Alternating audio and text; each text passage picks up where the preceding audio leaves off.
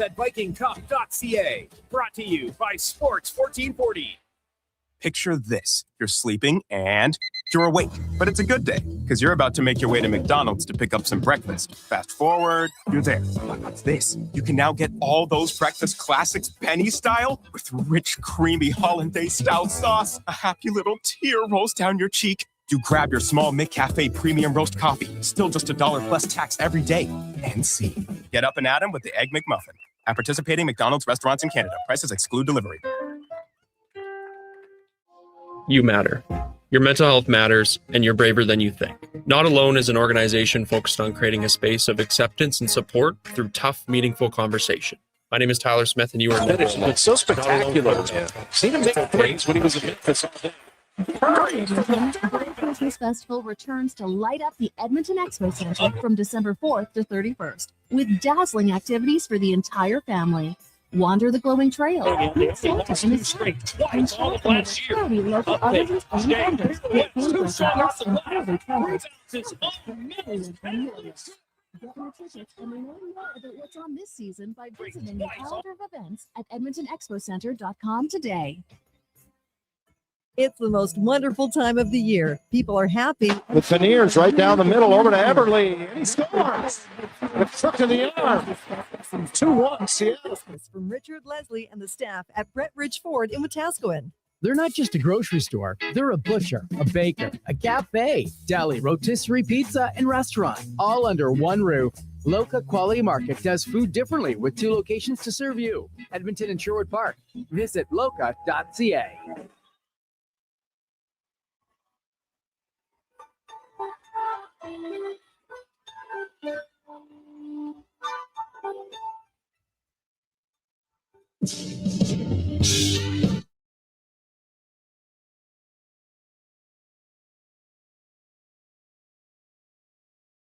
The Jason Gregor Show. Great twice all of last year.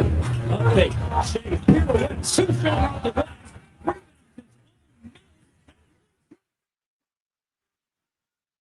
On Sports 1440. Finish has been so spectacular. Yeah. Seen him make threes when he was in Memphis all day. Presented by PlayAlberta.ca, Alberta's only regulated online gambling website. With Veneers right down the middle over to Everly. And he scores. The crook of the arm. 2-1 Seattle.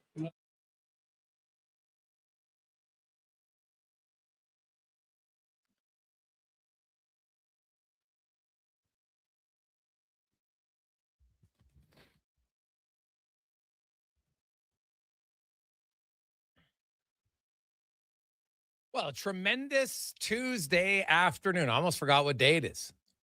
Kind of get lost track of time as we near the Christmas season. Hope you're having a lovely day. Welcome to the Jason Gregor Show. Sports 1440, sports1440.ca, YouTube, Facebook, X, and Instagram. Thanks for listening. Thanks for watching the show. Hopefully you will be entertained for the next few hours. We'll take you right into the pregame show at 6 o'clock with Walker and Paulson, the final game before the holiday break, as the Oilers and the Flames.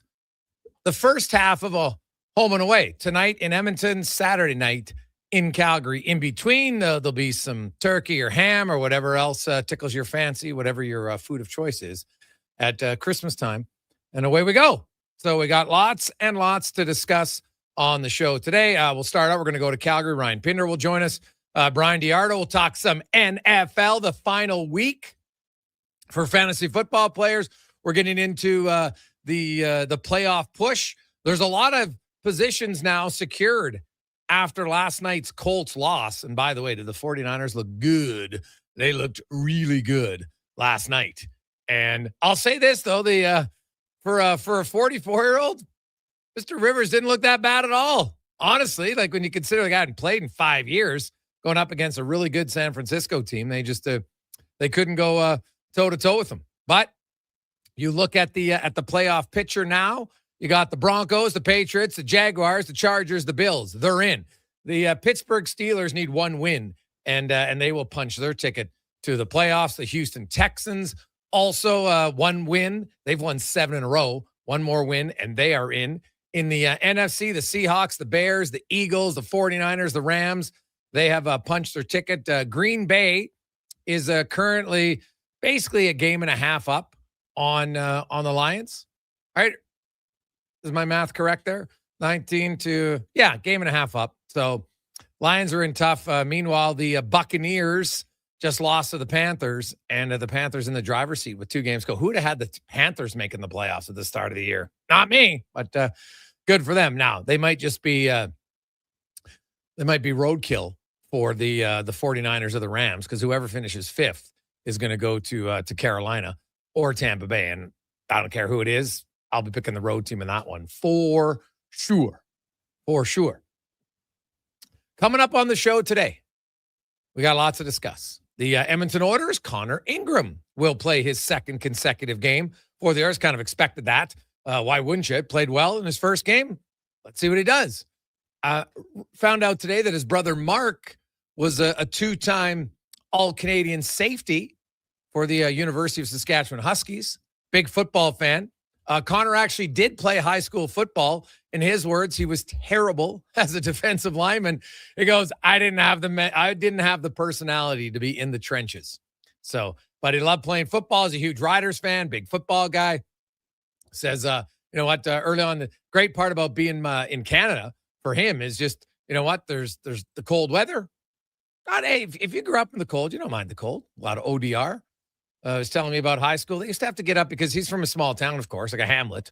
They didn't have a high school football team, so they had to travel. They would get up at 5 a.m. to go practice at 6 a.m. It's pretty dedication, man. If you want to play small town, that's what you got to do. So good for him. But he was also joking with me about how, you know, when he's into Edmonton, he obviously hadn't played in 272 days in the NHL and wasn't sure he'd ever get back to the NHL. And he said, man, it was kind of weird. Like, I kind of felt like a rookie again. I'm like, where do I sit on the bus? Where do I sit in video room? And he said, obviously, the guy's been very welcoming, but he's excited to be back in. And now you take on the Calgary Flames. Tonight, the Flames, hey, they played well. They're 6-2 in their last 8 games. So the Oilers, who are 7-2-1 in their last 10, they've scored. They're on fire offensively. Their offense has really picked up. Their first 27 games, they averaged 3 goals a game. Their last 10, 4.4. Their offense ratcheted up mainly by Draisaitl and McDavid. Those 2 leading the charge. Zach Hyman, Ryan Nugent-Hopkins, Podkolzin, Savoy. Their top 6 guys are all scoring. Got some guys in the bottom 6 that need to get going. But when your top lines are scoring that much and you're averaging 4.4 goals against, offense isn't your issue. The Oilers would like to reduce their goals against, and they'll see if they can do it tonight. The Calgary Flames are not a run and gun team. It's not their MO. So you're the Edmonton Oilers. You want to try to get a lead. Force Calgary to have to open things up a little bit. So we'll talk about that. Also, it is our final day of month of giving. We've had a really good month. It's been fantastic. I love the generosity. We got one more day. And today, we started this last year and people liked it. So I said, you know what? If they like it, we'll try it again. So today is our Christmas challenge where you can, we challenge different people if you want to match the donation, or we're going to help the Christmas Bureau. I spoke to Stephanie there and they're in pretty tough right now, so we're going to try to help out as many people as we can today. So here's how it's going to work. So you can, we'll take donations 1, 2, whatever the challenge is, and away we go. So we do a lot of the fundraising, help out a lot, but I always don't feel comfortable asking everybody to donate if I don't donate. So on behalf of my company, we'll put in $1,000 to the Christmas Bureau today, and I challenge all the other business owners who want to make a donation to follow through on that. If you have it, if you can, on behalf of your company or whatnot, 833-401-1440. We already had actually this came in because people had put it on online, and I got this from our buddy Chopper at Century Vision Care. He is challenging all of the other eyewear places to a $500 donation. If you want, anybody who's any eye doctors? It's a loose term, doctor, but we'll get away with it today, right? Now it's not pre-med like Struds, but hey. So yes, $500 from Century Vision Care. Thank you very much, Chopper and everybody down there. So rock and roll. Also, Cheryl is challenging all of our lady listeners to a $100 donation. She's going to do 2 of them. She says, $100 from Cheryl. I like it. So any of our female listeners want to match that one? 833-401-1440. You want to make a challenge? Way you go. That's how it works. It's pretty simple. So 833-401-1440. Now, I have a number in my head that I would like to get to. I'm not going to say what it is right now, but we'll see how the show goes. And if we get to it, it'll be pretty awesome to help out the Christmas Bureau today. So it's your final day. You know what? Maybe you've been waiting to help out. Well, today's your day to do it. Or maybe you're just like suddenly feel like, you know what? I can jump in and get in on the action. So 833-401-1440. Other news and notes. The Edmonton Oilers got a little luck last night on the out-of-town scoreboard. The Anaheim Ducks losing to the Seattle Kraken 3-1 in Anaheim. Now, it was really Grubauer. The Ducks played great. They outshot them 41-21, but Grubauer stood on his head, stopping 40 of 41 shots. Also in LA, the Columbus Blue Jackets are getting big returns early on from Mason Marchment. Marchment scored in his first game and last night scored 2 goals, including the game winner. So he has set the franchise record in Columbus for most goals in the first 2 games for a Blue Jacket. He's got 3. So good for him as they go into LA and defeat the Kings by a score of 3-1. So the Edmonton Oilers, they win tonight because the Ducks aren't playing. They could move into a tie for first place in the Pacific Division. Now, Anaheim would have a game in hand, but the Oilers would have one more. Right now they have more regulation wins than the Ducks, but the Ducks have won more in the shootout, where the Oilers are over in the shootout so far this season. Now, Vegas is also playing. They're taking on the Sharks. If Vegas happens to win, we could have a 3-way tie for first place in the Pacific Division. Vegas does have 3 games in hand on the Edmonton Oilers and would have 2 on the Ducks. So, you know what? Games in hand only help you if you win. Otherwise, meh. So, there you go. You look at the standings. The Calgary Flames, as I mentioned, are 6-2 in their last 8 games. They are 5 points out of a playoff spot in Utah, but they're also only 2 points out of the basement in the Western Conference. And probably a team we haven't talked about enough, the Winnipeg Jets in the Western Conference. Now, they're tied with Vancouver. They have a game in hand. Only the Chicago Blackhawks have fewer points than the Jets in the entire NHL. There is bigger expectations, I was thinking, for the Winnipeg Jets this year, but this season has not gone very good at all for the Jets, at all. So can they find their stride? Like if I had to pick somebody of those bottom teams to think, hey, they could turn it around, because there's the Flames, the Jets, the Canucks, the Blackhawks, the Predators, the Kraken, I'd pick for sure the Jets.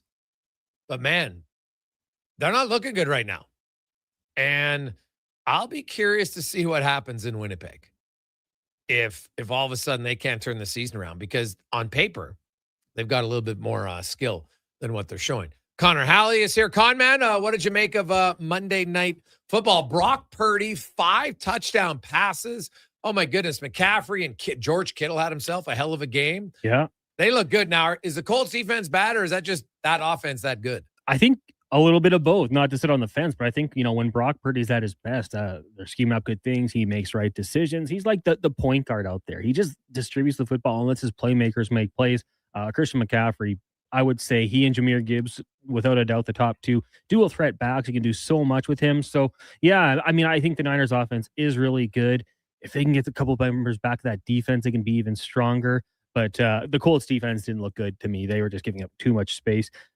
Also, Gregor, I will challenge the fathers out there of kids. Let's expand it. No, 5 or younger, $100.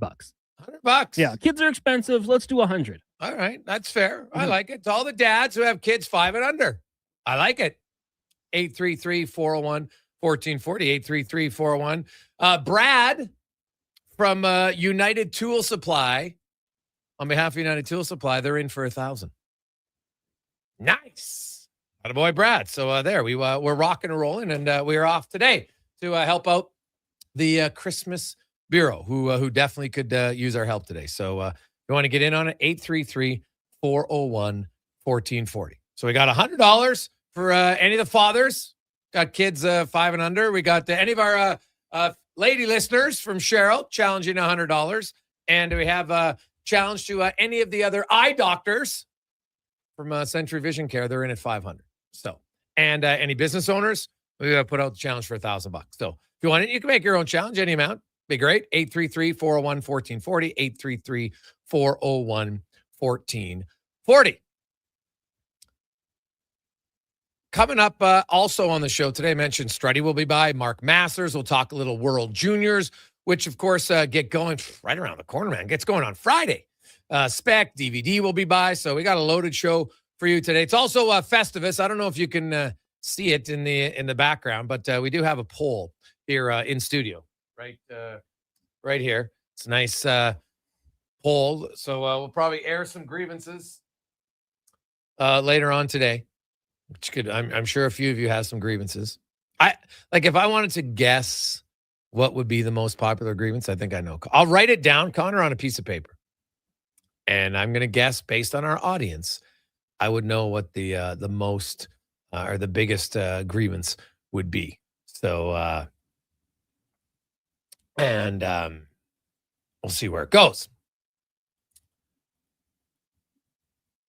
833-401-1440. It is the Gregor Show, as always, brought to you by PlayAlberta.ca, Alberta's only regulated online gambling website where 100% of the revenue stays right here in the province of PlayAlberta.ca. And I just got to say, have you been using the Jason Gregor Show bonus ones? You should have, because we hit again last night, Cons. We had the 49ers. We had a parlay, 49ers winning, and the over. The 49ers got the over themselves. That was easy money. Easy money. So today, we got 3 of them for you if you want to check it out at playalberta.ca. We have one has the Oilers winning by 2 goals. McDavid getting an assist. Another one has a McDavid 2 points, Draisaitl 2 points, Hyman getting a point. And the other one, a Jack Roslovic. Welcome back to the lineup with a goal tonight for the Edmonton Oilers. So if you want to get in on that, you can at playalberta.ca. Always stay within your limits, right? Small amounts makes it a little bit more enjoyable, less risky for sure. So you can get in at playalberta.ca. Now, looking at we got a few texts coming in on the Oilers. Hey, Gregor, I know you mentioned, but I don't remember the year. When was the last time the Oilers won the division? Do you think it matters, Nick? Yeah, the last time they won was 1987. And I do think it matters. It doesn't guarantee that they're going to go to the Stanley Cup final. They've been to the Stanley Cup final 2 years in a row without winning the Pacific Division. So you don't need it. I just, when I look at all the extra little things, if you can give yourself fewer flights, why wouldn't you? It's just that simple to me.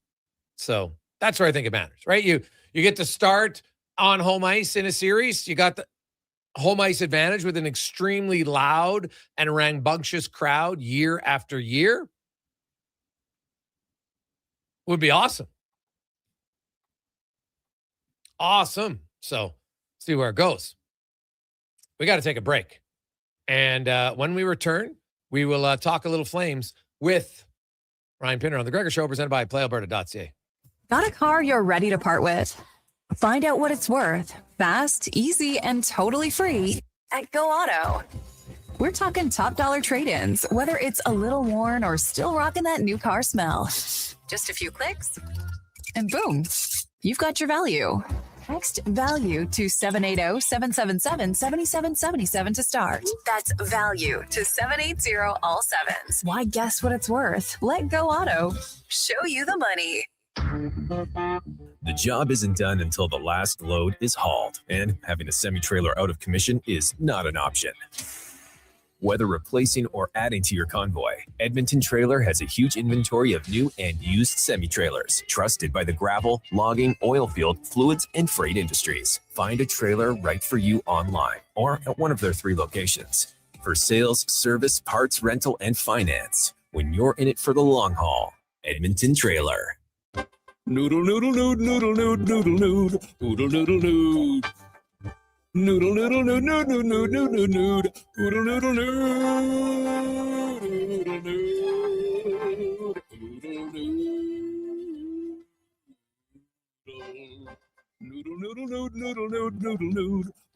noodle, Noodle noodle noodle noodle noodle noodle noodle noodle noodle noodle. Troll will down to Oodle Noodle tonight because dine-in is open. Actions speak louder than words. Japa Machinery Group puts your construction plan into action with XCMG construction machinery you need. Available for rental or sale. Learn more at japamachinery.com. At Fountain Tire, success is a team effort. They're committed to their team members and their customers. And that means treating your vehicle like it's their own and finding solutions that suit your needs. Because whatever the road brings ahead, they're on it with you. Visit fountaintire.com today. Across the province, Albertans are taking their shot on Play Alberta. With casino winners every hour, jackpots worth millions, and revenue that stays in the province, there's never been a better time to sign up. Right now, our listeners can score a $50 free bet when they make a minimum $50 deposit with code Gregor50. That's code Gregor50 for a $50 free bet. Start playing with your game sense today to find out if you're Alberta's next winner. Everyone's a winner during Wish and Win at Wolf GMC Buick. But hurry, it ends January 2nd. Every single customer is guaranteed at least a $500 bonus with a chance to save up to $25,000 towards a new GMC or Buick. At Wolf GMC Buick, we also have 0% financing up to 84 months on most of our popular SUVs and trucks. And we're clearing out remaining 25s, including cash discounts up to $10,000 on a great selection of Sierra HDs. But hurry in now, it ends January 2nd. Wolf GMC Buick, where everyone wins. Picture this. You're sleeping and you're awake, but it's a good day because you're about to make your way to McDonald's to pick up some breakfast. Fast forward, you're there. What's this? You can now get all those breakfast classics penny style with rich, creamy hollandaise style sauce. A happy little tear rolls down your cheek. You grab your small McCafe premium roast coffee, still just $1 plus tax every day. And see. Get up and at 'em with the Egg McMuffin. At participating McDonald's restaurants in Canada. Prices exclude delivery. Reason number 59 why Nissan is built for our winter. Because when winter storms make on-road feel like off-road, we've got you. Rogue comes standard with intelligent all-wheel drive and remote engine start to conquer even the harshest winter conditions. Now, lease a 2026 Rogue S for 0.9% for 36 months. Or get $4,000 cash purchase bonus on remaining 2025 models. Visit your local Nissan dealer today or Nissan.ca for more details. Conditions apply. Visit your local Edmonton and area Nissan dealer for more information. A mullet for Marvin, a bowl cut for Barry, a pompadour for Peter, who's now really quite hairy. After this Christmas, all the men wish they could get some hair restoration from Dr. Vance Elliott.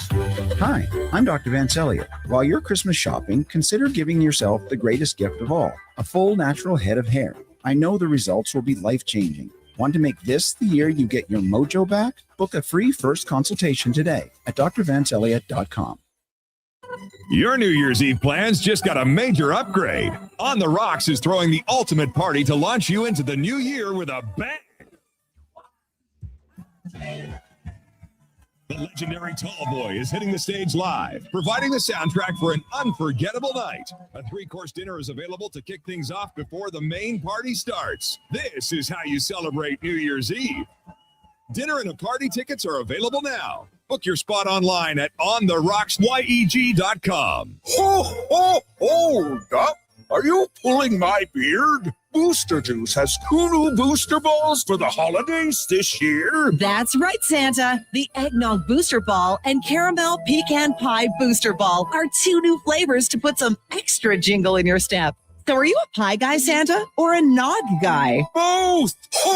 Good call. That's extra jolly. Happy holidays from your friends at Booster Juice. Canadian born, blending since 1999. Cheer on the teams. Help a good cause. The Ben's Cup is coming to the Ardrossan Recreation Center, December 26th to 30th. 100% of the proceeds help the Ben Stelter Foundation bring proton beam therapy to Edmonton. Learn more at benscup.com. Proudly supported by Sports 1440.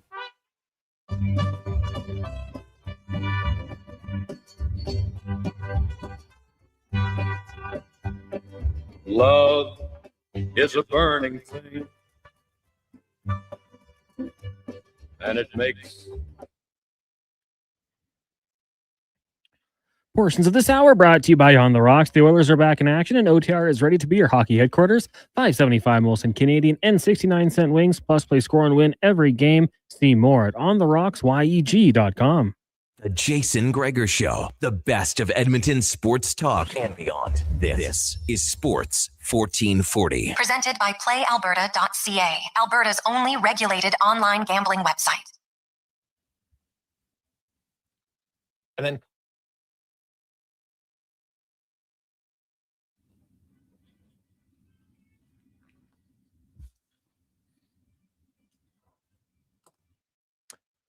$2:23. Welcome back, Jason Gregor, Connor Halley, Sports 1440, sports1440.ca. So we had United Tool Supply and now Hughes Petroleum. Darren and everyone at Hughes, they're in to match for $1,000. I love it. So any businesses out there, let's keep it rolling. $1,000 for that. We got any dads who have kids 5 and under wanted to match Connor Halley's $100 donation for the Christmas Bureau. They could use it. Cheryl's challenging any of our lady listeners. $100 and Century Vision Care at $500 for all of the eye doctors, eyeglass places. So there you go. Want to make a challenge? We're helping out the Christmas Bureau today because they're in big need. So away you go. 833-401-1440, 833-401-1440. Hey, boys, it's Playoff Al. Happy Tibbs Eve to those from the Rock. Yes, Tibbs Eve is unique tradition. It's really only celebrated in Newfoundland and Labrador, but it's a big deal. So it's one of those things where, you know what, maybe you should go there just for fun to enjoy Tibbs Eve. Maybe it's kind of like Festivus for the rest of us. So. Is that why TR is busy today? It might be. It's probably celebrating a little bit too early. Yes. So that's very, that's actually, you know what, maybe it's like a statutory holiday that we don't know about. He's like, dude, I don't work on Tibbs Eve. Okay. So that was essentially the memo. Well, he was willing to, but he said the party starts early. So I said, TR, enjoy the time. There you go. So that would make sense. TR's never met a party he doesn't like. Now, keep in mind that it's, it's 5:30. It was at 6 o'clock. No, it's 3 hours. So it's 5:30 where he's at right now. So come on. It's 5 o'clock somewhere, Cons. That's what they say, right? Isn't that the song? 5 o'clock somewhere. So let's get to the oil report brought to you by Go Auto. Wishing all of you a very Merry Christmas, Happy Holidays, Happy Hanukkah from everybody at goauto.ca with over 15,000 vehicles to choose from. If you're looking for a last-second gift, they got some big bows if you need it. Get a big bow in the car. Could be good. Good. So all right, it might actually be 3.5 where TR is. So hold on, yeah, Newfoundland's 3.5. Is it not, Cons? Yeah. Yeah. It makes things tough when he and I are trying to figure out times. Oh, yeah. That 30 minutes for some reason. That 30 minutes sets you guys up. Hey, what time is it there? Noon. What? Connor's like, oh, it's 9 here. No, it's 12:30. Yeah. Yeah. Okay. So don't you just say, Eastern, it's easy. You should just ask him, what time is it there right now? And then he gets back to you. Okay. Now I know the difference. So you just keep it. Ryan Pinder is going to join us momentarily. We got him right now. Ryan, how you doing, my man? Jason, how are we? Big game day. Happy Tibbs Eve. I've got a Tibbs Eve party tonight, which I'm assuming from what you said and what I know that it's a Newfoundland tradition, and we're going to screech a bunch of people in and not sleep enough. That's what I know of it. Well, you know what? That sounds like a very good definition based on the little that I know about it and then the 3-minute research that I did during the commercial break. So that sounds like a perfect Tibbs Eve, which is right up our buddy Terry Ryan's alley. So I could see that making sense. The Calgary Flames 6-2 in their last 8 games. They're playing well. I know, but I see some Flames fans like, why are we winning? Where do you come out? Like, you can't ask players to lose. Like, it's impossible. No. But management can help the team lose if they want to make moves on guys. And we know Rasmus Anderson. I watched the after hours interview. I kind of got the impression that I think they're going to part ways before the trade deadline. Maybe Blake Coleman. I don't even know about Nazem Kadri. How big of a sell-off do you think the Flames do between now and the deadline? It's the $1 billion question for the owner, who's quite involved with the day-to-day on the team. Look, they are not an awful team. They have structure. They work hard. They have goaltending. They can have the better goalie on a lot of nights. But I just don't look at this roster and think that if they're status quo, they're ever going to have a chance to be a contender. And that's clearly what fans want. And if you look at this fan base specifically, I mean, you had a run in 2004. and you won one round in 14 and one in 22. I think this fan base is itching for a sustainable contender, and they've had a couple good draft classes. They've got a nice cupboard of prospects, but they're missing one thing, and that's a superstar to build around. And they don't have a 1C. And so there's only one place that you can, over time, have a good success rate getting them. It's not via trade. It's certainly not via free agency. It's at the top of the draft. And so when you start the way they did with a miserable October, it was not hard for fans to start clamoring for, Mission McKenna or go get Verhoff, or is it this Stenberg kid that's playing great in Sweden, or is it the top center, Tynan Lawrence? Whatever, just go get a star. The problem is that they're now playing well. And I think it's even, if you zoom out from that 6-2 mark, I think it's like 8-4-1 or something like that. Like they've really played quite well. Their best hockey of the year. Since I think early November, they've been much better on the goals front, the goals for front, where they were dead last in the league. The power play's gotten better. Their penalty kill was miserable for a month, and now it's been very good. And Rasmus Andersson's playing great. So, I think he'd like to be here. I think they like the player. I don't think that they're going to agree on a long-term relationship because, Rasmus is in a window to win now, and this team's still years away, and he's probably in decline when this team is ready to start contending for a Stanley Cup if they can start, turning these prospects and picks into really good players. Yeah, it is. It's going to take a while for sure. Now, they have the new arena coming. Basically, it'll be ready at the start of the 27-28 season. I've been following up on it. They think they might be ready by June or July, so you can move in and get everything ready. And you know what? That's obviously going to create a lot of excitement. My understanding is it's going to be a little bit. Edmonton's got a really nice rink. It's a little bit far away, some of the seats from the ice. I'm hearing Calgary might be a little bit closer in certain areas.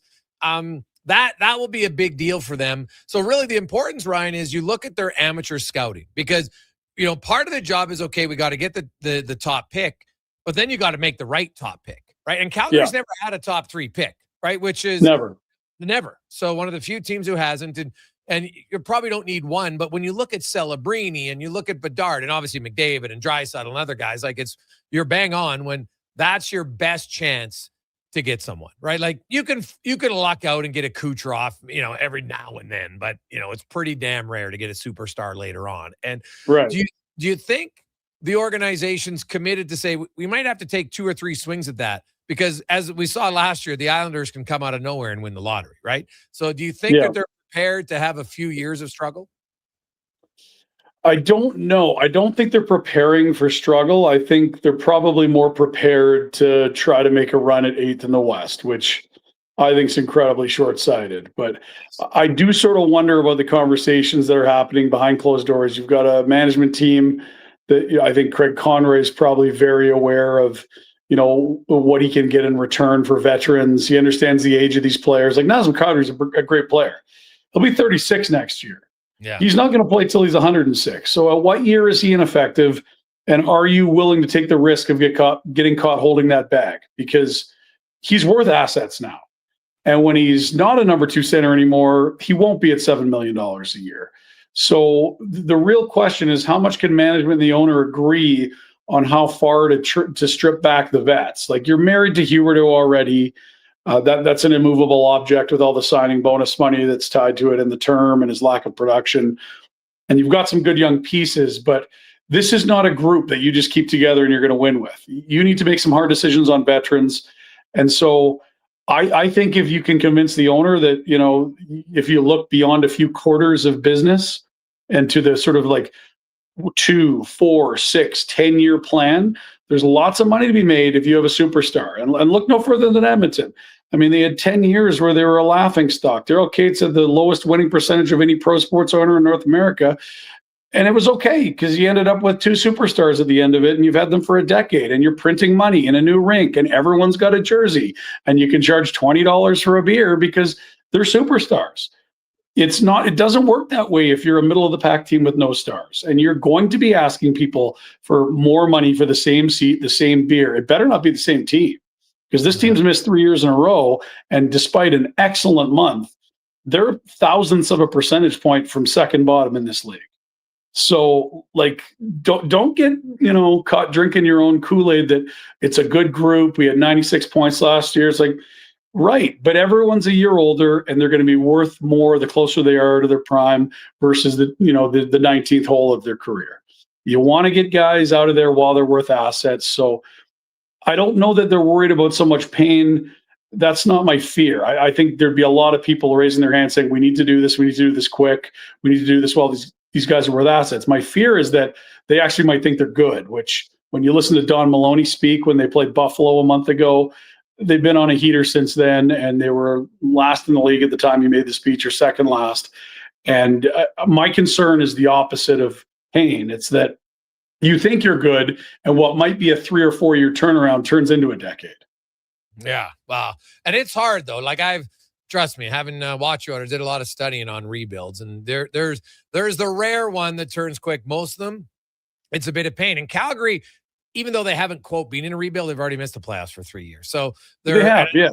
So you could argue that, hey man, we're almost halfway there. You might as well go pot committed in there. Rasmus Anderson could get you a boatload, no debate. And I'm with you, Ryan, on when it comes to Nazem Kadri. Like, teams are dying to find a second line center right now. Yeah. And he's still on pace to score 70 points this year. And you know what? Maybe he could have another year or two good years for you, but what does that really do to the Flames organization unless they're like, well, hey, he's going to help mentor Cole Reshny and other players like that, right? Like that's really the only upside I can see in keeping him. Not that he's a bad player, but just in the timeline of where the Flames are going, his skill set, you'd be better off getting some really good young assets over him.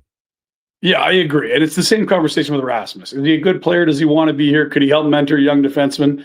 Absolutely. But if he wants Jake Wallman money, and I think he's better than Jake Wallman, he probably deserves more than him. I just don't see that lining up with this team's window to win. If you're the Oilers, you pay the guys that are good now. If you're the Flames, you want guys that can contribute to what you hope is a contender in 3 to 5 years. So this is the real big conundrum and challenge that the management team have to struggle with, and then sell to the owner, because he's a guy that certainly isn't going to say, I'll check in once a year. It's probably 365 times a year he's checking in with the GM, and they've got some decisions to make. They're playing great hockey right now. They were the worst team in the NHL for the first month. The truth's in the middle somewhere. So how close to the middle and how close to the bottom at the end of the year is, the team's going to give you one answer, but to your point, management can help. If you liquidate Coleman, if you liquidate Rasmus Anderson, if you move Nazem Kadri, they've got a glut of wingers. If you move someone like Joel Farabee, like, you've already got kids ready to start taking those spots, but you certainly help your cause in the lottery odds. And it's not the old lottery that, they keep tweaking it. Some teams won 4 and 7 years or something. You had to keep changing the rules. I don't know if you noticed that, Jason, but now it's only 2 pulls of the lottery. So if you finish dead last, the worst you can pick is 3. And when I look at Stenberg and I look at Verhoff and I look at McKenna, like we've seen Detroit finish dead last and pick 4, and it's like the wah-wah. If you're picking top 3 this year, I think you're thrilled. Yeah.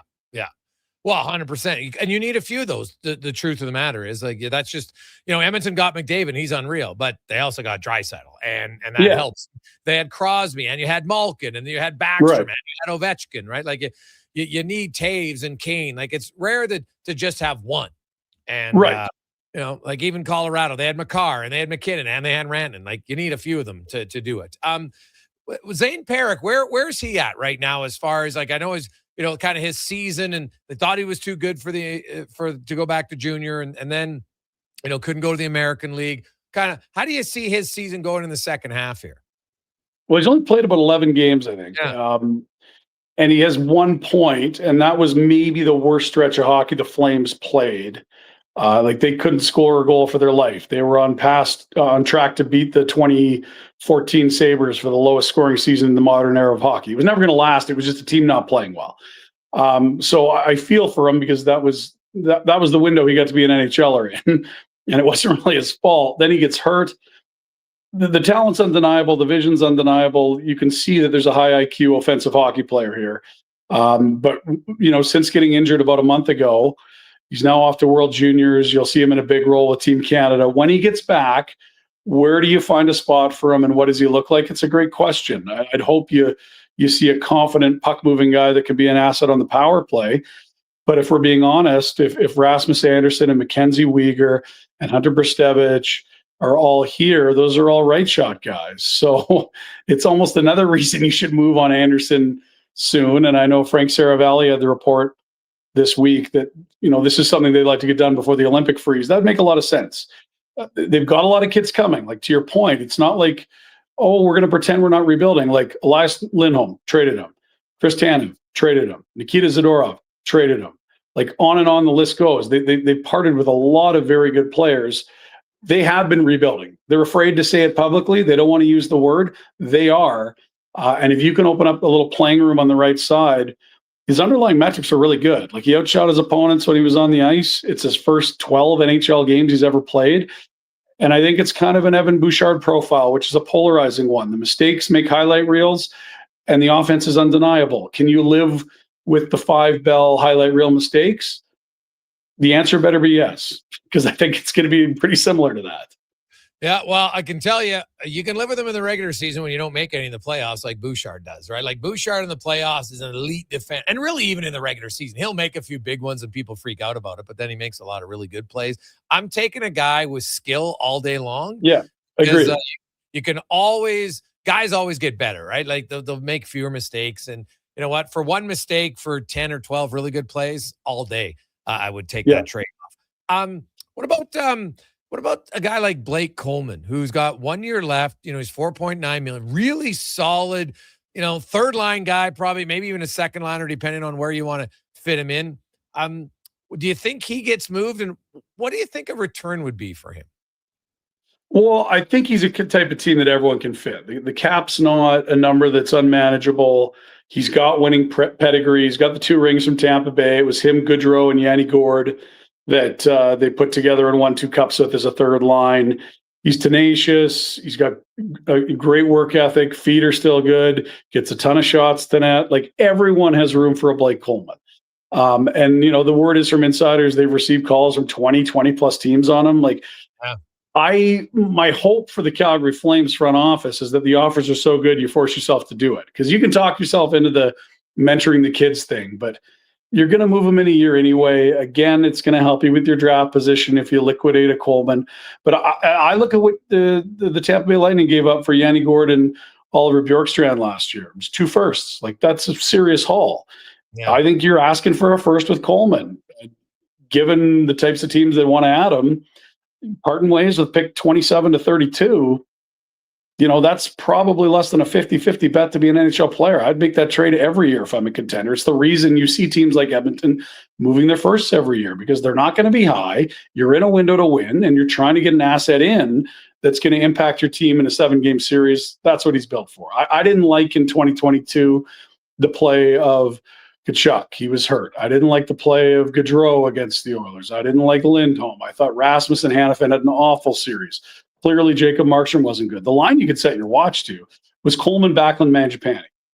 And that's Blake Coleman. It's playoffs. It's 7-game series. He's done it before. He knows what it takes. The money isn't hard. They're going to get really good offers on him. And I think you could get a first if you put him to market. You're not just selling one playoff run. It's next year too. Whether they decide that's the direction they're going to go or not is the question. And how they play between now and March 6th or whatever the deadline is probably is the other factor.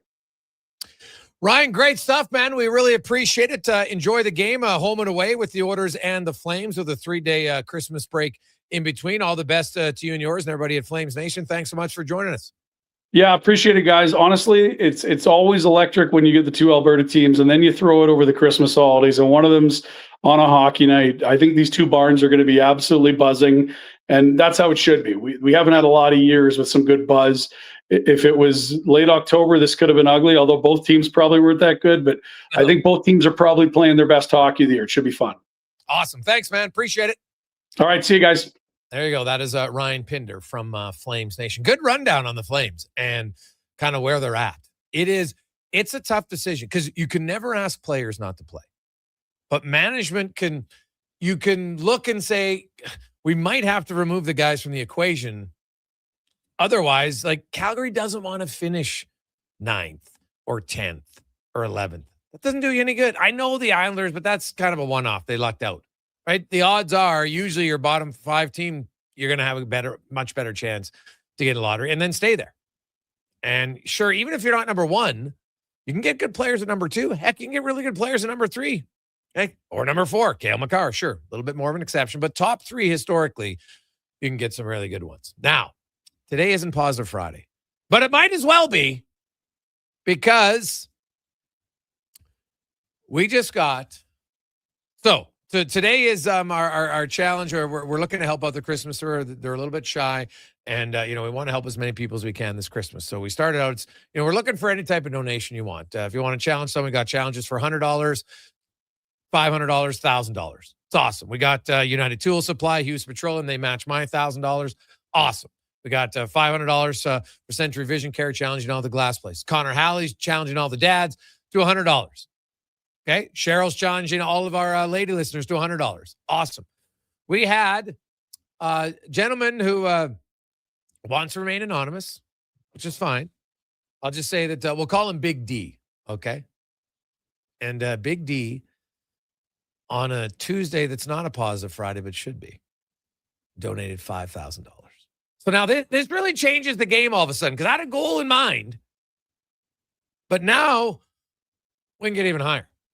We got a realistic chance to get to $145,000 now to help us out, and for the whole month, for the month of giving today. So that kind of, the goal was to get to 140. Well, now with that, now we can get to 145, which is phenomenal. So if you want any companies out there, any individuals want to make $1,000, $500, $200, $100, whatever you like, we're looking to help out the Christmas Bureau. And how about this? I like this text, but I also loathe it at the same time, only out of jealousy. Our buddy Barry at Cook County, many of you know Big Barry, great guy. He's ran Cook County for years. Hey, Greggs, I'm listening to you in Mazatlan. It's plus 28. Not wanting to rub it in, but I would like to match your 1,000 on behalf of Cook County. Nice. Lounging around in Mazatlan. Are you kidding me? But hey, you know what? That's the wonders of technology now. You can stay close to home listening to the show. So Cook County and Barry's in. There's another 1,000. Awesome. We are getting close. We can literally get to 145 here. So if you want to help us out, 833-401-1440, 833-401-1440. Very much appreciate it. Text in with your amount and your email, please, because then I can send you where to make the payment in conjunction with the Christmas Bureau. It's super easy. Make an e-transfer. You get a tax receipt. It's awesome. Okay? So 833-401-1440 on a lovely Tuesday afternoon here on The Gregor Show, presented by PlayAlberta.ca. Now for today's holiday special, Legacy Heating and Cooling saves Christmas. Santa's furnace broke down in the shop last night, and the elves couldn't make any toys, that's right. So Santa called up his pals at Legacy Heating. Ho, ho, ho, golly gee, 1 year, no payments, interest-free. And the elves are working merrily with a brand new furnace from Legacy. Happy holidays from Legacy Heating and Cooling. The Bricks Boxing Day blowout is back. Be one of the first 10 customers in line to receive a $50 credit towards any purchase. Plus, shop incredible 5-hour door crashers, like 70% off genuine leather and reclining sofas when you buy the matching love seat or chair. And all day, buy any TV or appliance and get a $50 credit towards furniture, home decor, and mattresses. Plus, free local delivery on purchases over $4.99. Some exclusions apply. The Brick, saving you more. When you have lifting and material handling needs, Northwest Crane delivers. Western Canada's Sandy dealer, backed by the industry's toughest one. 3 years, 3,000 hours, no compromises. They service all crane makes and models with skilled technicians and deep industry expertise. Alberta owned, with locations in Leduc and Grand Prairie, and fully equipped service trucks. Northwest Crane keeps your operation lifting. For more information on sales or service, visit northwestcrane.com or call today. The job isn't done until the last load is hauled, and having a semi-trailer out of commission is not an option. Whether replacing or adding to your convoy, Edmonton Trailer has a huge inventory of new and used semi-trailers, trusted by the gravel, logging, oil field, fluids, and freight industries. Find a trailer right for you online or at one of their 3 locations. For sales, service, parts, rental, and finance, when you're in it for the long haul, Edmonton Trailer. The holiday break was made for Oil Kings hockey at Rogers Place. Family fun that's second to none, starting at just $20 a seat. This Family Fun Sunday in Ice District, your Edmonton Oil Kings face the Lethbridge Hurricanes in the annual Dino Day game. Enjoy the kids' fun zone with face painting and bouncy castles. Dinosaurs will be roaming the concourse all game and playing games at intermissions. Plus, for Calmont Kids food combos for $10 or less. The value is T-Rex sized. Oil Kings, Hurricanes, Dino Day, 4 p.m. Sunday. Great seats at Rogers Place start at only $20 at oilkings.ca. He's heading into the driveway. Temperatures dropping fast, folks. He opens the hood and, oh no, the battery's on thin ice. Yeah, that's a tough break, Tim. I mean, you can't expect to compete and win with weak parts in your game like that. But wait, he's made a clutch move. He's gone to Napa Auto Parts for the win. They've got batteries, winter-grade oils, antifreeze, and wiper blades built for cold Alberta conditions. That's a championship play, Tim. With over 85 Alberta locations, visit your local Napa store today or shop online at napacanada.com. That's Napa know-how.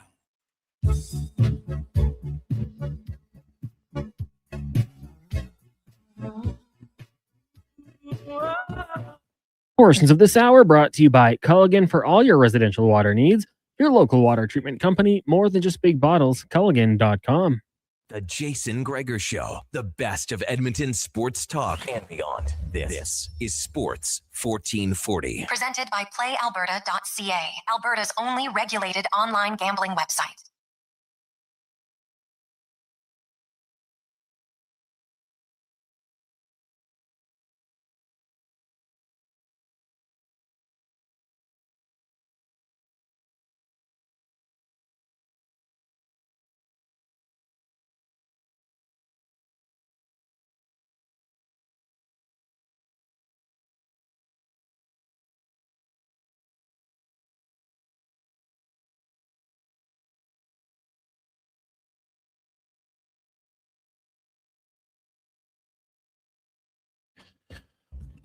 $249. Oh, awesome. Niz and Eddie and the gang at Rocket Gear are in for $1,000 as well. And haven't seen Rocket Gear, man. It's unreal. Now, I noticed that they've expanded, and Alfonso Davies is making it big in Europe with Rocket Gear for soccer training and stuff. So that's awesome. So I love to see local stories, man. I love to see local guys that are starting something and it's going big. So Niz and Eddie, thank you very much from Rocket Gear. In for $1,000. Also, Declan Kruger is challenging everybody who's 30 and under for a $100 donation today. So you can text in 833-401-1440, 833-401-1440. Jerry has matched Connor Halley's dad challenge, so he's in for 100. And what a dick! Not Larry, not here. Spec sends in a text. Hey guys, $100 challenge for any listener who ever heard of Jason Gregor take and thought he's full of it. Spec. Screw you. But that's funny though. That is pretty funny. So, hey, you know what? You make a challenge for anything. I like it. Jeez. You know what, Spec? The problem with that is you're not going to get anybody donating on that one. Come on. Be none of those. Now, if it would have been a Spec take that's full of it, whoo, God, we might break the bank. Break the bank on that one. I love it. So there you go. We're having some fun on the challenges. 833-401-1440, 833-401-1440. We're helping out the Christmas Bureau today, which is fantastic. Or, you know what? We've had somebody who is, hey, Gregor, I want to make a donation to another small charity. Are you okay with that? Of course I am. So, yeah, we'll tell you about that in a sec. Sure. I love it. Now, let's get to our NFL report brought to you by Legacy Heating and Cooling. Home to no payments, no interest for 1 year on your furnace. Stay warm all winter. LegacyHeating.ca. The NFL playoff picture is getting clearer. Not fully there yet, but the loss last night by the Colts punched the ticket for 3 teams in the AFC. They're probably going to make it anyway, but anytime, once you're confirmed, they can't take it away. You could lose the rest of the way in, but guess what? They are in. And there are a few teams now that are locked in the AFC. The Bills got put in for sure. The Chargers, the Jaguars, now they're locked in as well. The 49ers punched their ticket to the playoffs. Seahawks, 49ers, and the Rams, all from the NFC West, are going. They're all 11-4, 12-3. And Brian Diardo from CBS Sports joins us to discuss it. And Brian, the 49ers last night, how much of that is their offense looked unreal, and how much of it was the Colts defense just isn't maybe that good? Well, hey, Jason, always good to be on with you. And that it's a good question. I think going into the game, I think that's kind of what they anticipated was, and again, they're facing Phillip Rivers, who at 44 is kind of a unicorn and a very unique matchup where they don't know what to expect, right? And I don't think anybody was expecting him to throw the ball as much as he did. That being said, I think that game, I'm not too concerned if I'm the 49er fan in terms of allowing that many points, 27 points. I mean, you got the pick six, so that kind of evens things out a little bit at the end of the game. Whenever they needed to make stops, they did. And I thought generally they did a good job against Jonathan Taylor, who many forget, 4 or 5 weeks ago, before the losing streak of the Colts was considered as an MVP candidate along with Matt Stafford and Drake May. So no, I think, the offensive success, as you alluded to, I think that's more on the Niners. I think, Juwan Jennings has really stepped up and evolved. Brock Purdy's continued to play well coming back from the injury, and McCaffrey, made the Pro Bowl this year, and it's getting hard for running backs to make it. I mean, Derrick Henry didn't make it. Saquon Barkley didn't make it. Yep. He's, a great player. So no, in my opinion, watching last night's game, nothing to be concerned about if you're a 49er fan. Yeah. Okay. Oh, no, not at all. They looked really good. And I will say, man, I thought for a guy who hasn't played in 5 years, Phillip Rivers looked not bad yesterday. No, it's honestly a little shocking how good he is. And I will say, it seemed like yesterday and I'm not knocking it at all, he was very conservative in the first game. And I think the game plan for last night was to open it up. But I thought on his pick six, for example, he would have been better served checking down Jonathan Taylor. So, but that being said, they're not going to make the playoffs or have a chance if he's playing safe. No, 23 of 35 for almost 300 yards, 2 touchdowns and a pick. Most starting quarterbacks will take that stat line any day of the week. Looking at there are a few questions leading in. The Panthers, they got a huge win this past weekend. Now they kind of control their own destiny against the Buccaneers. The Bucs have just, the first 5 weeks of the season, people were like, oh, look at Baker Mayfield. He's been unreal. What's happened? Well, I think all their injuries have started to catch up. They've got guys playing different positions on the offensive line. The running backs, they've been dealing with injuries there throughout the season. It seems like it's funny when Bucky Irving came back, I think a lot of people expected that to kind of like spearhead the offense. It's actually been the opposite. They've had more success with Rashad White for whatever reason. And when I thought Evans and Godwin came back, they'd really take off. So it might just be getting back into rhythm. And we saw that with the Steelers this year. All the new pieces on both sides of the ball. It took them, 13 weeks to start to find their rhythm. So I think that's what it is with Tampa Bay. Call me naive, but I still think they're going to win this division. They've got a much easier Week 17 opponent than Carolina. Okay. And they face each other head to head. I still think Baker and Bryce Young's great. No knock on him at all. He's played great this year, but I still like Baker Mayfield, that matchup. Okay. And I think Baker's playing banged up for sure. We've seen a drastic difference in his play when he's healthy versus not. I don't think he's right. All that being said, I still think Tampa Bay is going to find a way to win this division. All right. What about the NFC West? Because the Seahawks and the 49ers have a game head-to-head. Seahawks are 12-3, 49ers and Rams are 11-4. And they're all good, but I'd still probably rank the Seahawks third just because I don't trust Darnold in the playoffs. Here's the thing. I agree with you, but are we wrong? Are we going to be way too late to the party? But I'm totally with you. I think going into last week's game that they won unfathomably, they were second in the league in points scored and points allowed. And Sam Darnold just made the Pro Bowl over several quarterbacks, including Jared Goff. So, it's odd because, like you, I think they're the third best team in that division, quite frankly, because I don't really trust, Sam Darnold. But they continue to win games. They continue to win games in miraculous fashion.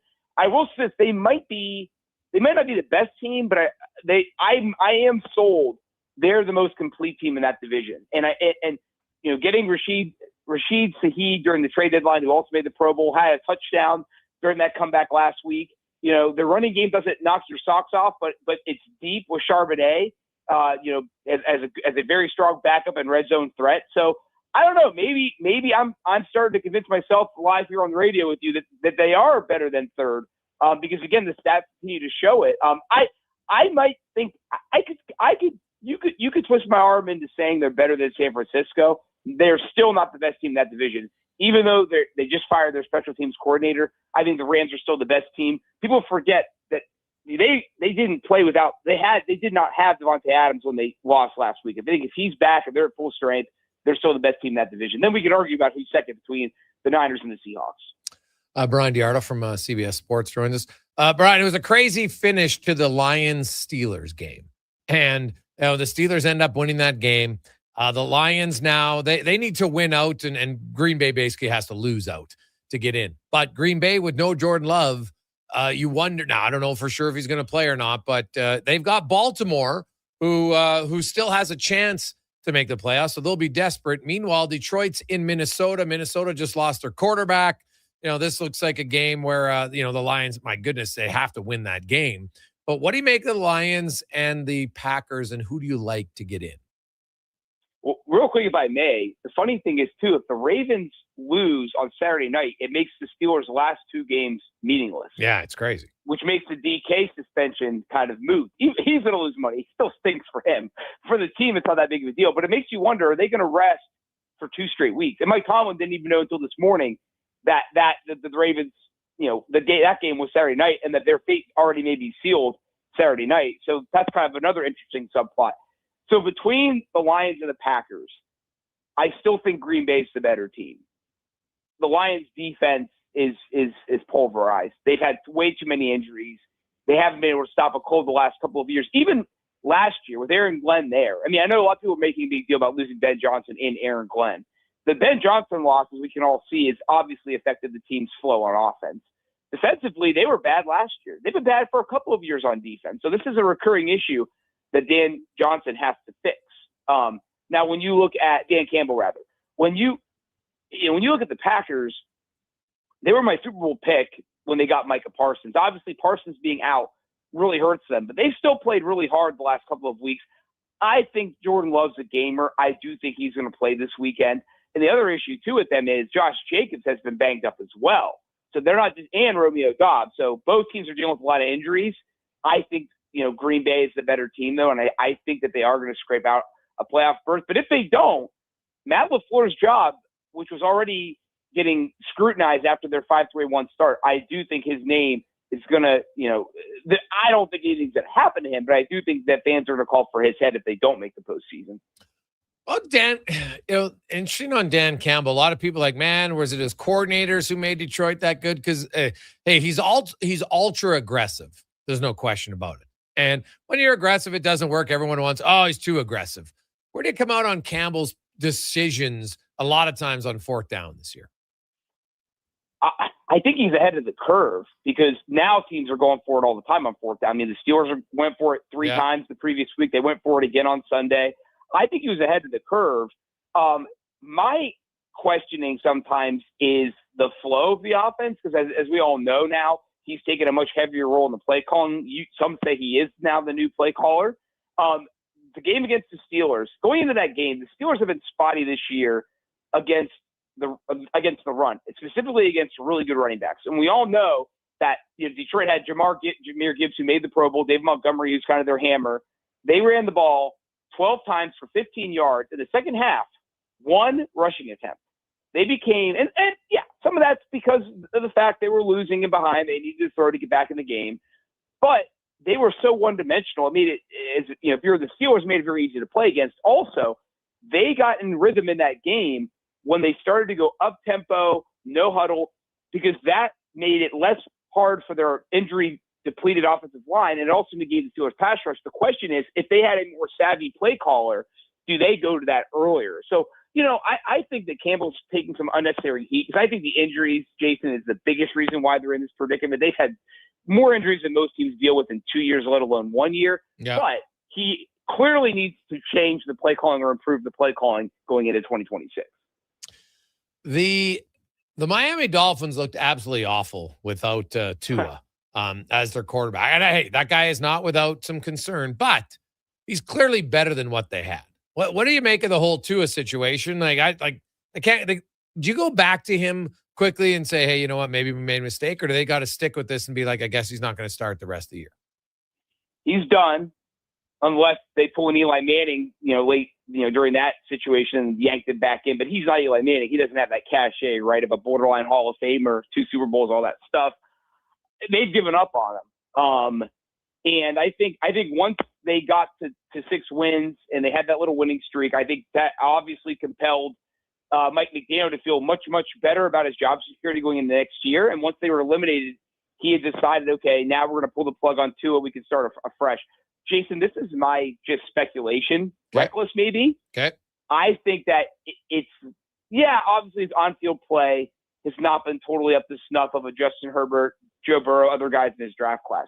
However, I think it's more off-the-field stuff, or maybe combining with off-the-field stuff with the on-field play that led to this.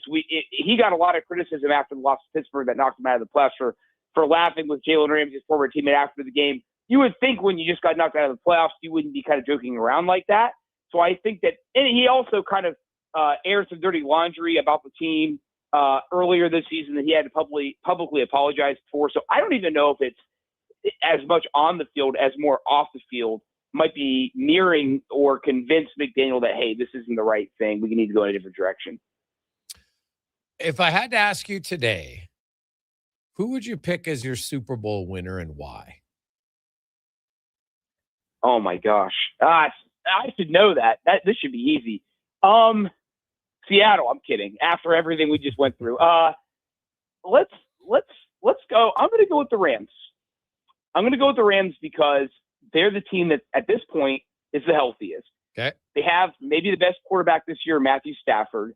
They've got the best receiving duo in the league in Nakua and Adams. And they have a defense that's very, very, very tough. And, I think they're going to learn from that loss to the Seattle. As we all know in sports, sometimes losses like that are good, right? It helps refine things, or, a lot of wins sometimes mask deficiencies. Well, that game kind of exploited some of their weaknesses. So if you had to twist my arm right now, I would pick them over, let's go with Buffalo. I think Buffalo, even though, and the AFC's wide open. I think the NFC, maybe only a couple of teams can go. I think it's wide open in the AFC, but I would say right now, Buffalo with the Rams winning. Buffalo and the Rams. Ooh, all right. Okay. Well, Brian, thanks so much for always helping us out throughout the year. We really appreciate it. We look forward to talking to you in 2026. Have a very Merry Christmas, Happy Holidays, and we'll talk to you again soon. That sounds great. Thanks, Jason. That is Brian DiArdo from CBS Sports talking NFL. We'll take a quick break. We got some more donations to get to. It's the final day of month of giving. We had a great first hour. We'll continue on the Gregor Show presented by PlayAlberta.ca.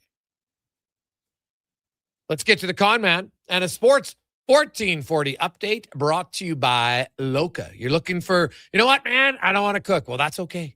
Go to meals.loca.ca. You can order the meals you like, healthy, chef prepared, and they'll deliver it right to your door. Meals.loca.ca.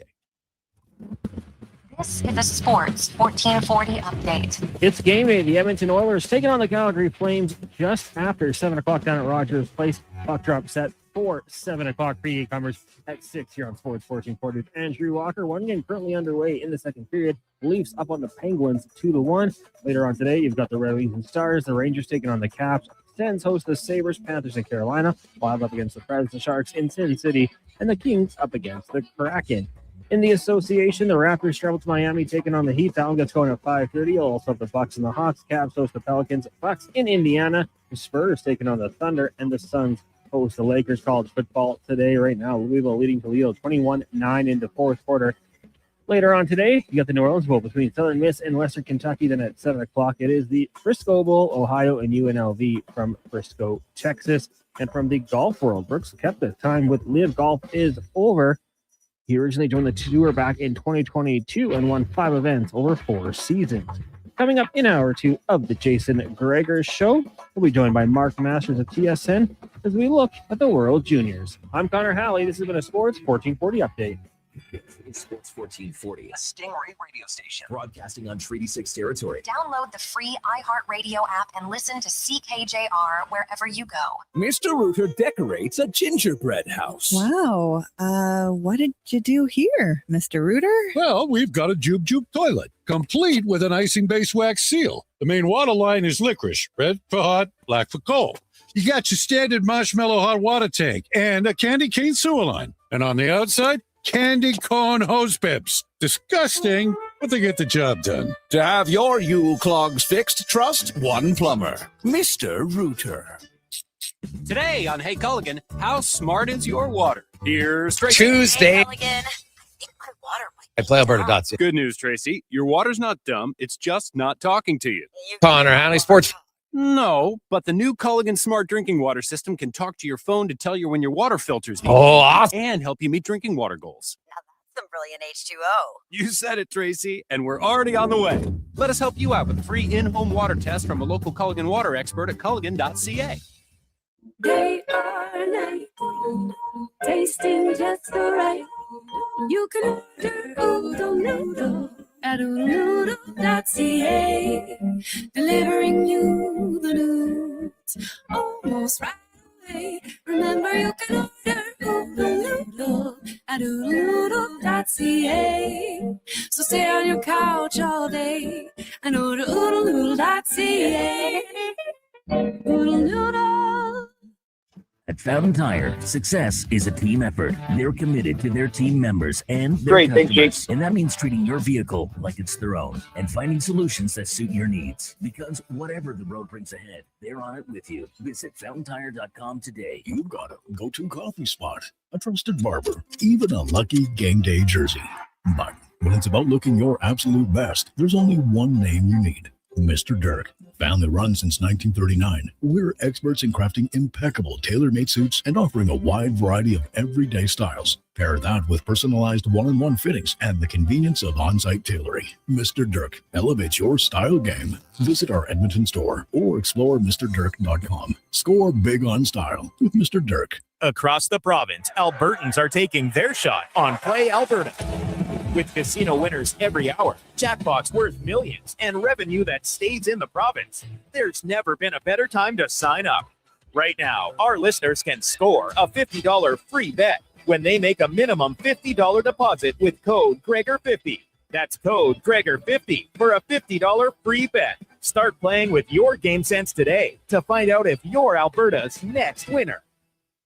Everyone's a winner during Wish and Win at Wolf GMC Buick. But hurry, it ends January 2nd. Every single customer is guaranteed at least a $500 bonus with a chance to save up to $25,000 towards a new GMC or Buick. At Wolf GMC Buick, we also have 0% financing up to 84 months on most of our popular SUVs and trucks. And we're clearing out remaining 25s, including cash discounts up to $10,000 on a great selection of Sierra HDs. But hurry in now, it ends January 2nd. Wolf GMC Buick, where everyone wins. Picture this. You're sleeping and you're awake. But it's a good day because you're about to make your way to McDonald's to pick up some breakfast. Fast forward, you're there. But what's this? You can now get all those breakfast classics penny style with rich, creamy hollandaise style sauce. A happy little tear rolls down your cheek. You grab your small McCafe premium roast coffee. Still just $1 plus tax every day. And see. Get up and at 'em with the Egg McMuffin. At participating McDonald's restaurants in Canada. Prices exclude delivery. Your New Year's Eve plans just got a major upgrade. On the Rocks is throwing the ultimate party to launch you into the new year with a bang. The legendary Tallboy is hitting the stage live, providing the soundtrack for an unforgettable night. A 3-course dinner is available to kick things off before the main party starts. This is how you celebrate New Year's Eve. Dinner and a party tickets are available now. Book your spot online at ontherocksyeg.com.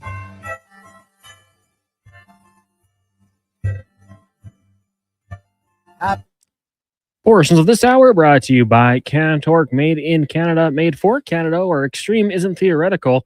Find your solution at cantork.com.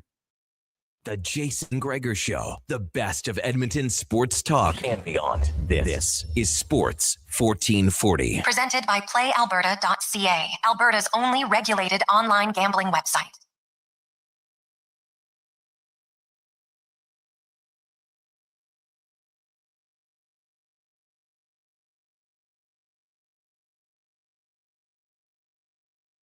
312, welcome back. Jason Gregor, Connor Halley, Sports 1440, sports1440.ca, YouTube, Facebook, X, Instagram. Thanks for listening. Thanks for watching. Always brought to you by PlayAlberta.ca, where tonight, $80 million, not 80,000, $80 million and 43 max millions up for grabs at PlayAlberta.ca. So good luck with that. Hopefully you win. Ooh, mama.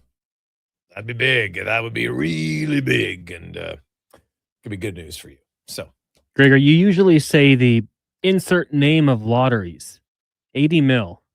Yeah. Who's 80? Nick Antropov? Nick Was he 80? Antropov. Yeah, Nick Antropov was it. Oh, Martin Marinson. The Martin Marinson of lotteries. Yeah. Maybe we go Jerry Rice. Yeah, Jerry Rice would be a little bit better. Yeah, a little bit better. But Martin Marinson did give us the first time Struddy became an announcer moment, right? That's when Struddy cut the cord from being a former player to being a broadcaster. It was Martin Marinson, where Struddy he had enough, and he went off on Marty Marinson on, quote, looking like he's getting in the shooting lane, but not getting in the shooting lane. God, I wish we would have had that. Oh, that was the first time I'd ever really heard Struddy rant, and he was fired up. It was awesome. But Marinson was 85. Marinson was 85? Yeah. On the orders? Yeah. Really? I can give you number 80s. There's two of them. Oh, what's the other? Is it the other defenseman I'm thinking of? Marcus Niemelainen. Or 80, and then Brizgalov. What? Yeah. You could have given me 100 guesses. I would have never got Brizgalov. Really? Martin Marinson was 85? Yeah. Oh, there. See, there you go. Goes to show. Not that memorable. But I remember that rant because Struddy came into the studio and said I had nothing to talk about. And then Marinson gave him that. Oh, yeah. You're right. That was his moment. That was his moment. The coming out party for Struddy. 833-401-1440, 833-401-1440. So remember, it's positive. It's not Positive Friday, but we're acting like it's Positive Friday. It's our final day of the month of giving. We had an unreal first hour. So today is our challenge day for any of our listeners. And we've got some challenges out there for you to match. We're helping out the Christmas Bureau. They're a little shy of their needs this year. So we want to try to help as many as we can. And it started out. So we have Connor challenged all the dads. Any dads out there? Originally it was for kids 5 and under. And then the guy's like, well, I got a kid older. Can I donate? Of course you can. So we'll just say any dads. $100 donation. Declan challenged anybody who's 30 and under to a $100 donation. We have Cheryl challenged any of our lady listeners, $100. We have Century Vision Care at a $500 challenge for any of the eye doctors or eyeglass stores to get in on that. And I put out a $1,000 challenge for all of our business owners. And we've had a few step up. We had Barry at Cook County. We had Darren and everybody at Hughes Petroleum. We had Brad at United Tool Supply. Also, we had Niz and Eddie at Rocket Gear are in. And we just got, hey, speaking of Struddy, Brad and Scott from Tenacor are in for 1,000. They also said if Struddy needs it, they'd be willing to transplant some of their hair. Because those two, well, especially Scott, I don't know if you've seen his hair, Con. This guy's like the Fabio of Edmonton. You should see his locks. It's unreal. And so Tenacor is in at $1,000 as well. And not a business, but Daryl came in and matched. He put in 1,000 as well. So man, we're off to a great start here. And how about this one from an anonymous listener? We're just going to call him Big D. $5,000 from Big D today to help out the Christmas Bureau. So any other business owners? Hey, you can step up. It's a final Tuesday. Had a good year. So you know what? We can help some others. Put some good karma around the business. Anybody at 100, 200? We're getting closer to where we want to be to end the month of giving. So we could use a little bit more. 833-401. Well, I might as well just put it out there. We need about if we could get I got to double check my math. So let me double check my math at the commercial break, and then I'll tell you exactly the number. I like to have a goal. And anytime we reach the goal, that's a good day. That is a really good day. So 833-401-1440, 833-401-1440. Hey, Greg, have you touched on Saravelli, on Marc-Andre Fleury? Well, we've had lots of text about it, Brad. I haven't got into I'll say this. I think the Edmonton Oilers, you've got Connor Ingram here. You have your starting goaltender hurt. Here's the perfect opportunity to kind of find out what you have in Connor Ingram. Connor Ingram, 2 years ago, you look at his 2 years in Arizona, he was pretty solid on a team that wasn't very good. Right? And then he had some trouble, and you know what? He had to take care of his mental health. He's talked openly about it. He has OCD at times, and it can. Well, I don't say at times. You have it all the time, but sometimes it can be a bigger issue. But he's kind of learned how to deal with it, which is awesome, and control it. It doesn't control him; he controls it, which is awesome. And so now you have a chance to see what you have. Marc-Andre Fleury hasn't. Did he train all summer? Is he in shape? There's a lot of questions to be asked here. When was the last time he was on the ice? So I get that he's a future Hall of Famer. I understand all of that. But has he been skating? If not, how much time would he need to get in shape? There's lots of questions. So I would think you would look and say, well, let's see what we have in Ingram first and kind of go from there. That's my guess. All right? Like, you can't just keep running. It's not like, forwards where, hey, we got 12 forward spots. We can have too many wingers. Like, you don't need that many goalies. So I would say right now, like, we'll have to monitor it. I'd like to see some video, right? Alan Walsh's agent, I'm sure if Marc-Andre Fleury started skating, we'd see a video of it. Because that's what you're going to need to see, right? So we'll kind of go from there on that one. I could see, hey, if Marc-Andre Fleury, like, trust me, if you want to come back, to a team that got a chance to win. Well, Edmonton, you got a really good chance to win. I know some people out there are like, well, yeah, but the Oilers, they're missing this. Yeah, they're good. The Oilers are good, okay? They'll probably make an addition or two between now and the trade deadline outside of Marc-Andre Fleury and would make the team even better. And then who knows? Maybe they bring him in. It's not going to cost you anything. That's the advantage. You don't have to give up any assets to get Marc-Andre Fleury. But when you haven't played that much, how much does he have left? I don't know the answer to the question. I really don't. So I could see, though, Marc-Andre Fleury's not that old, right? I could see him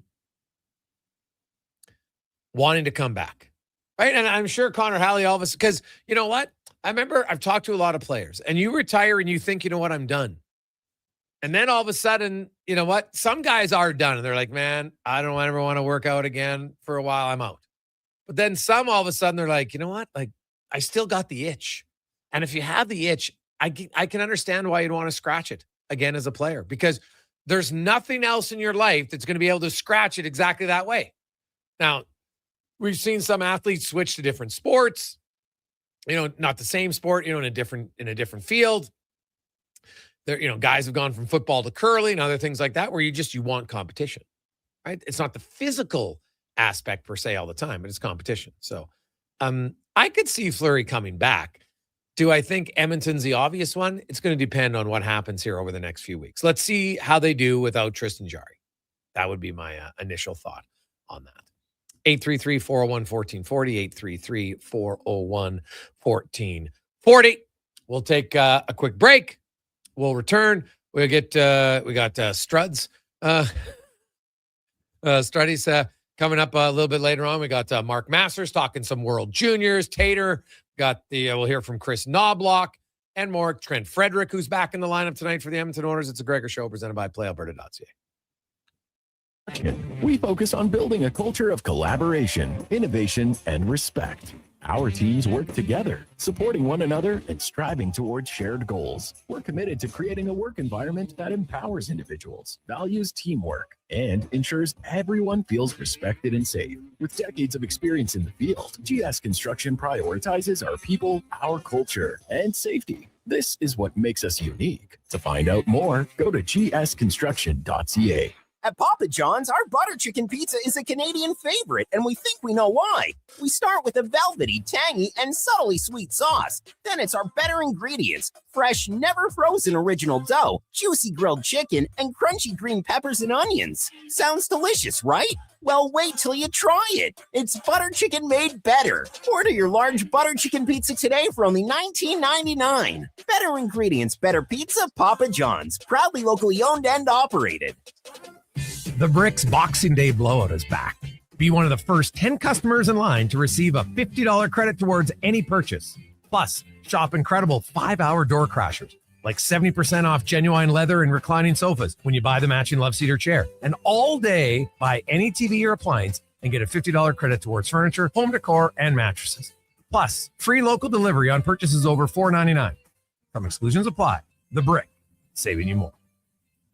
After 20 years, Canada's most prestigious international hockey tournament returns. The Camrose Viking Cup, December 28th to January 4th at Encana Arena. Tickets at vikingcup.ca. Brought to you by Sports 1440.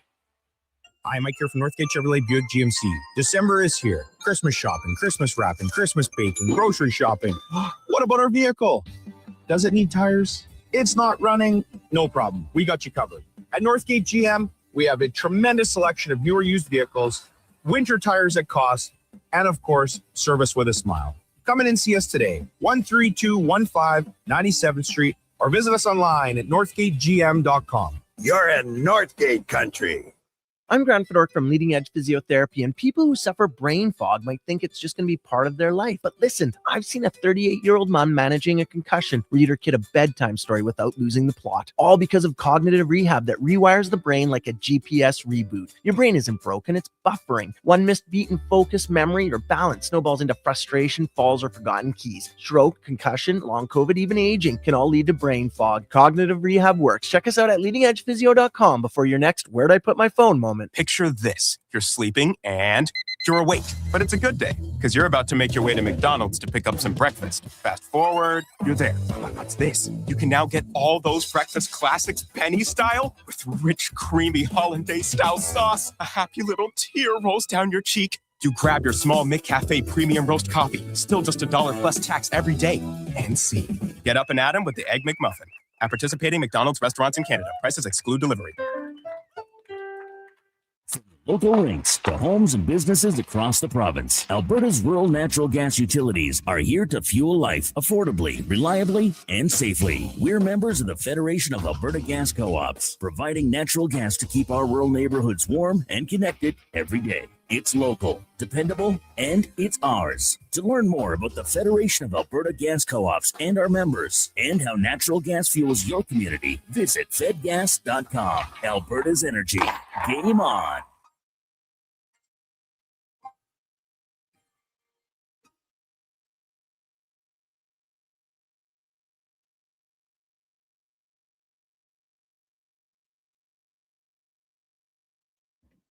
Portions of this hour brought to you by Leading Edge Physio. We treat pain and injuries head to toe and some other issues that might surprise you, like incontinence, vertigo, neuropathy, and cognitive issues. We invest in the technology, techniques, skills, and people who know how and what to fix. Life shouldn't hurt. LeadingEdgePhysio.com.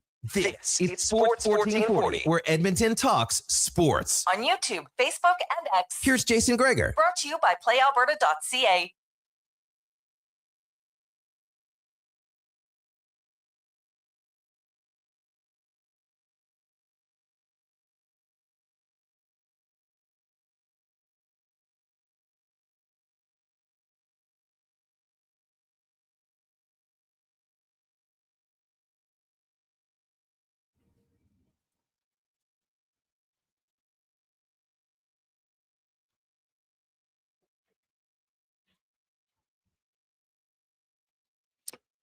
Cool, a real country music edition little Christmas song today. How are you?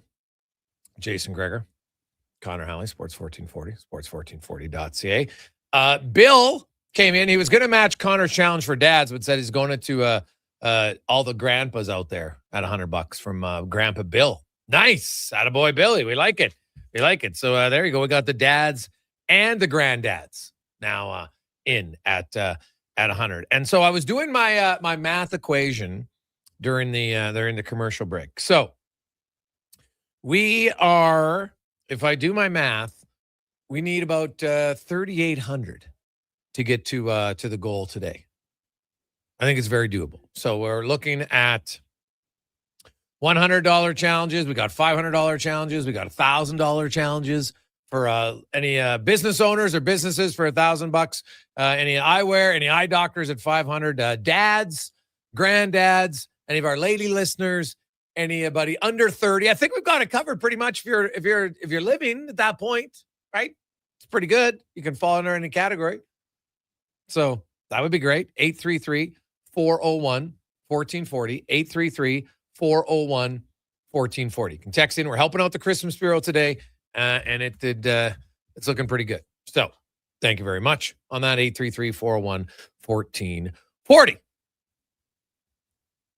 Oilers taking on the Calgary Flames tonight. Tonight, and then they have 3 days off, and then they'll play again. And before they return, though, it's the return of the World Juniors. As we get to our big guest of the day, brought to you by Silent Ice Center, where it's going to be rocking next Wednesday evening on New Year's Eve, because Brett Kissel will be taking the stage. A thing I can guarantee: good music, a really good cowboy hat, black. Should ask Kiss, because we were scouring the internet the other day. I don't think I've ever seen a picture of him without a black cowboy hat, except when he sings "O Canada." Then obviously he takes the hat off. I understand it. But we're going to have to talk to Kiss. Does he have like a white hat? Does he have a brown one? Is it only black? I don't know. Check it out. But in concert, you can get your tickets, silenticecenter.com. Very easy, very simple, and a great way to ring in the new year with family and friends. Mark Master won't be there because he'll be at the World Juniors from TSN. He joins us now. Mark, how you doing? Doing all right. I like it. The World Junior teams, we see Team Canada. This was they went with kind of all their big names. This is the first year I can recall in a long time that there wasn't a lot of, well, this guy got left off and this guy got left off. Oh, they missed this guy. Everyone's kind of like, I think they brought the best team. Now that doesn't mean they're going to win, but it seems like there's not as much controversy around who's on the team this year. I agree with that. I mean, when the roster came out, there really wasn't a lot of discussion about like, okay, this player got left off. That was a huge talking point last year in the lead up to the tournament with Zane Parekh, Beckett Seneca, Michael Misa being left off or cut at camp. So yeah, I agree. It just felt like people kind of were like, yeah, that makes sense. So a much different feel with just the roster this year that you didn't really have that. I mean, there's always guys that are having a good year and you could, suggest they should be there, but Canada decided to bring fewer players to this camp, right? They basically almost named the team right away instead of having a selection camp. It's part of the changes they've made this year to try and switch things up after a couple of tough years at the World Juniors. They only ended up having to make 3 cuts. They do end up cutting the OHL's leading goal scorer in Merrick Van Acker, but, it kind of just made sense, a lot of the decisions they made. So it was interesting this year not to have that kind of, discussion raging on as the camp played out. Look, you mentioned that decision for them to say we basically kind of had the team picked. And I can understand that. You've seen all this. Like, what are they really going to show in 1 or 2 games that's going to drastically change, their opinion of a player? And, you look at the makeup of this team, Mark, what do you see as the strength for Canada? The strength is in goal, I think. Certainly with the 2 returning players, first time ever, Canada has had 2 returning goalies. Carter George had the best save percentage at the World Juniors last year, even though the team had a disappointing overall result. Jack Ivankovic is having an incredible year in the NCAA down in Michigan. And also, if they need him, Joshua Ravensbergen's a first-round pick and, would maybe be the starter for a lot of teams at this World Junior. So incredible depth in net. Coaching should be an advantage. Dale Hunter, reigning Memorial Cup winning coach, has done it all at the junior level, including winning a gold medal at the World Juniors in 2020. Coaching, goaltending, and then incredible depth up front. 13 first-round picks, and the 14th guy is going to go first overall probably in the next NHL draft in Gavin McKenna. And then defense, I guess you could say maybe there's a weakness there. They would have loved to have gotten Sam Dickinson on that left side, but it's still a pretty good group as well with 2 NHLers, Zane Parekh and Harrison Brunek on the right side there, kind of anchoring the top 2 pairs. So, it's a great team up and down the roster. Very, very strong Team Canada. Yeah, well, they do look very good. Who do you think is going to be their toughest competition? Is it clearly the U.S.? It might be the U.S. Sweden, I think, they just beat them. Sweden just beat Canada 4-2 in a pre-tournament game Saturday in London, Ontario. It's probably between the Swedes and the Americans, but, don't sleep on the Czechs. That's the game on Boxing Day. Czechia has knocked Canada out of the last 2 World Juniors. They've been a thorn in the side of the Canadians. So that will be a tricky opener. There's a lot of emotions involved in that game. 6 returning players for Canada.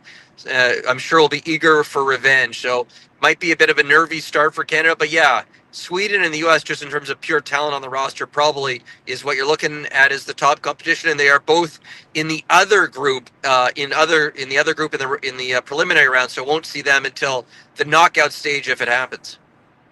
Mark Masters joins us. Of course, the World Juniors gets going on Friday. Canada, once again, will be one of the favorites. Gavin McKenna, there's lots of pressure on him, as lots of other players, but, he's a guy that a lot of people thought was going to be the number 1 draft pick. And some years it seems like, if he's been number 1 too long, people start trying to find holes in his game. I know he had that, the unfortunate play earlier. What do you make of McKenna and kind of maybe all the hype and pressure that's on him leading into this tournament? He's certainly not shying away from it. I mean, the first day of the camp, I asked him, what do you, just how are you feeling going into the tournament? He's like, I've heard a lot of chatter about my season and it fires me up. People saying it's been underwhelming and that his status as the projected first overall pick is perhaps up for discussion now in a way that it wasn't at the start of the year. So he's a pretty motivated guy. That there's some pressure that comes with that. He had the 1 goal in the 5 games last year at the World Juniors that happened on Boxing Day, and then he just could not build on it. Now there was a lot going on with that team last year. No one really got going. I mean, Canada's leading scorer was tied with 3 points, Easton Cowan and Braden Yager. So it was a really tough tournament for Canada overall, but McKenna couldn't really find a groove. They're going to lean on him a lot to try and drive the bus here as a returning player, top 6 fixture. So there is pressure on him. He seems to have embraced it, and it'll be intriguing. That will be the big, probably individual storyline on Team Canada is how is this guy going to handle it? And of course, Ivar Stenberg, who is one of his big challengers to go first overall in the draft, he scored the game-winning goal on Saturday. So he looks like he's primed for a big tournament on Team Sweden. So that's going to be a fascinating subplot to this year's World Juniors to see how McKenna handles it and to see if he can kind of reestablish himself at the top of this draft class. Well, I look at it and I love his attitude, and I think that's how it should be.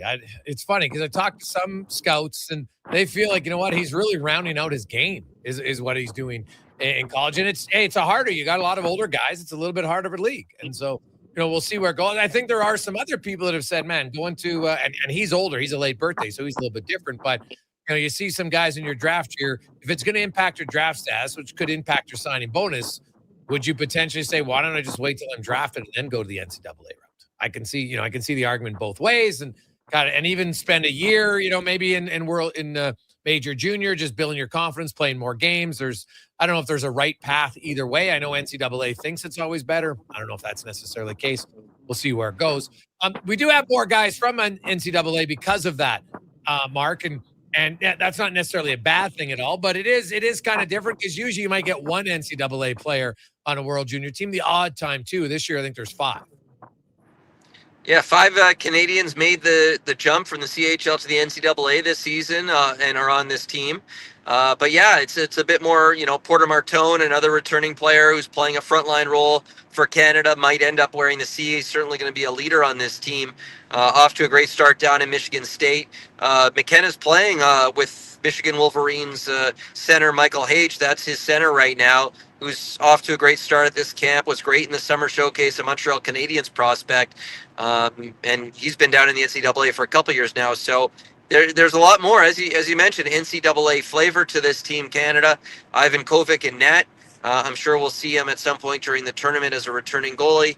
So yeah, up and down the roster. Keaton Verhoff, he was a scratch in the first or in Saturday's pre-tournament game. He's going to play tonight. He's another guy who's going to be right at the top of this draft class. Cole Reshny, the Calgary Flames prospect, is right now I believe he's on the third line, and he's also on the top power play unit, having a good start in North Dakota. So lots of NCAA flavor to this year's team, and it'll be intriguing to see how those guys get back to the kind of the CHL flavor of the rest of their teammates. You look at the tournament, Mark, and you've covered it very well for many years, and you see lots of different things and expectations every year, and it changes. And I always chuckle at people say, it doesn't matter in other countries, and I'm like, what are you talking about? It matters a lot in every other country. Mark just covers it better than a lot of other people do. That's just a fact. But as every year when you cover it, what have you learned to kind of look for when you're covering this tournament every year? Well, you're looking for chemistry to come together, quickly in a short tournament. So, for example, we're on the road right now to Mankato, where Canada's playing their final pre-tournament game, and I'm expecting Canada to put up a crooked number tonight as they take on Denmark. They've only scored four goals in the first two pre-tournament games. They're 0 for 7 on the power play, and if they don't put up a crooked number tonight, then you start getting a little concerned. So we'll see how they play tonight. But you're looking for chemistry. You're looking for it, and I think it's interesting. They had Gavin McKenna with Porter Martone and Michael Misa on the top line together on Saturday. They didn't score. They had some good moments, but they've immediately changed their top six and put McKenna with Brady Martin and Michael Hage on the second line, and those three played very well in the first pre-tournament game when Martone did not play, TJ Ginla did not play. So they're going back to that because those guys had chemistry, and they're going to put a Ginla with Martone and Misa tonight. So, it's tough. It's a balance between, trying to generate the chemistry in a short tournament while trying to be patient to let the chemistry come. So that's something I'm always looking at, the push and pull. Dale Hunter is as experienced as they come, so you got to feel he's got a good pulse on things, but I'm expecting Canada to put up a crooked number tonight. And one last one for you, Mark. I know you might want to reprieve from it, but you also cover the Maple Leafs a lot. What do you make of the Mark Savard move, and what do you make about the Leafs struggles so far this season? Well, it felt like something had to give. The Leafs have the worst power play in the league, and he's been running it. So it's an understandable move in that respect. It also feels a little bit kind of like a half measure in a way, just because, certainly there's a lot going wrong when you're where the Leafs are in the standings, which is at the bottom of the Eastern Conference. So, it's understandable on one hand. On the other hand, you're wondering how big of a difference is it actually going to make? Leafs have struggled to generate power play opportunities throughout the season as well. So, they're winning right now. They're playing an afternoon game, 3-2 on the Penguins. For whatever reason, that's been a good matchup for them this year. They're 2-0 against the Pens, so going for the season sweep here today. But, yeah, you're not surprised to see something happen with where the Leafs are at the standings. And I was just watching the media availability with general manager Brad Treliving and coach Craig Button Craig Berube. Sorry, I'm in World Junior mode here, and Craig Button's going to be in is going to be on my mind a lot over the next couple of weeks. But you could feel the tension. You could feel the tension watching the video. You could just feel the weight of everything happening around the Leafs right now. They badly need a win going into this holiday break. They're up in the second intermission right now, 3-2. We'll see if they can hang on, but it is not good times in Toronto right now. No, not at all. Mark, we really appreciate this on the road. We love it. Enjoy the World Juniors. Hopefully you and the crew are able to have a nice Christmas and holiday season, and we'll talk to you again in 2026. Yes, happy holidays. Just on the road here with Alberta-based photojournalist Ryan Vardy, and we are heading to Mankato, and we wish everyone happy holidays. Awesome. Drive safe, boys. Have a good one. There you go. That's Mark Masters from TSN. Does a fantastic job covering the World Juniors every year. We got some more donations in. I love it. We'll update you on that when we return. It's the final edition of the Gregor Show before Christmas, our final day of month of giving. And, man, we're getting closer to our goal of what we need to reach. So 833-401-1440, 833-401-1440. Hey, sports fans, we've got a clear choice for you. At Crystal Glass, we provide customers with the perfect glass for any job. From home to auto and even commercial, installation or repairs, we're your team. Call 310 Glass or visit crystalglass.ca. Crystal Glass. Bringing every project to life requires the right team. By joining the Japa Machinery Group service or sales teams, you can be part of setting a new industry standard. Celebrating a legacy of excellence with Japa. Learn more at japamachinery.com. I'm Gene Principe, bringing Seasons Heatings from Legacy Heating and Cooling. For Yuletide comfort you'll love this Christmas. You should call Legacy. Call Legacy. There's no better way to fix your furnace. You just call Legacy. They're professional, never rude, Dolph. You should call Legacy. Call Legacy. Plus, no interest and no prints of payments for 1 year when you buy with Legacy Heating and Cooling. Day or night, tasting just so right. You can order Oodle Noodle at oodlenoodle.ca, delivering you the news almost right away. Remember, you can order Oodle Noodle at oodlenoodle.ca. So stay on your couch all day and order oodlenoodle.ca. Oodle Noodle. Hi, Mike here from Northgate Chevrolet Buick GMC. December is here. Christmas shopping, Christmas wrapping, Christmas baking, grocery shopping. What about our vehicle? Does it need tires? It's not running? No problem. We got you covered. At Northgate GM, we have a tremendous selection of newer used vehicles, winter tires at cost, and of course, service with a smile. Come in and see us today, 13215 97th Street, or visit us online at northgategm.com. You're in Northgate country. If you've got a smart speaker, get it to play Sports 1440. And it doesn't matter when you listen, as we roll out the Sports Talk 24 hours a day, 7 days a week. Edmonton's home for sports radio is Sports 1440. Across the province, Albertans are taking their shot on Play Alberta. With casino winners every hour, jackpots worth millions, and revenue that stays in the province, there's never been a better time to sign up. Right now, our listeners can score a $50 free bet when they make a minimum $50 deposit with code Gregor50. That's code Gregor50 for a $50 free bet. Start playing with your game sense today to find out if you're Alberta's next winner. Got a go-to coffee spot, a trusted barber, even a lucky game day jersey.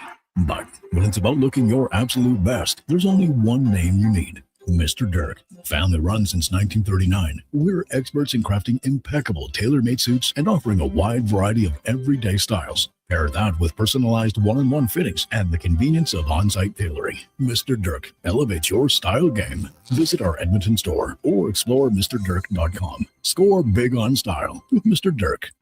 And now Action Electrical's testing team is on defense duty. They're the guardians of safety and compliance, a critical part of any lineup.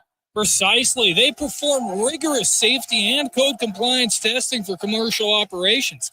Think of them as the referees, ensuring everything is up to standard before disaster strikes. Their preventative plays are legendary, spotting faults early. Hire the Action Electrical team to bring home a win for your project. Visit actionelectrical.net. Do you listen to sports radio at work? Like right now? Well, do you? Who, me? No way. I swear. Okay, friend, we won't tell. Tens of thousands of sports fans listen to Sports 1440 each and every day. On the radio, on the listening apps, on YouTube, and on social media. If you listen to Sports 1440 at work, well, maybe it's time to advertise on Sports 1440 at work. Grow your business. Get your name out there. Shoot our ad team an email. Gregor@sports1440.ca. Let's get to work for you. Well, get ready for a silly hockey fans. Your partner in power just skated onto the ice. EWEL.ca, the new e-commerce website for electrical wholesalers Edmonton, is ready for the power play 24/7, 365. UL skates to where the puck will be in 5 years. Now that's forward thinking. Killer selection, slamming products from the best brands, and legendary service. Don't sit on the bench. Get your account today at EWEL.ca and win that project. Plug into your partner in power. Get an EWEL.ca account today.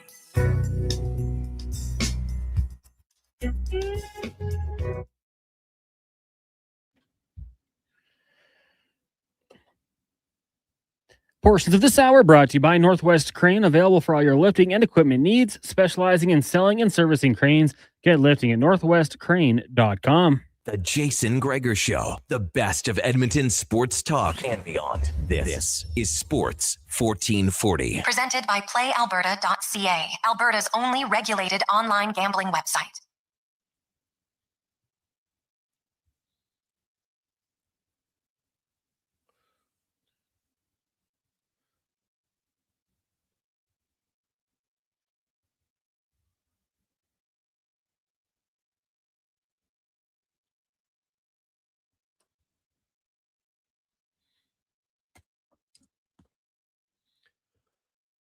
.347, welcome back.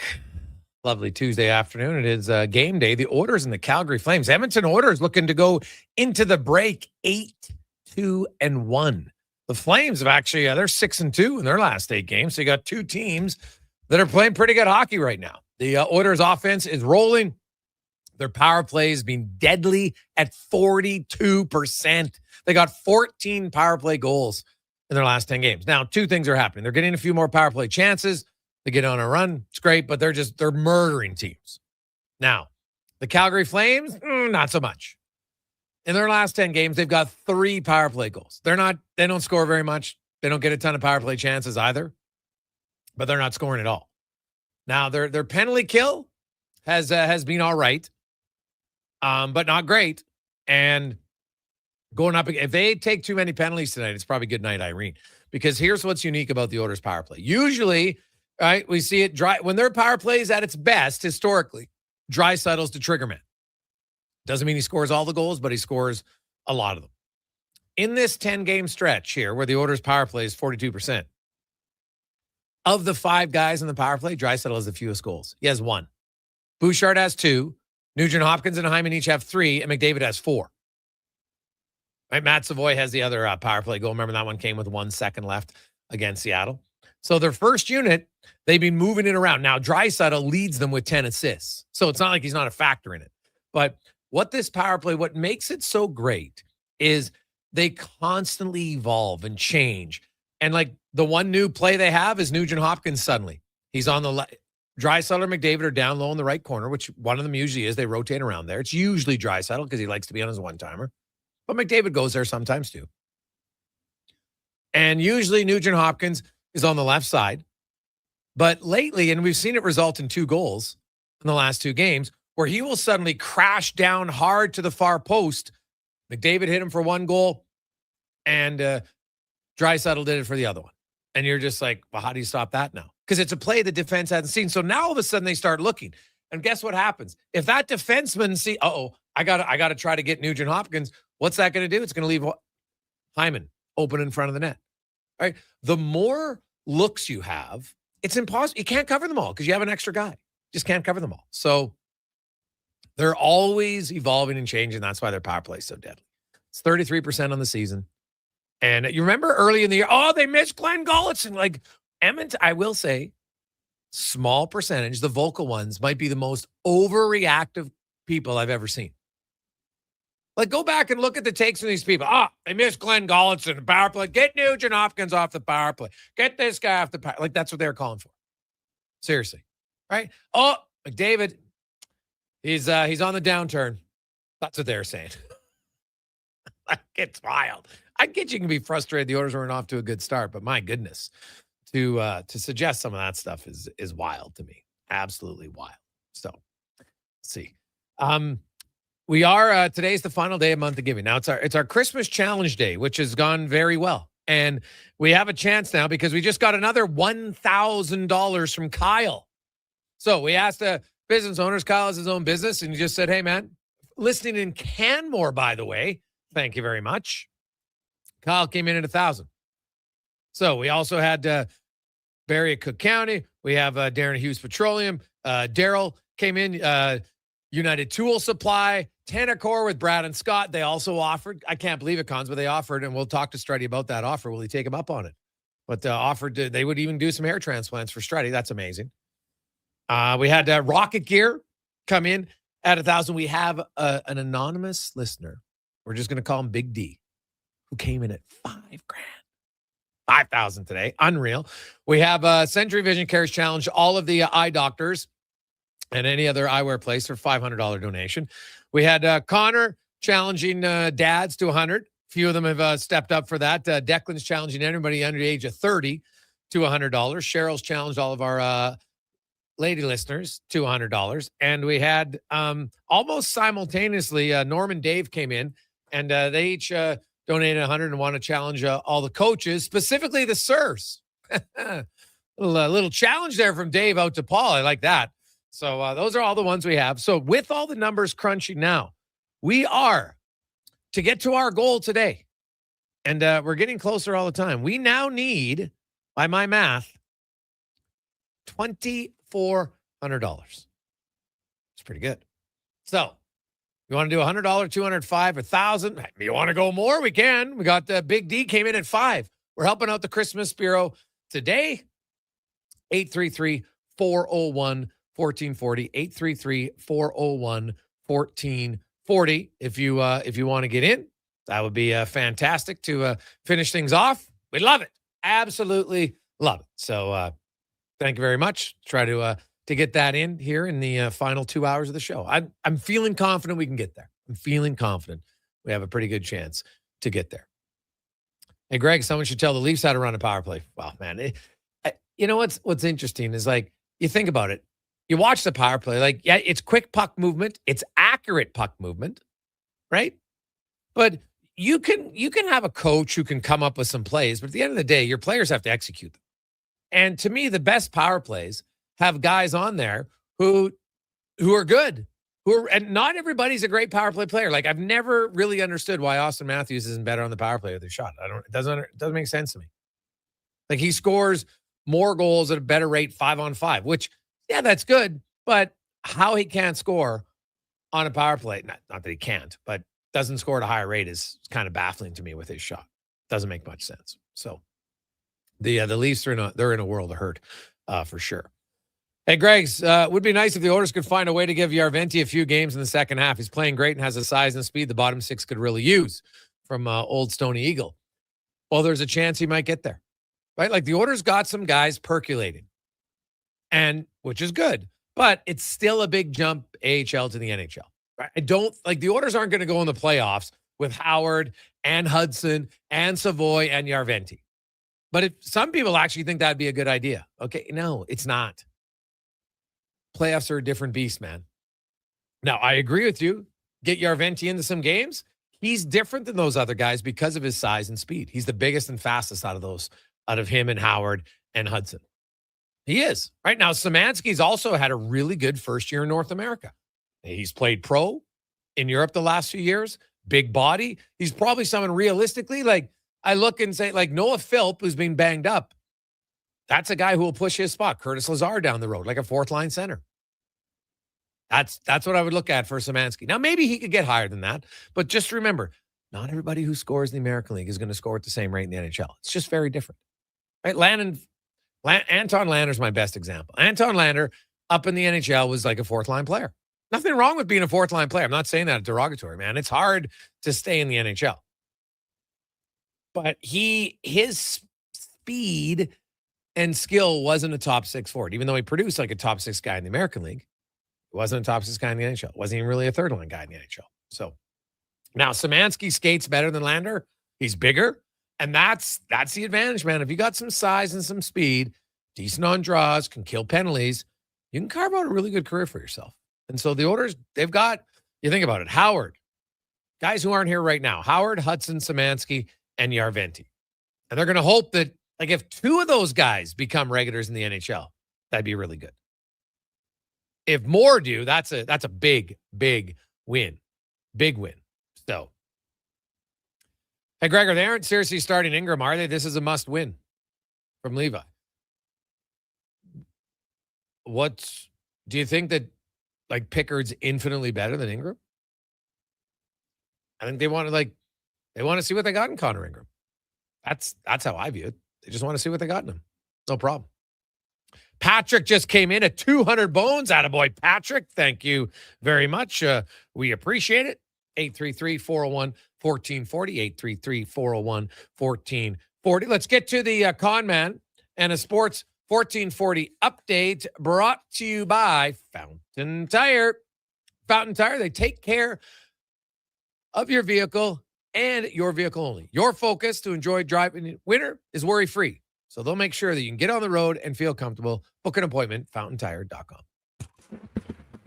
With a Sports 1440 update. It's game day. The Edmonton Oilers taking on the Calgary Flames down at Rogers Place. Puck drop just after 7 o'clock. Pre-game coverage. Andrew Walker, Donovan Paulson, and Landon Ferraro gets going at 6 right here on Sports 1440. One game underway, just getting going in the third. Maple Leafs lead the Penguins 3-2. Stuart Skinner playing in game 200 of his NHL career. Later today, Red Wings taking on the Stars. You got the Rangers and the Caps. Bruins host the Canadians. Sabres in Ottawa. Kings up against the Panthers. The Flyers travel to the Windy City. Avs host the Mammoth Sharks in Vegas. And the Kraken taking on the LA Kings. In the association, the Toronto Raptors are in action down in Miami. Tip-off 5:30. You've also got the Bucks and the Pacers. Pelicans in Cleveland. The Sixers will host the Nets. Knicks take on the Timberwolves. Pistons and Kings. The Clippers hosting the Rockets. And you've got the Spurs hosting the Thunder at 6:30. College football today. The New Orleans Bowl, Western Kentucky leads Southern Miss 3-0 in the first. And earlier today at the Boca Raton Bowl, it was Louisville over Toledo 27-22. Coming up in hour 3 of the Jason Gregor Show, we'll hear Cam Tate's 2-minute warning, ask 5 questions, and be joined by former NHLer Jason Strudwick. I'm Connor Halley. This has been a Sports 1440 update. Sports 1440. Stingray radio station. CKJR broadcasts from West Edmonton Mall and Wetaskiwin. Download the free Stingray music app and listen wherever you go. We want orange. Give us the orange. We want orange. Bring back the orange. You got it, Canada. Booster Juice orange smoothies are back by popular demand. The original, the marathon, and orangesicle smoothies are back and bursting with tangy zest of oranges. They're Canadian favorites. Orange, you glad they're back? Only for a limited time. So squeeze the day, smoothie lovers, and head to a Booster Juice near you now. Booster Juice, Canadian born, blending since 1999. Now for today's holiday special, Legacy Heating and Cooling saves Christmas. Sam's furnace broke down in the shop last night, and the elves couldn't make any toys, that's right, so Santa called up his pals at Legacy Heating.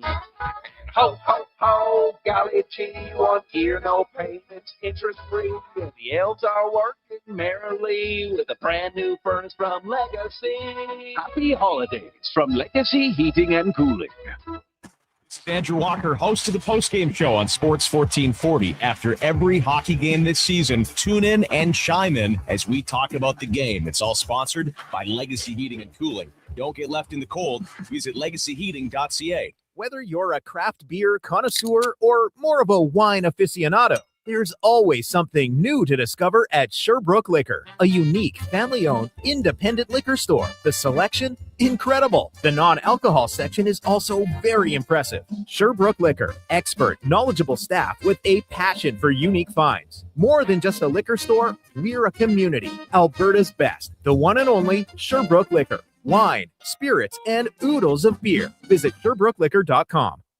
Japa Machinery Group knows that XCMG may not roll off the tongue, but Japa's team will help keep your construction jobs rolling on time and on budget with heavy equipment sales and rentals. Visit japamachinery.com to find out more. Wondering what you can afford? Let Go Auto do the math with our free car loan calculator.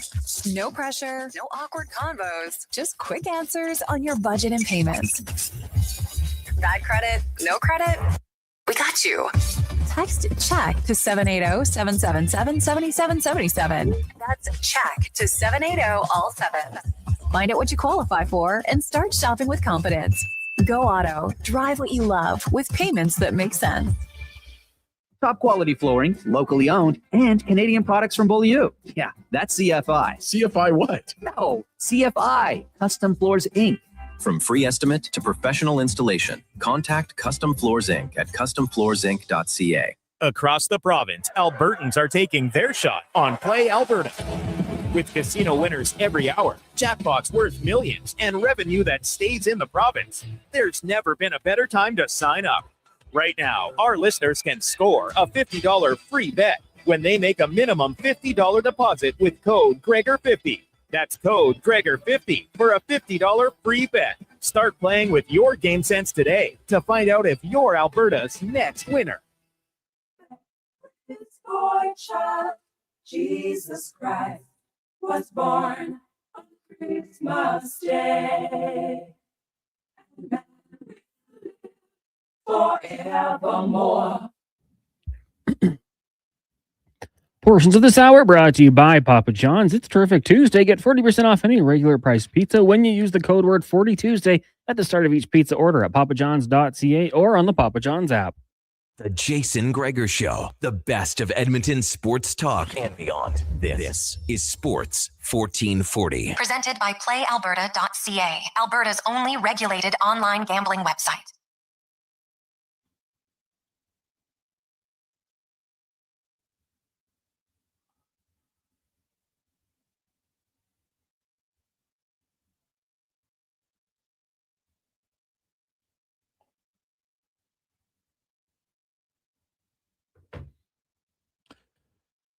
All right, just after 4 o'clock. How are you? Welcome back to the Jason Gregor Show, Sports 1440, sports1440.ca, YouTube, Facebook, X, and Instagram. Hope you are having a lovely, lovely day. Man, we're having an awesome day. Delhi just came in with another $1,000 matching donation. We also had Patrick come in at $200, and John came in at $150. So, man, we are getting close. I'll have to do another quick recap, but my math tells me, we're about $1,000, maybe 900 away now from our goal today. We can always go over, of course, but from our goal today, that would be fantastic. So, if you want anyone to help us out, 833-401-1440. Just send in your email and the amount you'd like to donate. Companies, we're looking for $1,000 donations. We've had actually 9 now today, not to mention Big D's anonymous $5,000 donation, which really sped things up. We got $500 from Century Vision Care. Patrick's in at $200. Then we got lots of people at $100 for challenging our lady listeners, challenging dads, grandpas. Declan's challenging anyone under the age of 30. To match their $100 donation. So whatever you like, it's great. 833-401-1440. And I think we got a really good chance here in the final 2 hours to get. Hey, it's a goal. We always like to get more than the goal, but that's the goal. So that would be outstanding. So Gregor, I think Duck can also challenge in the same challenge good-looking people. So yeah, if you're really okay. If you're a good-looking person, this is your time. Jeez, now that's That is one of the greatest subjective debate. But you know what, though? All that matters is, do you think you're good looking? Yeah. Right? It's all that matters. And you know what? You only need to find one person who thinks you're good looking. Or if they don't find you handsome, at least they'll find you handy. Red, green. It's a very important line, right? Ladies, gents, it's got to find, good sense of humor, good personality. Can take you a long ways, right? You don't necessarily always need to be an Adonis. Any stretch of the imagination, right? Good laughter, maybe. We're not gonna make you subject a selfie to prove it. Just no, sure. If you're good looking, just say I'm in at $100 because I'm ridiculously good looking. Why not? Go for it. I'm all for it, man. I'm all for it. So 833-401-1440. We do have lots. We got Struds coming up. Hey, you know what? Speaking of people who were all about thinking they're good looking, Cons, the big man is all over it. He might have to do 200. Oh, jeez. Yeah. Would he get in that? You know what? Actually, we'll have to see what he says. Yeah.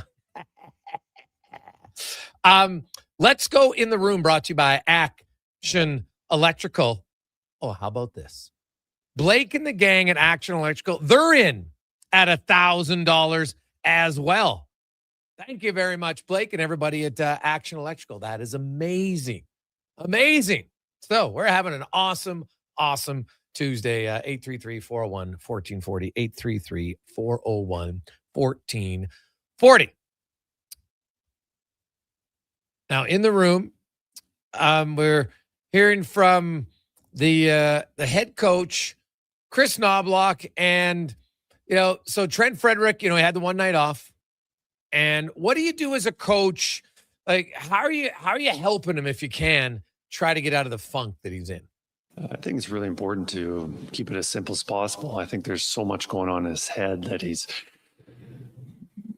like all players, when they want to play a perfect game, trying to do all the right things, then you're thinking about so much, and the game's not natural. It doesn't happen quickly for you, and you end up being almost paralyzed. And I think Freddie's put a lot of pressure on himself and wanting to play better. I think his intentions are fantastic. He's a great teammate, great person, and he wants to help out. He's just in a funk. So right now you got to be really careful about how much you show him. The things that we want to show are very precise, almost just all aligning with his identity and what we need from him. Yeah, it's, talk to Frederick today, and he's like, you know what, man, I got to move my feet more. These are his words, not mine. And big guy like that, got to move his feet more. And it's a little bit of a rivalry game tonight. He's playing with Jones. Jones has played with a lot of energy, and sometimes that can be infectious. I actually thought Frederick in the Boston game, it was very noticeable. He was moving his feet. Now, that's not a surprise. You go back home. So you got to find whatever it was that got you rolling there to keep going. Right? That's just how it works. That's what they need. So we'll see kind of where Frederick will come out on the other side here on this. We've some guys that last 50 games, and he's not the only guy struggling. I actually looked up today, because Adam Henrique hasn't scored a goal in 29 games. And that's the longest drought of his career. And I was actually looking at other guys around the league who are in kind of a similar situation right now. And there's actually a few guys actually worse off than Henrique. Now, Henrique hasn't scored in 29, but he does have he has a few goals on the season, right? But you look at it, so here's the list of guys who are in a similar spot to Henrique right now when it comes to struggling offensively, right? Guys who have gone 29 plus games this year without a goal. Luke Glendening, 36, Colazar, 34, Garnet Hathaway, 33, Henrik Lapierre, 33, Phil Deneau, 30 games, and Brandon Tanev, 29. They don't have a goal all year. Radek Faksa is in a 33-game goalless drought. He scored way earlier in the year. Michael McCarron hasn't scored in 30 games either. He did have a goal earlier in the season. So, and those are guys who are playing 12, 13 minutes a night, similar to Henrique, and they can't buy a goal.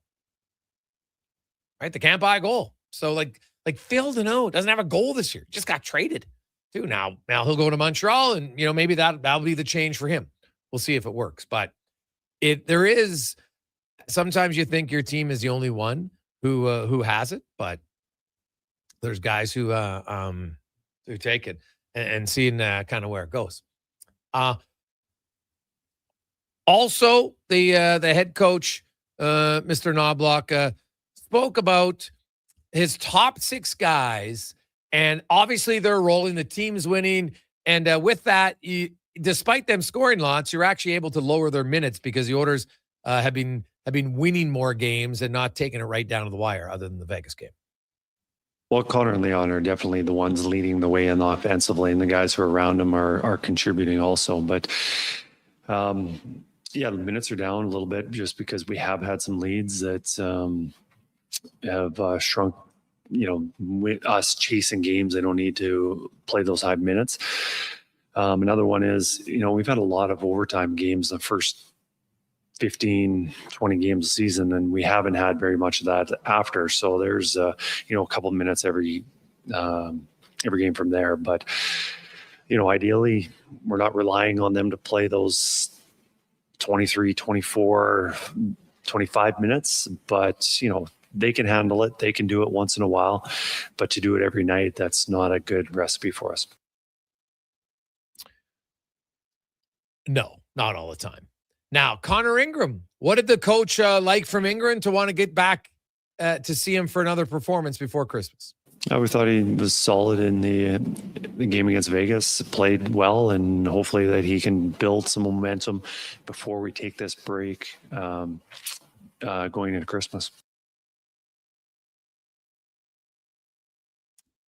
I look at Ingram, and I had a really good chat with him today in the dressing room. Obviously, he's super excited to be here. And he did admit, man, there was a lot of nerves last game. And the first period couldn't have gone any better for him. He didn't have a ton of action, but had enough. I think he ended up with 9 shots, but none high danger. And so you can kind of feel the puck and get into it. And now, you know what? They go against a Calgary team that's playing well.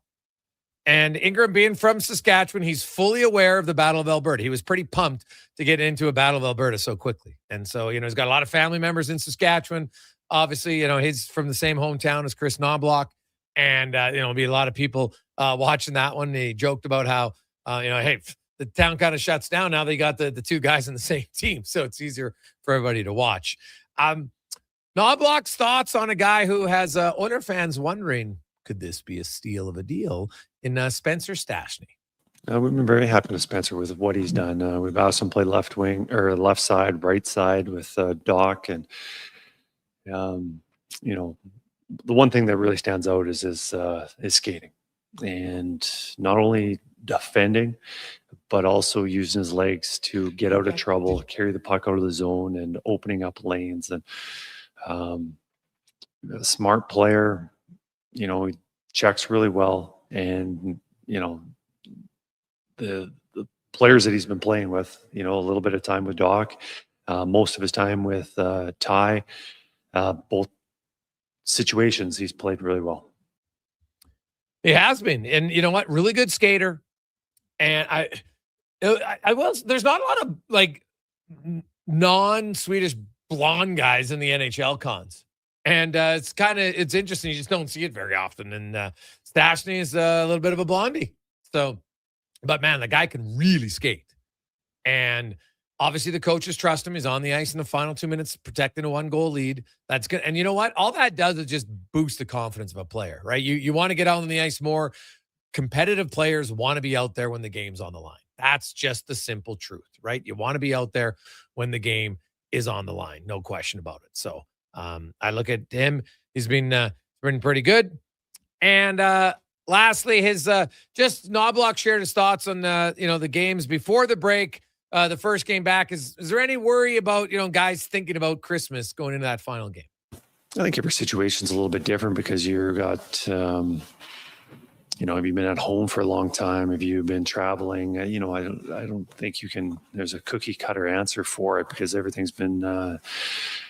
There's so many random things, and the game before break. I don't really have much opinion, but I do know the game after the break. Usually a little sloppy, and usually takes a little bit going to get everything in line. And definitely saw that last year. Hopefully we can have better starts than after our breaks. But I think there's too many variables. Yeah, I don't know if they're worried about it too much. Jason Gregor, Connor Halley, Sports 1440, sports1440.ca. We'll take a quick break, and Strutty will join us next. Will he take up the boys at Tennecore on their offer? We'll find out next. It's the Gregor Show presented by PlayAlberta.ca. Oodle Noodle origins. In 1864, Francis Oodle took over his dying father's business as a leatherman. He was quite proficient, but his heart was never truly in the trade. After his father's death, Oodle met a cocksure young man named Vladimir Nudell, who was a trailblazer in the popular new art of food boxes. They formed a partnership and aimed to ply their trade in the New World. At Ellis Island, Nudell was renamed David Noodle, and henceforth, the franchise has been known as Oodle Noodle. I'm Gene Principe, bringing season's heatings from Legacy Heating and Cooling. For Yuletide comfort you'll love this Christmas. You should call Legacy. Call Legacy. There's no better way to fix your furnace. You just call Legacy. They're professional, never rude, Dolph. You should call Legacy. Call Legacy. Plus, no interest and no principal payments for 1 year when you buy with Legacy Heating and Cooling.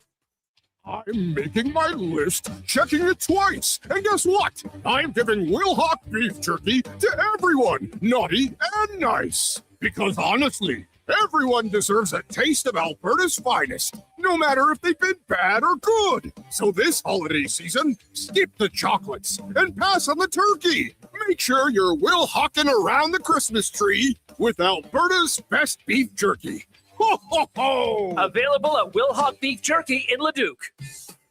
The Bricks Boxing Day blowout is back. Be one of the first 10 customers in line to receive a $50 credit towards any purchase. Plus, shop incredible 5-hour door crashers, like 70% off genuine leather and reclining sofas when you buy the matching love seat or chair.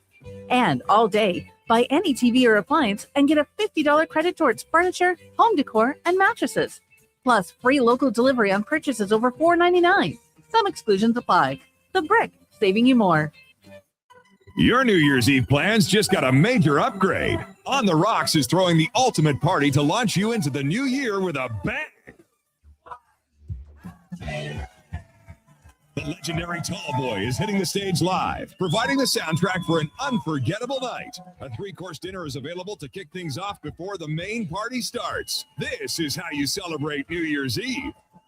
Dinner and a party tickets are available now. Book your spot online at ontherocks.yeg.com. I'm Grant Fedork from Leading Edge Physiotherapy, and sadly, some people think orthotics are just glorified shoe cushions. But I've seen a runner drop 8 minutes off her marathon, a grandmother ditch her painkillers, and a 12-year-old nail her long jump, all thanks to custom foot orthotics. So if your feet are screaming for help, flat, high, or funky, that pain's heading to your knees, hips, even your lower back, our professionals will assess you and, if indicated, custom fabricate a pair of orthotics made just for you. Happy feet make a happy person. Feet shouldn't hurt. LeadingEdgePhysio.com. Hey, sports fans, we've got a clear choice for you. At Crystal Glass, we provide customers with the perfect glass for any job. From home to auto and even commercial, installation or repairs, we're your team. Call 310-GLASS or visit crystalglass.ca. Crystal Glass. They're not just a grocery store. They're a butcher, a baker, a cafe, deli, rotisserie pizza, and restaurant, all under one roof.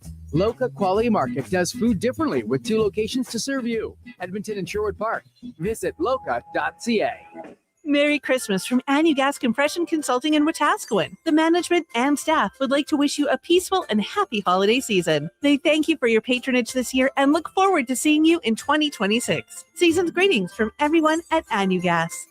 Santa checked his list twice. Low Tide asked for a Motorola phone from the 90s.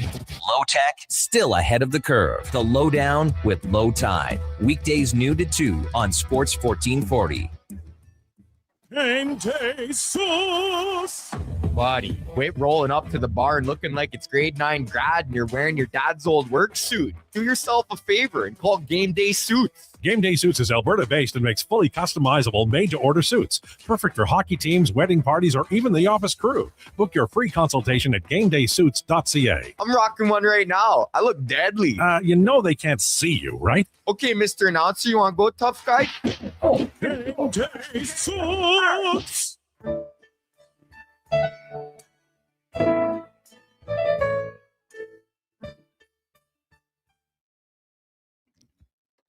Portions of this hour brought to you by Japa Machinery. Did you know that Japa offers in-house and on-site heavy equipment service? Rain or shine, Japa Service Department is here for you. Visit japamachinery.com for all the details. The Jason Gregor Show, the best of Edmonton sports talk and beyond. This is Sports 1440. Presented by PlayAlberta.ca, Alberta's only regulated online gambling website.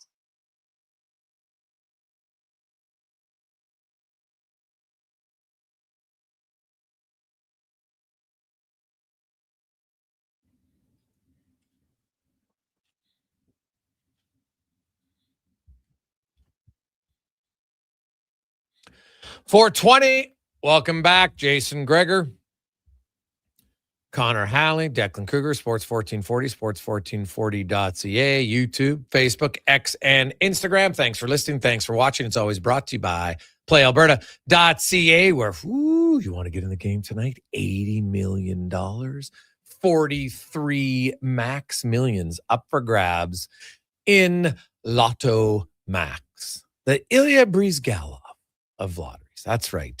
Breeze wore number 80 with the Edmonton Oilers, which I did not remember until Connor Halley brought it up earlier in the show today. Also, the Jason Gregor Show special, which has been pretty hot lately. Not going to lie. Hit another one last night, so you might want to check it out. You got 3 options to look at. See it at playalberta.ca with some odd boosts.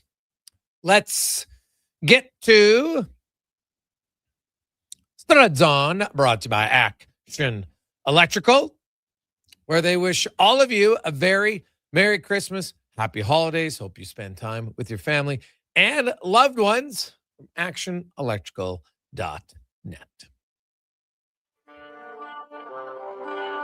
The Jason Gregor Show presents Struds On. I don't believe in tea bags. I use loose leaf tea. And it is so much better than the tea bags. I'll eat tea bags. I'll Struds On. I'm not a huge DJ guy. I mean, I guess if you had me a couple glow sticks and a tight white t-shirt that I can get wet, maybe I'd be into it. Struds On. There's a lone steakhouse I used to go to down in Kentucky, and they had bowls of peanuts. I wasn't sucking on those ones. So, I mean, you need to have clean nuts. I'm talking about the kind you get in a bag at an Elks game. You know what I mean? It's time for Struds On.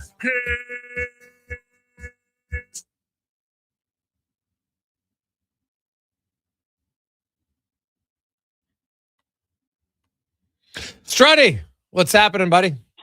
Not much, just gearing up for Christmas.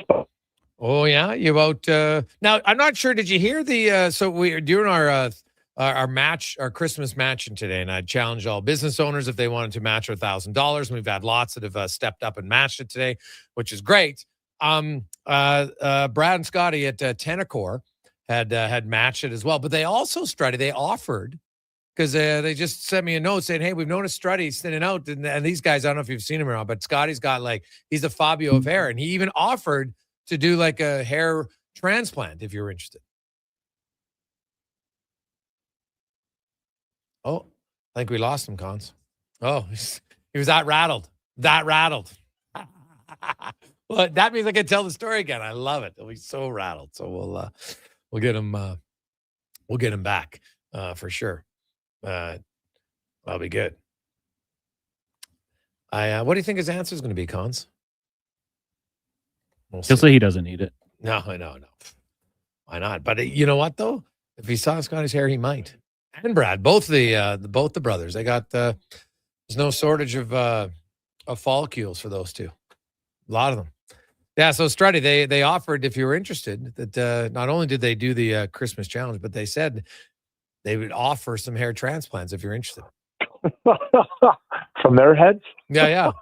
Buddy, have you seen them? They're like the Fabios of Edmonton. They got a lot of hair.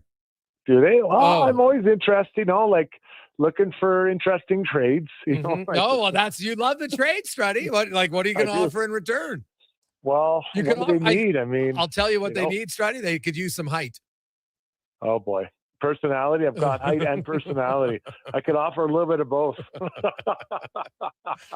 Now, Struddy, I know that you are a guy who understood, healthy scratch, but a lot of times in your role, you weren't healthy scratch because you were struggling. It was just, a 6'7" defenseman, and even if you played well, sometimes you got to take it out.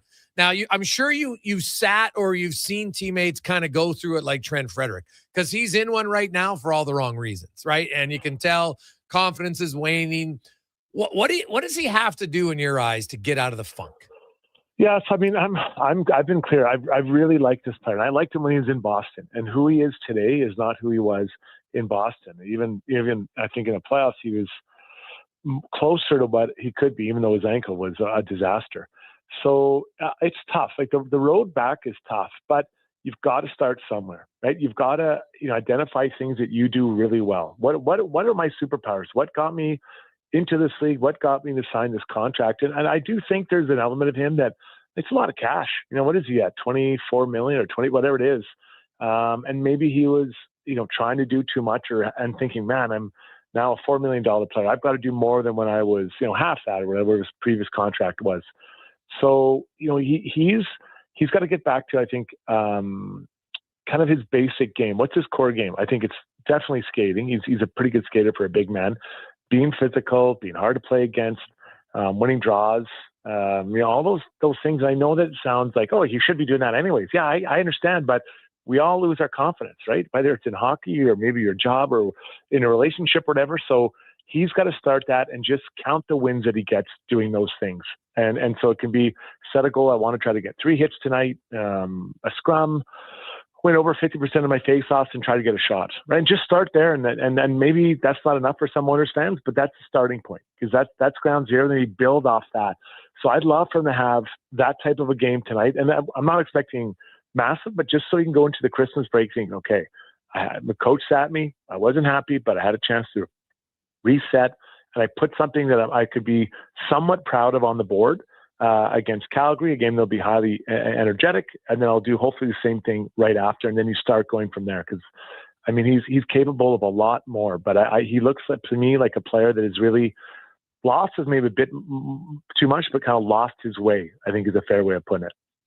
Yeah, no, I think it's totally fair. He has. And it's just, it's not like it's going to be like one game he plays well, because I actually thought he played well in Boston, right? And, but then, it didn't carry it on. So, in Minnesota, obviously the coach didn't like his game enough that they sat. And I think, honestly, Strides, I think because the Boston game, the coach is like, okay, he's coming back. And then he didn't follow it up with another game. And I think that's probably what Knobloch was like, all right, okay, we got to give you, I got to send a stronger message here. Because at some point, like, ice time is really, like, you can limit a guy to 7 minutes or 8 minutes or 10 minutes, but a seat in the press box, I would think, gets your attention even more than reduced ice time.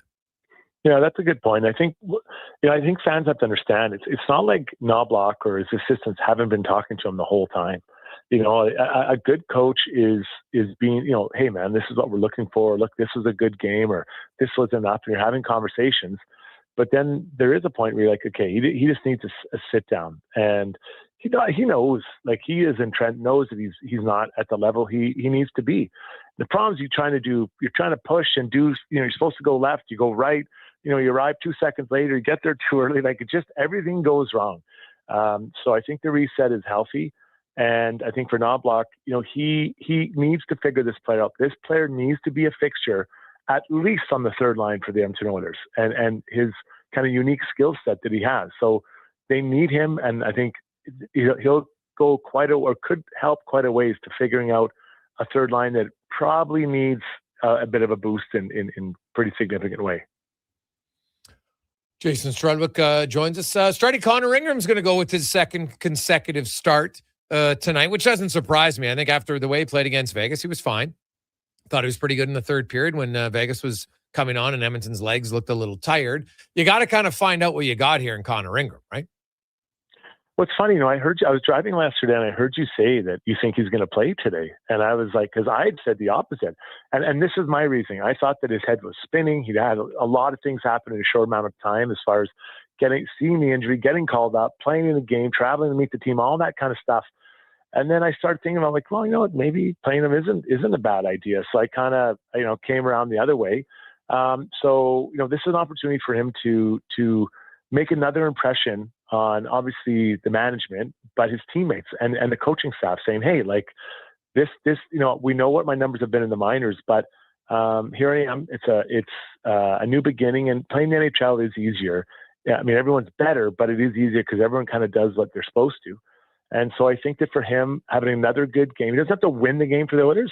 He just has to give him a chance, because he's trying to build up the belief for the team and his coach, but he's trying to build it up for himself. You want to have a goal that feels good about himself. So pick, you know what, where he's at. Let's see what this guy can do with Jari out for a little while here. Yeah. What do you think he can do? I'd like to think that he could become a 1B, right? And then you have kind of 1A, 1B. We've seen good stretches from him. And if you've done it before, you can do it again. I believe that in anything in life, although maybe not dunk a basketball in my case. I mean, I was jumping so high above the rim. It's incredible. I was in the NBA. I am older now. But for this guy, he's not that far removed from being that goalie. So can he get there and be, a really good option? Because I think that competition between him and Pickard, Griggs, would be amazing prior to any kind of return of Jari. Yeah, well, and Jari, when they say weeks, who knows? Now, there's the rumor out there, Marc-Andre Fleury, he's back skating, he wants to get back into it, which doesn't surprise me. I thought he probably still had something left, and he goes away, and he's like, God, I kind of miss it. But where would you come out on the Oilers' interest in Jari? Fleury. Yeah, Fleury. I think the thing with Fleury is that it wasn't like he's been killing it in recent years. This isn't Scott Niedermayer stopping halfway, deciding he doesn't want to play or not sure if he wants to play, and it comes back for Anaheim. Okay. I guess let's say that things don't go well with Ingram. Maybe it's an option, right? And you can bring him in, but again, he wasn't an animal the last couple of years. He wasn't at the level. So is he that much better than Jari and or Ingram and or Pickard? The experience for sure. So it's another option, but I guess I'd take a look, but I don't know. Do you think it's that much of an upgrade? Well, it's a great, honestly, not really. No, to me, it's just as much of a question mark. I'm not sure it's more. So what I would do is, as an organization, I say, okay, let's see what we have here with Ingram. There's a reason you brought him in the summer. Like 2 years in Arizona, he was really good, right? Then last year in Utah, he realized, hey man, my OCD is getting to me. So he stepped away for a bit, and now he's like, hey man, I'm not having to control me. I know how to control it, and it's fine. So he had shown he was a pretty solid goalie on a team that gave up a ton, right? Like Kevin Woodley was talking about Ingram, and some of the environment he was in Arizona wasn't great, and he had pretty solid numbers overall. So you come to Edmonton, which, while their environment hasn't been great all year, it's been getting better again, and they've been a top 10 team defensively the last 2 years for an environment. So you look and say, hey, this one might actually fit his style of play. He's not going to be, well, not many guys are, but he's not Bobrovsky, right? Like he's not, or Vasilevsky, where, you're doing the splits for fun and you're all, not that he can't do the splits, but you know what I mean? Like those two guys make saves that most goalies can't make. Whereas he's more of just controlled, and if he knows where the puck is at and where it's coming from, he'll give you, he can make more saves than not. So I would probably just say, let's see what Ingram does here. They kind of got a gift because Jari's out in a weird way, that you can see for the next 3 weeks what you have in Ingram. Well, they need to find out, because, we got to hope that Jari's back and he can stay healthy the rest of the year. Then, if no one else can fill that job, well, then you got to go out and address that.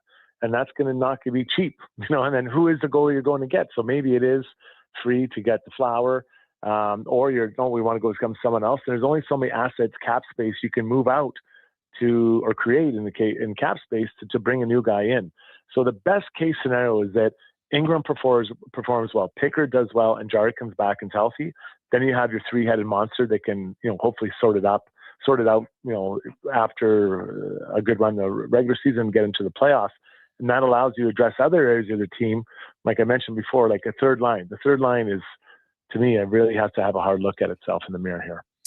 Yeah, well, I think ultimately, Struddy, there's a reason why you're not going to put Nugent Hopkins there right now, because the first line's too hot. Yeah. So I understand it. But I think ultimately he goes there. Kasperi Kapanen comes back in. I think Kapanen can help you on the third line, can really skate. And I think he's figured out his consistency. I could be wrong on that, but that's my sense on him. You hope that Frederick shows a pulse at some point.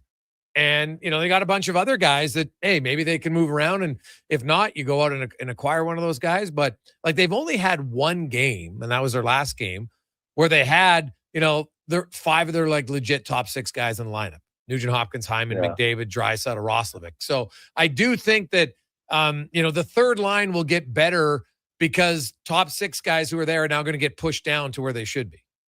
Yeah, and that filters it down, and then it filters down your fourth line. You can start creating identity for the line, and then you can see where you're at. And there's lots of time. Well, what are we, March 4th or 6th, the trade deadline, whatever. There's lots of time to sort that out and to get healthy. Then you maybe, okay, maybe we need a D or whatever. Then then that's our group. And let's see how it goes heading into the playoffs, because Pacific Division, Anaheim, good, a young team going. I'm not sure that they're, maybe mature enough. Vegas, I'm sorry, without Pietrangelo, it's not the same team. I know Shea wasn't playing, but they'd already had Hanifin, Pietrangelo, and Theodore, and those guys could really move the puck. And Haig, I don't think people understand, he was an important part of their team as well. That back end doesn't create a lot of offense. It's getting better, but there's not as much there. Eichel's out, and he'll get back. Marner, only 7 goals now, 8 goals maybe, and yeah, he makes plays, but I think that the Oilers shouldn't fear the Pacific Division. And then you get to hopefully get out of that, and then you go take on someone from the Central, and those teams have hopefully beat each other up in 2 7-game series, and you walk in there like, okay, let's see what we can do. So I'm not saying the path to the final is clear, but the first 2 rounds should be ones that the Oilers, if they can play the way they can, you got to, you're into the next round with hopefully a team that's kind of taking its licks. Yeah, it's something that doesn't get talked about.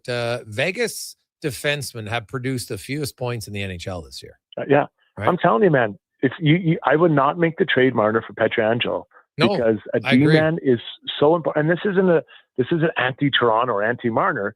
I just know that a guy that plays 20, 25 minutes a night, that can move the puck, that's won a championship and all that stuff, I know he was getting older. I know his numbers are going down. But still, man, he calms it down so much back there. And Hannafin, he had a bit of a slow start, has been injured. And Shea had a slow start. I think he's, injured or is he sick or whatever now. But it's not the same back end. And I think their back end, remember when they were beating the Oilers, they were big, physical, could move the puck, long limbs, and they still have the big guys. Mm-hmm. They're not as skilled, Griggs. It's not the same team. So, Vegas, yeah, they're good. And I'm not saying it's easy to beat them, but it's easier than when they were in their prime. Yeah, Strutty, 100% agree with you. Strutty, it is Festivus today. Do you have any airing of grievances for the last year? Any area of your life that, needs grieving? No, pretty satisfied. I guess, these guys chirping me about getting me a hair transplant. Come on. But other than that, I'd say I'm pretty satisfied with life. Is there anything you can think of? I don't know. I mean, I'm pretty... Nothing irritating you? Rob Brown, Rashog, you want to get off your chest? Well, that's pretty much daily, those guys. There's really nothing else. I will say, I mentioned it the other day, but I'm really frustrated. I don't like Neil Diamond's Christmas music, right? I love Neil Diamond, but I can't listen to his Christmas music. I've tried so hard. It's more than one of those things you try to make me drink all the time, the red ones. The Chimay Red? No, I like those. But the one, Spice the Rim. We had it and you made me drink it. Caesar. Oh, yeah. I've tried it as hard as I did, or even more, to like it more than a Caesar. I don't like Neil Diamond's Christmas music, so that's a grievance. Okay. I wish you had. Wow. Yeah. That's sad. I'm sorry. Sorry, I'll be honest. That was not going to be on my list, so I like that. Came out of nowhere. Didn't think of that one. Is there do you have a go-to Christmas list that like outside of Mariah Carey? I know you love Mariah Carey songs. So is there other Christmas songs that are playing at Chateau Strutty? I've got a great playlist, 104 songs, and some new, but I like the old stuff, right? Yes. Bing Crosby, Frank Sinatra, Gina Martin. But I like any version of I'll Be Home for Christmas. I don't know what it is about it this year. It really tears me up. When you listen to the words, it basically, the person's unable to make it home. So I'll only be there in my dreams, or if only in my dreams. Yeah. It's such a great song, man. So anyone who can't get home, it's a tearjerker if you're feeling it, but I'm really into it. I love that version. Or that song. Yeah, you're a big fan of Rockin' Around the Christmas Tree from Brenda Lee? I get down with Brenda Lee. Yeah, She's on my playlist. Michael Bublé, him and Shania, killing it up, doing a duet. You like Bublé because he's a big, Canuck apologist, so I can understand. Yeah. Big fan. Well, Babes for Boobs, right? Yeah, Babes for Boobs. It's a big fan group for Michael Bublé. Yeah, I'm pretty easy. I like it all. I like some new stuff too, but I'm more traditionalist when it comes to the Christmas. What about Burl Ives?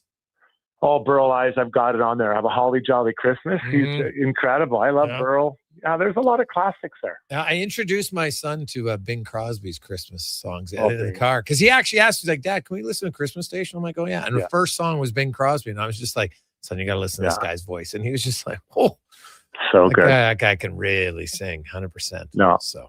And the whole Frank Sinatra Christmas collection is just elite. Absolutely elite. Much like all my goals, elite, this is the same. Yeah. Him and Frank, same thing. Do you have a go-to Christmas movie, Strutty? Like, do you watch Love Actually? Love Actually. I love Love Actually. Yeah, I just so good. Yeah, and then, you got to watch Christmas, right? Vacation. It's a classic, absolute classic with the Griswold and all those guys. But those are probably my top two. Yeah, because what's funny about Love Actually? Like, you have a little bit of Billy Mack in you, right? I think, I think a lot, when I think of personalities and characters, like, you have some Billy Mack traits. Billy Mack. And then who's that make you? Cousin Eddie? No, I'm probably more of I'm probably more like Daniel in Love Actually, right? That's probably God. All right. That's enough. Strutty, thanks for joining us all year, man. We always appreciate it. Have a great Christmas, you and Shona and the kids. Hope Santa Claus is good. Don't fall under the Christmas tree, okay? Just try to get there, and you know what? Hopefully there's one mistletoe in your house. Keeping it tight, and thanks for having me on. Everyone, have a great Christmas. Always fun. We'll talk to you guys in the next time. Yeah, you betcha. That's Jason Strudwick, co-host of the Got Your Back podcast, and of course his own podcast. Check it out on Got Your Back or his X account. Jason Gregor, Connor Halley, and we've had we are getting close, man. $800. That's all we need. to get to our goal for month of giving. Fantastic. 833-401-1440. We're helping out the Christmas Bureau. We've had a huge help out today. So let's finish strong across the goal line. 833-401-1440. We've had a lot of Christmas challenges for $100, $205. We did we had a special $5,000 donation from Anonymous, but we call him Big D. Thanks to Big D, and thanks to Deli and Kyle, who made some personal $1,000 donations. And we had Cook County, Hughes Petroleum, United Tool Supply, Tenacor, Rocket Gear, Action Electrical, all coming. Also, I forgot Daryl made a $1,000 donation as well. So thank you very much, Match Your Mind. So we love that off the top. So we're looking for 800 bones to get there. Well, we can always go over, but a minimum 800. We got an hour to go. 833-401-1440. Helping out Christmas Bureau and more on the Gregor Show, presented by PlayAlberta.ca. Hold up.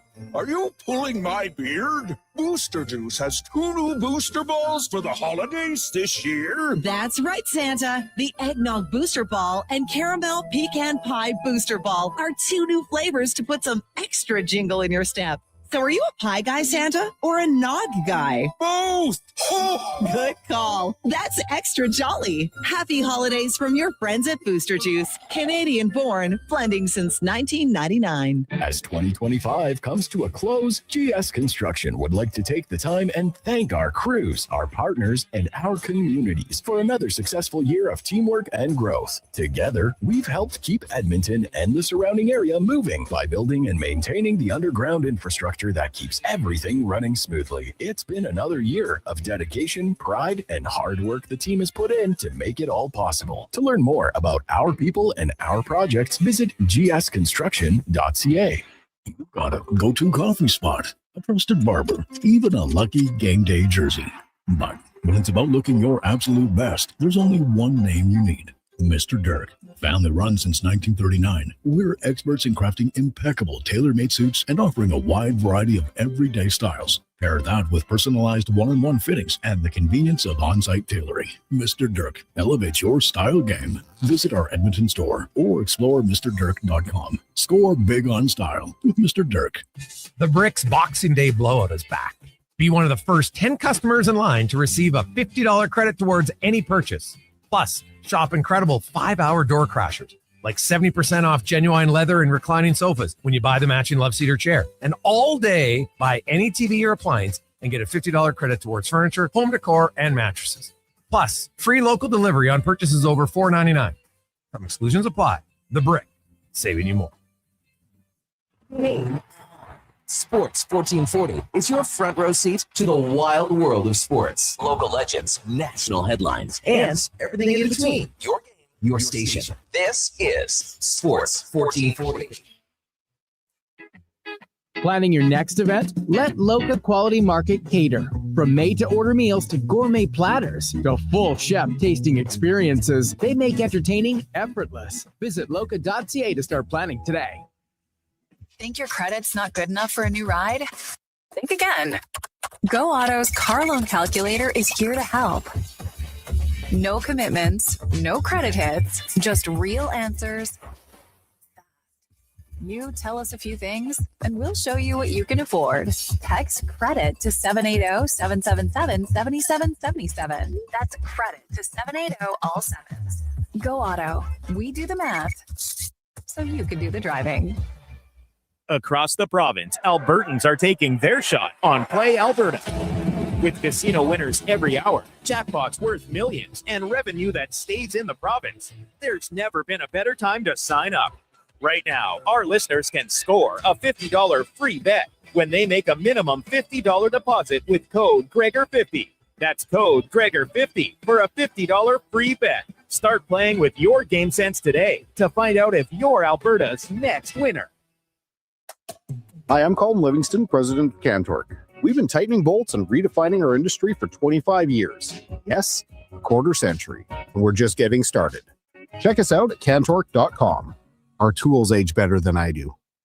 The job won't wait. Why should you? At AWS Welding Supplies and Repairs, conveniently located in Nisku, we've got everything you need to get it done. From product sales to servicing and calibrating machines, we're your one-stop shop. We're a proud, locally owned and operated business, committed to serving our community with a proven track record of customer service. Don't let a broken tool slow you down. We offer fast repairs and free same-day delivery of in-stock items to Leduc, Nisku, and South Edmonton. AWS Welding.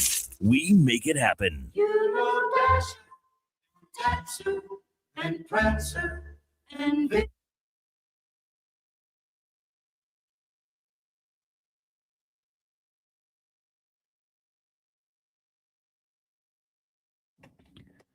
Portions of this hour brought to you by 01 Hockeyology, keeping your game sharp all season long at 01, an advanced skating mill. Classes to enhance shooting, stick handling, and more. Sign up today at 01.ca. That's ZERONE.ca.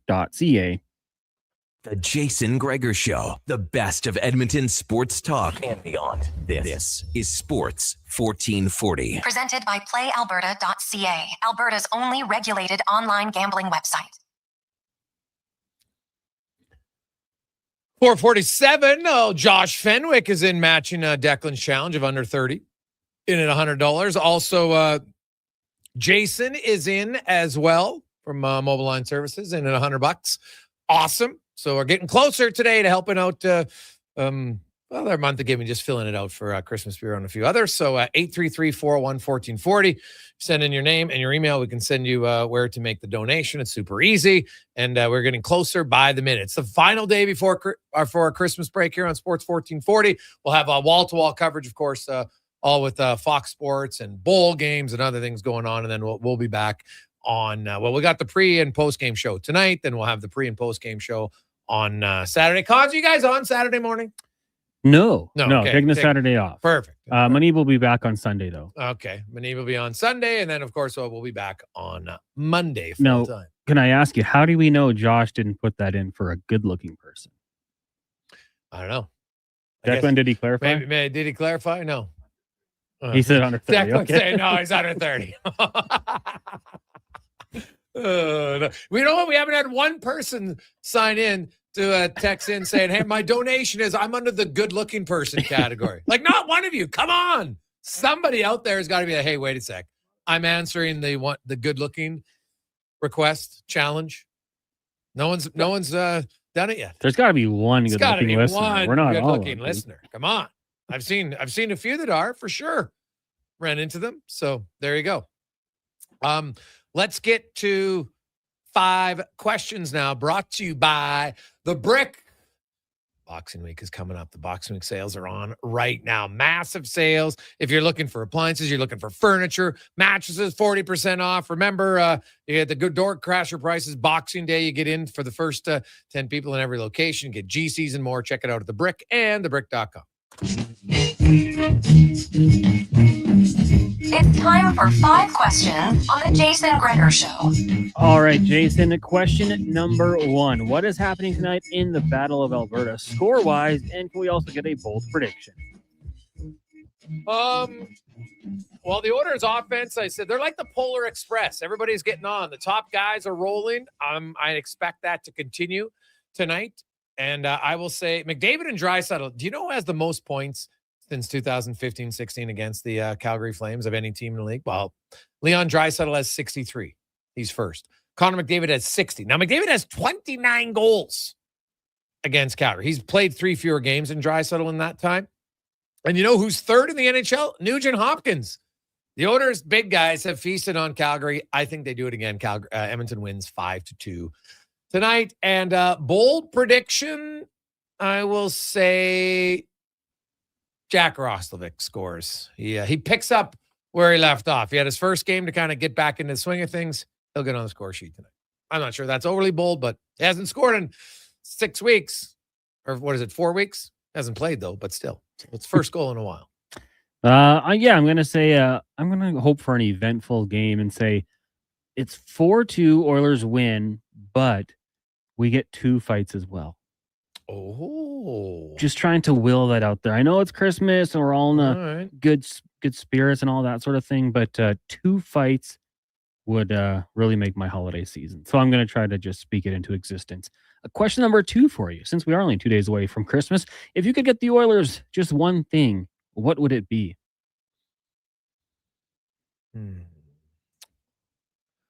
I would get them a left shot score.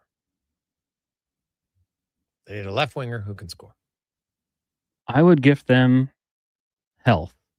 I want everyone to stay health and desire to get back into the first spot. Because I'm like you. I agree. I think that winning the division is a big deal, especially, for this team.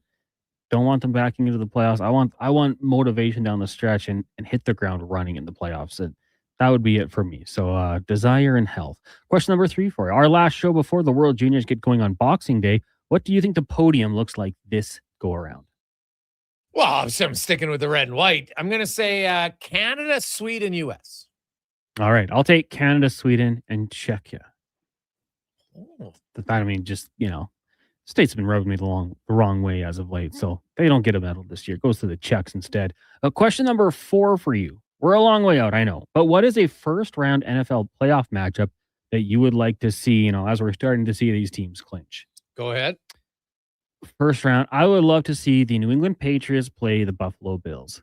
Bills obviously lost their first matchup. It looked like it was going that way the second time around, and then the Bills came back. I want to see what the Patriots have in the playoffs, and I think that the best test for them would be the Buffalo Bills, a divisional rival. So that's the route I will go. Ooh, but the Bills then, the Texans have to pass them, right? For that to happen, because the Pats are number 2 and the Bills are currently number 6, right? So 2-7. So the Texans are rolling, though. They could easily do it. It could happen. Right? They get the Chargers this week. One of those teams will fall. So, but you're number 5. What do you think of your chances of going into Pittsburgh? I don't mind it. I mean, obviously they'll get DK Metcalf back. I would personally make that a 3-game suspension, but no, I think that would be I think that would be a good matchup for the Chargers. Aaron Rodgers in the playoffs, you never really know, but yeah, I would be happy with it. The Jags just crushed the Chargers. I think Patriots Chargers would be fun as well, but I think Steelers would be a good one if they hold on. Well, you got some teams rolling. The Texans have won 7 in a row. The Bills have won 4 in a row. The Chargers have won 4 in a row. The Steelers have won 3 in a row. The Jags have won 6 in a row. The Patriots, they've won 1 in a row, but that was after they won like 11 in a row. So, and even the Broncos just finally had a loss, but you got some pretty good teams going there. And then in the NFC, Seattle has won 5 in a row. The 49ers have won 5 in a row. There's lots of teams that are rolling right now. So it should be, I'm looking forward to it. The Bears, it looks like it's probably going to be the Bears against either the Packers or the Lions, which could be I'd love to see a Packers-Bears playoff matchup. That would be fun. I can't remember the last time that's happened. Yeah, that would be a really good one. Final question for you today. Obviously, we'll be taking a few days off for the Christmas break. So what are the plans? Any fun traditions you guys will be getting up to? Yeah, we have a few traditions. We play a few games with the family that gets a little bit more intense every year, which is fun, right? Not intense is probably the wrong word, but at times it can be not over the top. We always we have a book that goes around. Everybody reads out of it, different pages. So that's kind of a fun tradition that I like. You know what? Because we started when the kids were little, and now they're all older. We still do it, so kind of like that. And then it's just some of the food. My mom obviously has her homemade fudge that she makes all the year, and she has Christmas bread and have cinnamon buns on Christmas morning, and I make big eggs and bacon special that I don't really make all year long. So yeah, that's kind of it, man. We have a lot of just relaxing. Luckily, don't have to drive too far. Drive to my brother's house in Beaumont. That's as far as I got to drive. So I'm pretty stoked about that. Nice. How about you? Yeah, well, I mean, my sister and her family are coming back from Australia for a few weeks, nice. So they actually leave in a couple hours and then get in tomorrow afternoon. So a long travel day for them, but God. Fired up for that. And then just a lot of family time. We'll go hang out with Ashley's family on Christmas morning, and then see my family in the afternoon and evening. And despite the NFL games and the quarterbacks looking pretty terrible, I'm excited to sit down and watch football as well. So they're leaving right now, did you say? Yeah, they're just waiting in the airport in Sydney right now. Which is basically, it's Christmas Eve already. It's Sydney. the 24th. It's 10 a.m. Yeah, so she comes back and she lands like what time? think 1:00, 1:30 tonight. Tomorrow afternoon. So we're going to do Fantasy Frenzy. Then I'm going to head to the airport. Oh, tomorrow afternoon. Okay, that's not Yeah, bad. good for us. Now, obviously, where do they? Because it's not a direct flight. No. So where are they stopping on the way? I've never flown to Australia. 2 hours in Vancouver. It's usually Vancouver or Los Angeles. They go nonstop from Van to Australia. Yeah. Big 777. Holy cow. Big machine. That is man, that's a long flight though. Holy God. What is it, like 16 hours or something crazy? Oh, about that, yeah. 14, 15. Hmm. They used to have the game plan down, like stay up as long as you could, have some drinks, fall asleep for as long as you can. Now they have 3 kids. So wish them luck. Keep them in Anybody your with thoughts. kids knows that's out the window. They just ruin everything. No, they add a lot to us. We all know that. When was did you like the first time you took your son on a plane? Has he been on a plane yet? Oh yeah, the first time we waited, and first time he was 5, and you know what? There was me and my wife and his 2 grandmas. So there was lots of moving around and reading books. He was in the bed reading books, and we didn't. I think we had one small video where he could watch a video for a bit, and our flight was 5 hours because we went to Maui. Okay, yeah. I think that might have been 6, but it was actually pretty good. He was first time on the flight, so you know what? He was looking out the window the whole time. He was pretty mesmerized by that. So overall, it was he's a pretty good flyer. Knock on wood. That's never really been an issue. So that's been good. But I give credit to those people who fly with youngsters. I'm like, oh my God. He was past the stage of a toddler, and then they're crying, and he knows how to get him to chew gum when you're taking off, so he's not going to pop his ears. Well, not chew gum, but we gave him food to eat as we were taking off, because then they say if you're chewing, there's less chance of your ears popping. So luckily we got through that. So never had any I've been on the flight with a few I know some people get really mad when the kid's crying. I'm like, do you think the parent wants them to stop? Do you think they're like, oh, this is awesome, I love it, my kid's screaming now? But sometimes it just doesn't stop. So it's a tough slog. It's where you look at the mom and dad and you're like, hey, I'll buy you a beer. Yeah, exactly. Awesome. Let's get to Sports 1440 update. We'll come back. We got 1 hour left, man. We are inching it. We've had an unbelievable month. We're about $700 shy of $145K. That's our goal. So you want to help us out? 833-401-1440. 833-401-1440. 100, 200, 300, 500, 1,000, whatever you want to do to help us out. Text in with your amount and an email. We'll get you hooked up to get us over the finish line here today on a very premature positive Friday. But it is the month of giving. It's been a great day and a great month. So we can get to $145,000 raised for local charities. So let's get to that goal here in the final hour. I think we can do $700 in an hour. That's no big deal at all. So 833-401-1440. Let's get to the con man and a Sports 1440 update brought to you by Northgate Chevrolet Buick GMC. Wish and Win event is still on. Stop in and you could win $25,000 off purchase of your vehicle. Mike and everyone down there wishing you all a very Merry Christmas and all the best in 2026. This is the Sports 1440 update. Game day Battle of Alberta edition as the Flames in Edmonton. Puck drop just at their 7 pregame coverage at 6 with Andrew Walker and Donovan Paulson. Earlier today it was the Leafs doubling up the Penguins 6-3. Later on, you got the Rangers and the Capitals. Canadians taking on the Bruins, Sens hosting the Sabres, Panthers meet the Hurricanes, Avs host the Mountain Sharks in Sin City, and the Kings taking on the Kraken in the association. Toronto Raptors head down to Miami to take on the Heat. 5:30 tip-off. You've also got the Bucks in Indiana, Cavs host the Pelicans, Nuggets taking on the Mavericks, Suns and Lakers, Magic in Portland, Clippers hosting the Rockets. College football bowl season rolls on. Earlier today, Louisville got past Toledo 27-22 in the Boca Raton Bowl. Right now, out in New Orleans, Southern Miss leads Western Kentucky 7-6. And tonight, you've got UNLV taking on Ohio. And from the golf world, Brooks Koepka's time with LIV is over. The 35-year-old originally joined the tour back in 2022 and won 5 events over 4 seasons. Coming up in hour 4 of the Jason Gregor Show, we'll wrap up the months of giving and be joined by Mark Spector of Rogers Sportsnet and Derek Van Dies from NHL.com. I'm Connor Halley. This has been a Sports 1440 update. Sports 1440 in West Edmonton Mall and Wetaskiwin. CKJR is a Stingray radio station. Download the free radio player app and listen wherever you go. Jingle bells, jingle bells, jingle bells. Tired of the same old holiday tunes? Spice things up with the sound of a Wilhauk beef jerky bag being torn open. It's the carol that everyone wants to hear, promising a chorus of tender, perfectly spiced beef jerky. This holiday season, make sure you're Wilhawking around the Christmas tree with Alberta's best beef jerky. Available at Wilhauk Beef Jerky in Leduc.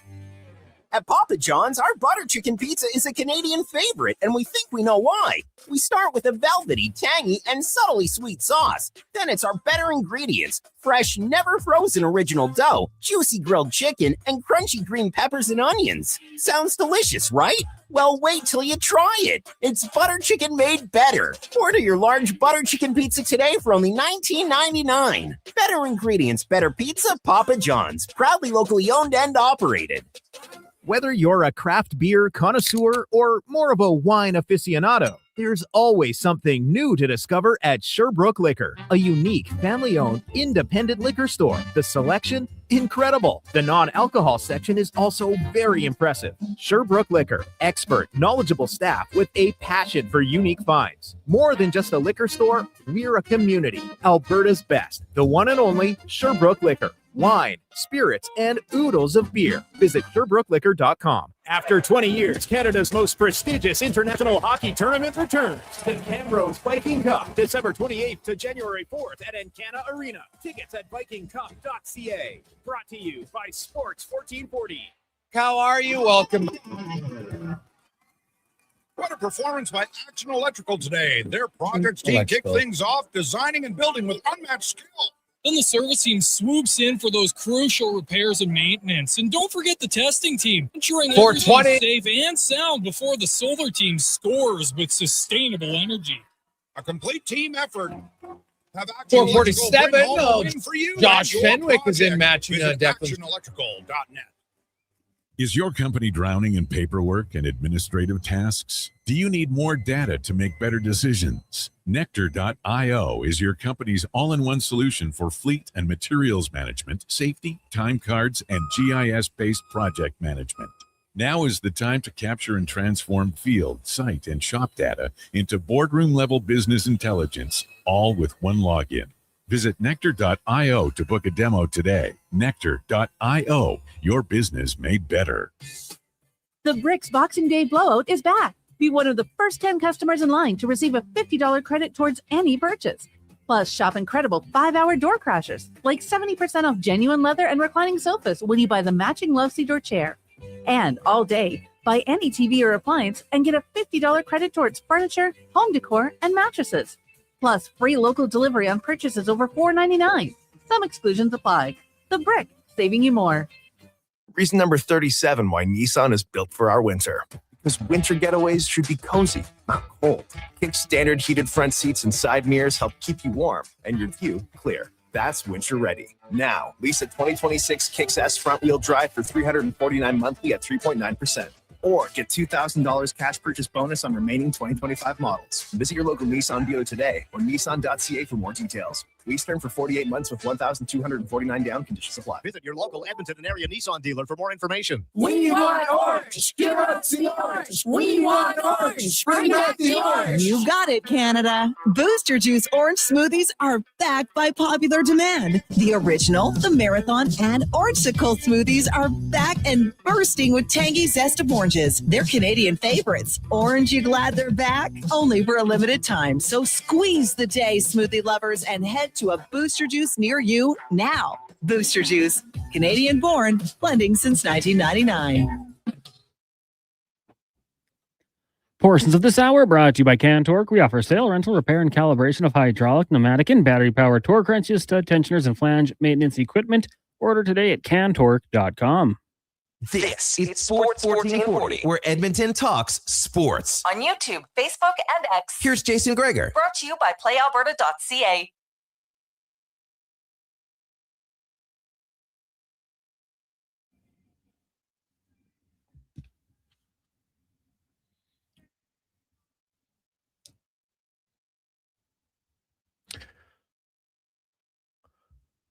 Just after 5 o'clock as you make your way home on a lovely Tuesday afternoon. How are you? Jason Gregor, Connor Halley, Sports 1440, sports1440.ca. YouTube, Facebook, X, and Instagram. It's a Gregor Show, as always, brought to you by our title sponsor, PlayAlberta.ca, where you can get in the game tonight. Lotto Max, $80 million and 43 Max Millions. The Brizgalov-Strudwick combo that you never knew you needed, but you're getting it tonight at Lotto Max at PlayAlberta.ca. 80 mil, 43 Max Millions. Good luck, boys and girls. Good luck. 833-401-1440. 833-401-1440. So we are closing in. We are at our final hour. We need $700.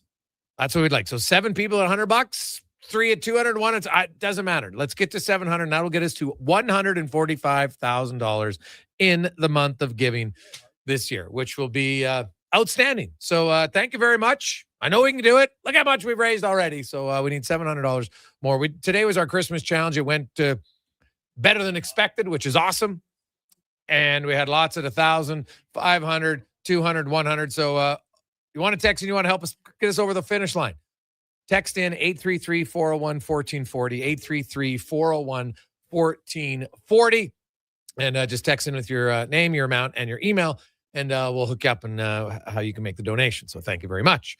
Now, let's get to the spec report brought to you by GS Construction, your underground infrastructure specialists. They are doing just all the details that kind of go underappreciated, like that number 6 defenseman, that third line wing. You don't really notice, but they're doing a good job. So they are at GS Construction, installing new sewer and water systems. GS Construction. Mark Spector from Rogers Sportsnet joins us. Spec, good afternoon. How you doing? How's the old fundraiser going? Jay, what's going on this afternoon? It's pretty good, man. We're $700 shy of getting to $145K in the month. So that's how'd my challenge do? Did they roll donations roll in on that challenge? Like a lot of them text in. If Spec would have said, "Have I read anything about specs that made me question my thought process?" Then yes, it would have been a lot more successful.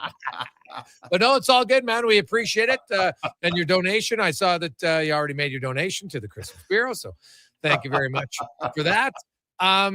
Looking at the orders now, Connor Ringer, I'm not surprised they're going back with Connor Ringer. Are you a little surprised that Trent Frederick's back in?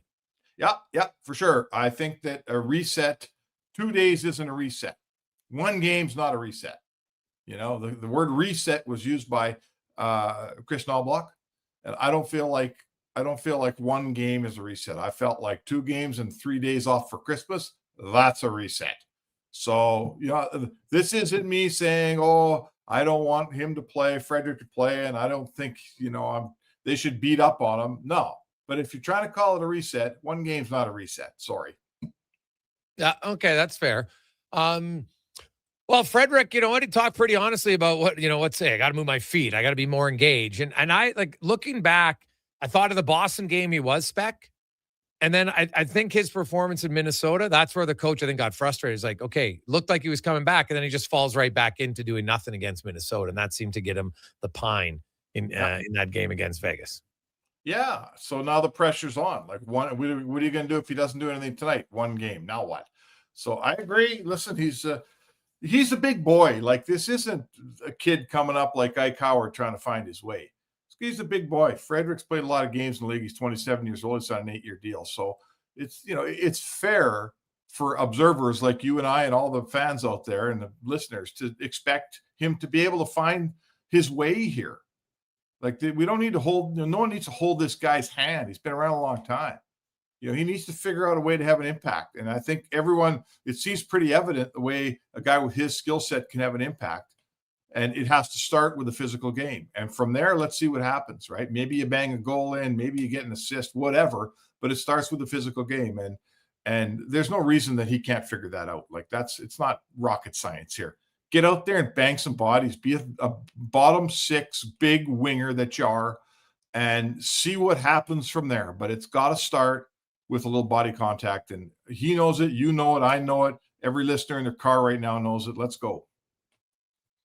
Yeah. Do you think he's capable of it? He's shown it. You don't play in the NHL for that many years without any skill, right? Like, it's funny, Spec. I've seen other guys, some guys coming off of injuries, but I've seen other guys. Look at Adam Henrique. He doesn't have a goal in 29 games, longest drought of his career. And Max Domi actually just ended his drought. He scored a pretty sick goal today against Pittsburgh. There's lots of guys around the league actually that had 30-plus game goal droughts I was looking up right now, either active or haven't scored a goal all season long. And some guys like Phil Deneau. Phil Deneau doesn't have a goal all year. Like it's kind of wild sometimes. Some veterans get in this funk and they just can't score.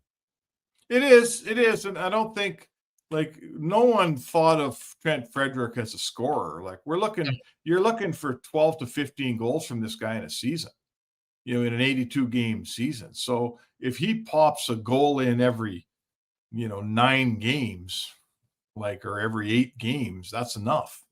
So, it's, to me, that's sort of the puzzling thing, Jay. The things that get his motor running, the things that are his keys to success aren't, going out and producing points. You can control how often you hit people. You can control standing over a goalie. You can control putting your hand in the face of some other player and giving him a face wash. You can control when someone drills Connor McDavid, getting over to him next shift and putting them on the rear end. You can control all that stuff. So that's what the issue here is with Frederick. If we were just waiting for him to score and he was having no puck luck, sometimes you can't control that. But all the things we expect from Frederick, you can control, and it's high time he started controlling them. That's totally valid. What are you looking at from Ingram as he moves forward here into game 2? Well, let's see how steady he can be, I mean, I guess that's it for me, is some steadiness here. One good game in a row. Okay. Now what? Right? We saw lots of goalies have one good game in a row. So I'm looking for a guy whose game kind of grows, a guy who fulfills that promise that he said the other night. You were standing there when he said, one thing about the NHL compared to the AHL is what you think's going to happen actually happens 90% of the time. And that's good for my game. My game suits the NHL better because it's more predictable. So let's see it. That's what I want to see. I want to see more of the same. And you know what? What I really want to see is I want to see that when Jari comes back, I want to see us having a conversation. Which goalie do you keep? Calvin Pickard or Connor Ingram? Yeah. No, that's totally fair. And I think that's why I could understand why they're going to go with Ingram here tonight. And I'm assuming Pickard maybe plays the next Calgary game. We'll see. But I could see it kind of being 2-1 for Ingram over Pickard for a short period of time, just to see kind of what they have. And now, if he doesn't play well, obviously that number is going to change. Yeah, I think that's sort of Pickard's disadvantage. Is we know exactly what Pickard is, and he's just fine as a number 2 backup goalie. Listen, Ingram's got 3 weeks or whatever he's got here. I don't know how long Jari's out, but he's in the real hard, ruthless world of professional sports. He's got 3 weeks to take Calvin Pickard's job here. And I'm not telling you he's driving to the rink thinking that tonight. He's not. But the reality is when Jari comes back shortly thereafter, one of those guys is out of here. And, may the best man win, man. That's professional sports in a nutshell right there. Yeah, no, it's true. The Calgary Flames come in winners of 6 of their last 8. They play a hard game. They're not overly offensive team. Their power play is brutal. You want to talk about yin and the opposite ends of the spectrum on the power play. You look at the Oilers and then you look at the Flames, and Calgary's at 14%. The Oilers are at 33%. It's very different. The Oilers are at 42% here in their last 10 games. They've actually been killing it, even with Draisaitl being number 5 shooter when it comes to goals on the power play. That's what's the scary part about it. They just can beat you in so many different ways. But the Flames, hey, October was terrible for them, but they've been decent since then. And we actually had Ryan Pinder on earlier. He gets a sense that he thinks the organization still might be thinking more about 8th place rather than a retool / rebuild right now, and that just seems like a misguided decision. Well, so Pinder would know. He's pretty close to the team. I ranted yesterday, we're not doing this again, are we? I don't see any need to have the same rant again. Calgary, here's Calgary in a nutshell for me, Jay. In my understanding, I'm pretty sure I'm right on this. There's 2 years left in the Saddle Dome, right? Yeah, this year and next year. This year, next year, or 2 years after this? No, this year, next year. It's going to be open 27, 28, I was told. Okay. So either way, like I call me colloquial or call me small-minded. If I'm Calgary, I'm looking up the highway and I can't beat Edmonton. And I'm not beating them this year and I'm not beating them next year. And I got a new building coming. The time for pain is now for Calgary. The time to be lousy is right now. The Saddle Domes, they fill that thing and it's an old rink and revenues aren't so great. And it's in 2 years where you got a bunch of tickets to sell, a bunch of hope to sell. And, maybe a chance, maybe the Oilers fall over the edge a little bit. They're 2 years older. And maybe you can look at your fans in the eye and go, you know what, we can take that Oilers team on now because they can't today and they won't be able to next year. So to me, everything should be about when that new rink opens. And everything right now should be about getting ready for that rink opening. And that means sell, sell, sell. I know they don't like a rebuild. And I know Murray Edwards, the owner, it's a swear word in his books. And I point to their record. I point to their history. How's it worked so far? Absolutely crappy being in the mushy middle. So you know where I stand, man. It's time for Calgary to tear it down and get ready for the demise of the Oilers to step into that void and start, winning games in Alberta instead of losing them. How concerned do you think they should be in Winnipeg, Spec? Like the Winnipeg Jets are there. There's only Chicago below them in points in the NHL. Now they've got a slightly higher points percentage than Nashville, but in points, only Chicago is below the Winnipeg Jets. This team is in the second round of the playoffs last year, right? Like they've gone just They're down good. the tubes, They man. got a good roster. They do. On paper, they're good, but on the ice, they're brutal. This might be a year where the Winnipeg Jets just say, you know what? It's time to take a step back. Like, are you going to blow your brains out if you're the Jets and try to get better so you can make the playoffs in fourth place and have to go through Minnesota, Dallas, or two of Minnesota, Dallas, and Calgary? Is that what you're going to do? It just might, it hasn't been their year. Hellebuck was out. A lot of things aren't going right there. They got one line that scores. I'm not sure that no one saw it coming. I'm not telling you I saw it coming, but if I'm shovel day off and you look at me and say, should we give up a bunch of stuff at the deadline and try to get better? I think I might sit this one out this year. What about you? Oh yeah. Well, unless they go on a heater, which they've done before, Winnipeg might be a team that I wouldn't tear it down. Like they've got their core guys. They're having a bad year, right? And for a variety of different reasons, they're having a bad season. Now, I have noticed the Jets, I think, have the most cap space in the NHL. So if they wanted to, they could. Now, I don't think they're going to retain on guys like past this year, but I wouldn't be shocked if we can get some good pieces and retain salary for the guys who are pending UFAs for the rest of the year, right? Trade away a guy like Luke Schant, Colin Miller. Teams are always looking for defensemen, right?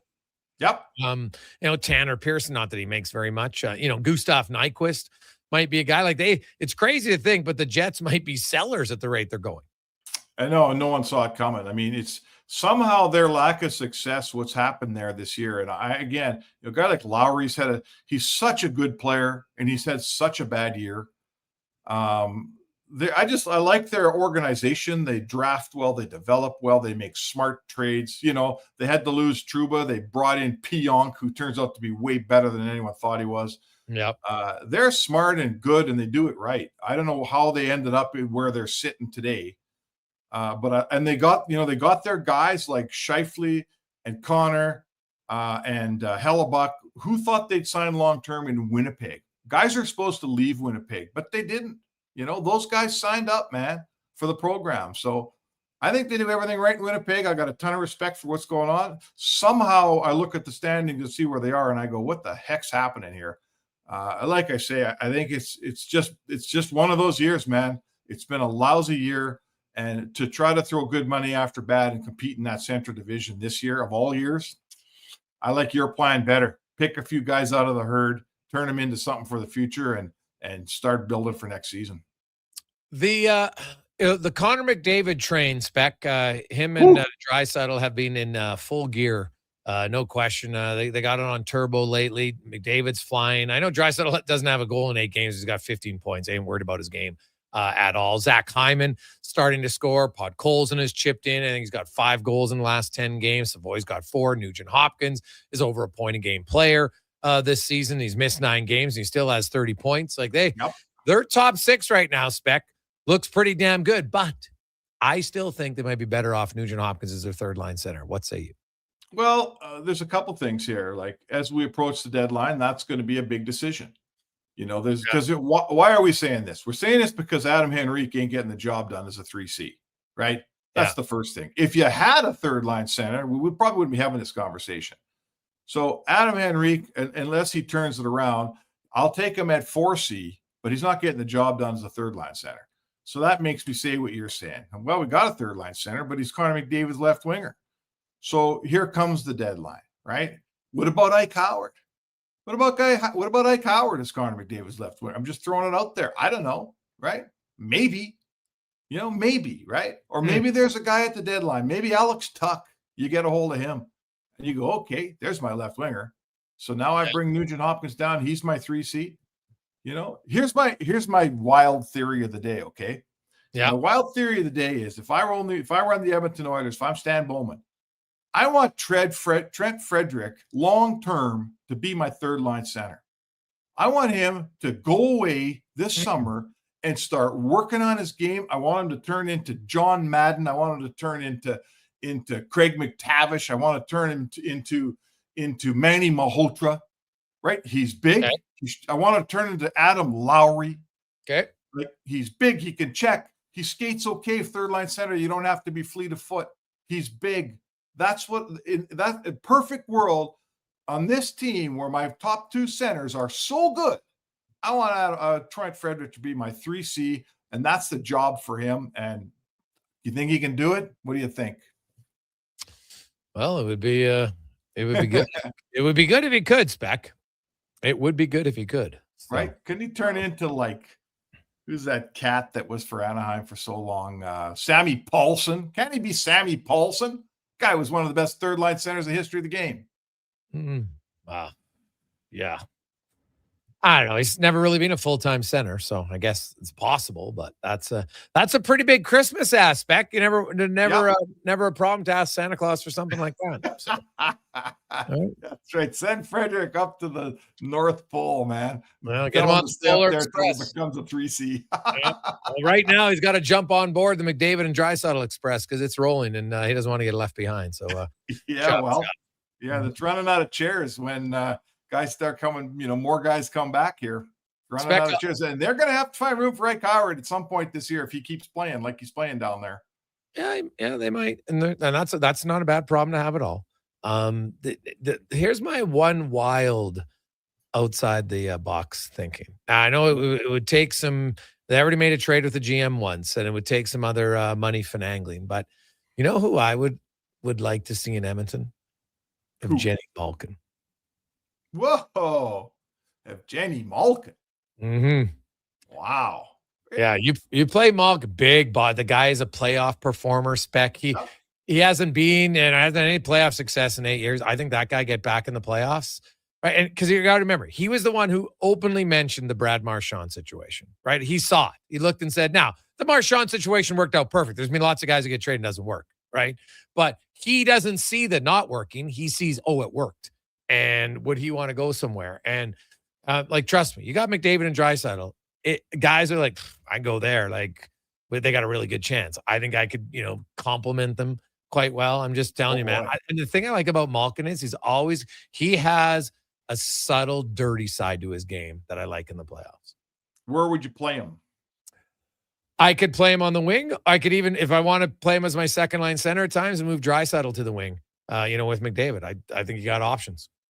I could still have Nugent Hopkins, right? Then you got some real options. So, yeah, what's he make? He makes $6 million. So they retain half, and then that's why I said you got to move some more money out to make it happen. But I'm just saying that's a guy that I would be quite interested in. I've talked about it for a few weeks, and I'm looking at it. Pittsburgh lost again today, Spec. They are going exactly where we thought they would. It just took a little bit longer for them to get there because they got off to a good start. But the Penguins just aren't that good, right? They're just not. Skinner hasn't won a game yet. Yeah. Hey, they. They're on the way down, and like the Buffalo Sabres, who have won 6 in a row, could pass them today. Wild. Well, listen, I'm with you. I saw Pittsburgh not being a playoff team this year. I'll tell you right now, I didn't see Boston being a playoff team this year, and they're not fading that much here. They're playing pretty good hockey. So call me wrong on Boston, but I see them both as teams heading for the bottom of the cycle, and Pittsburgh for sure. And, poor Stu Skinner, we all know Stu's MO here. When the Oilers played a really solid, sound, good defensive game, he was enough goaltender and they won most nights.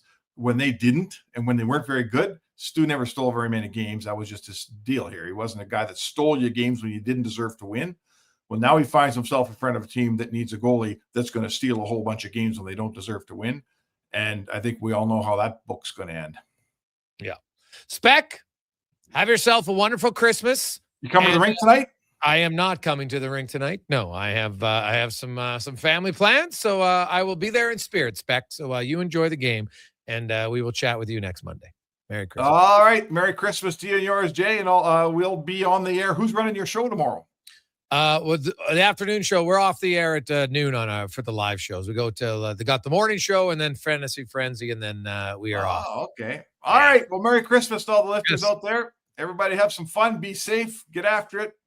Spend some time with the family, and don't watch too much sports. All those Christmas Day games, man, do something else, will you? For Pete's sakes. Oh, dude, yeah. There's no TV on in my place, so that's for sure. All right, Merry Christmas, everybody. Have a good one. That's Mark Spector, the Spec Report, brought to you by GS Construction. Quick break. We'll return. Oh, we are close. So close. My math is correct. $200. That's all we need. $200 to get to our goal today. 833-401-1440. At GS Construction, we focus on building a culture of collaboration, innovation, and respect. Our teams work together, supporting one another and striving towards shared goals. We're committed to creating a work environment that empowers individuals, values teamwork, and ensures everyone feels respected and safe. With decades of experience in the field, GS Construction prioritizes our people, our culture, and safety. This is what makes us unique. To find out more, go to gsconstruction.ca. Is your company drowning in paperwork and administrative tasks? Do you need more data to make better decisions? Nectar.io is your company's all-in-one solution for fleet and materials management, safety, time cards, and GIS-based project management.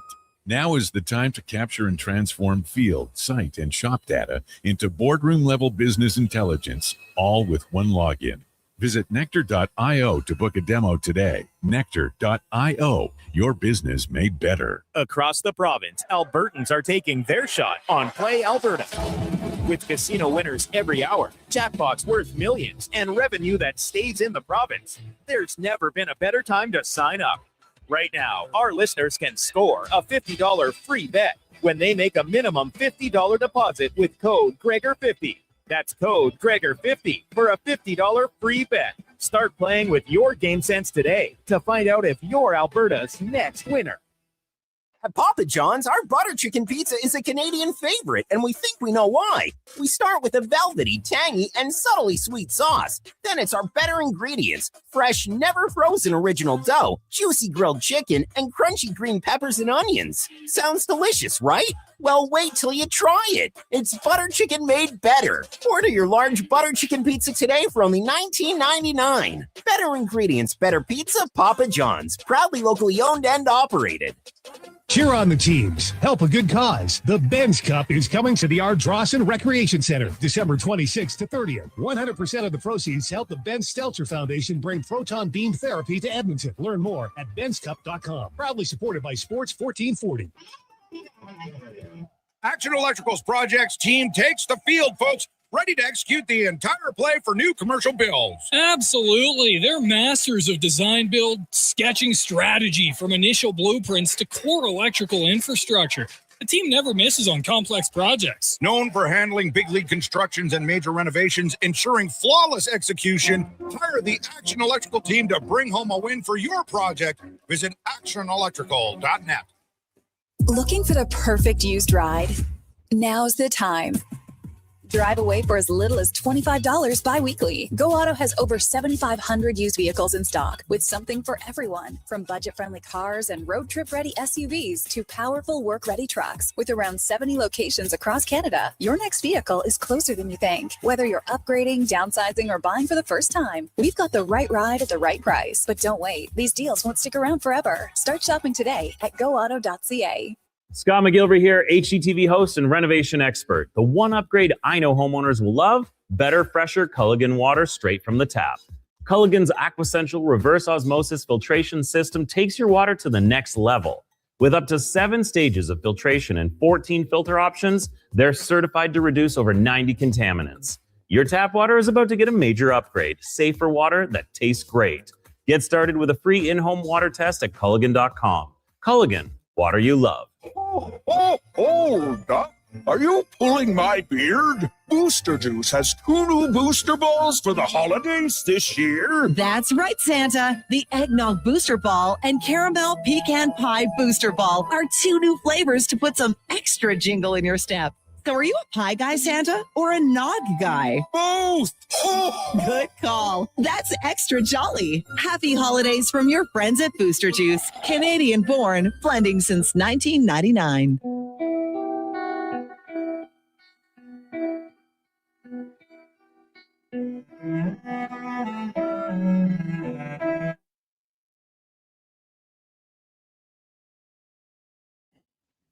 Portions of this hour brought to you by Sherbrooke Liquor, the best place for wine, cocktails, and beers from all over the world. Also a variety of excellent non-alcoholic options. See more at sherbrooke.liquor.com. This is Sports 1440, where Edmonton talks sports. On YouTube, Facebook, and X. Here's Jason Gregor. Brought to you by playalberta.ca.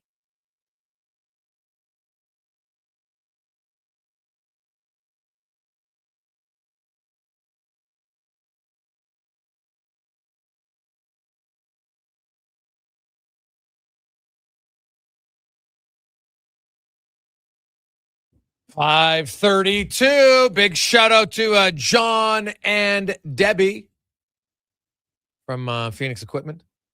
They came in with that $700. And then we have $100 from Wazzy and $100 from Gary. And that puts us to our goal and just slightly over. So awesome stuff. Now, hey, we got 20 minutes left. Anybody's got $100 burning a hole in their pocket, let us know. 833-401-1440. We can send you a link, and hey, you can make your Christmas donation be a good thing. Maybe you're sending some good karma to the orders. Either way, thank you, everybody.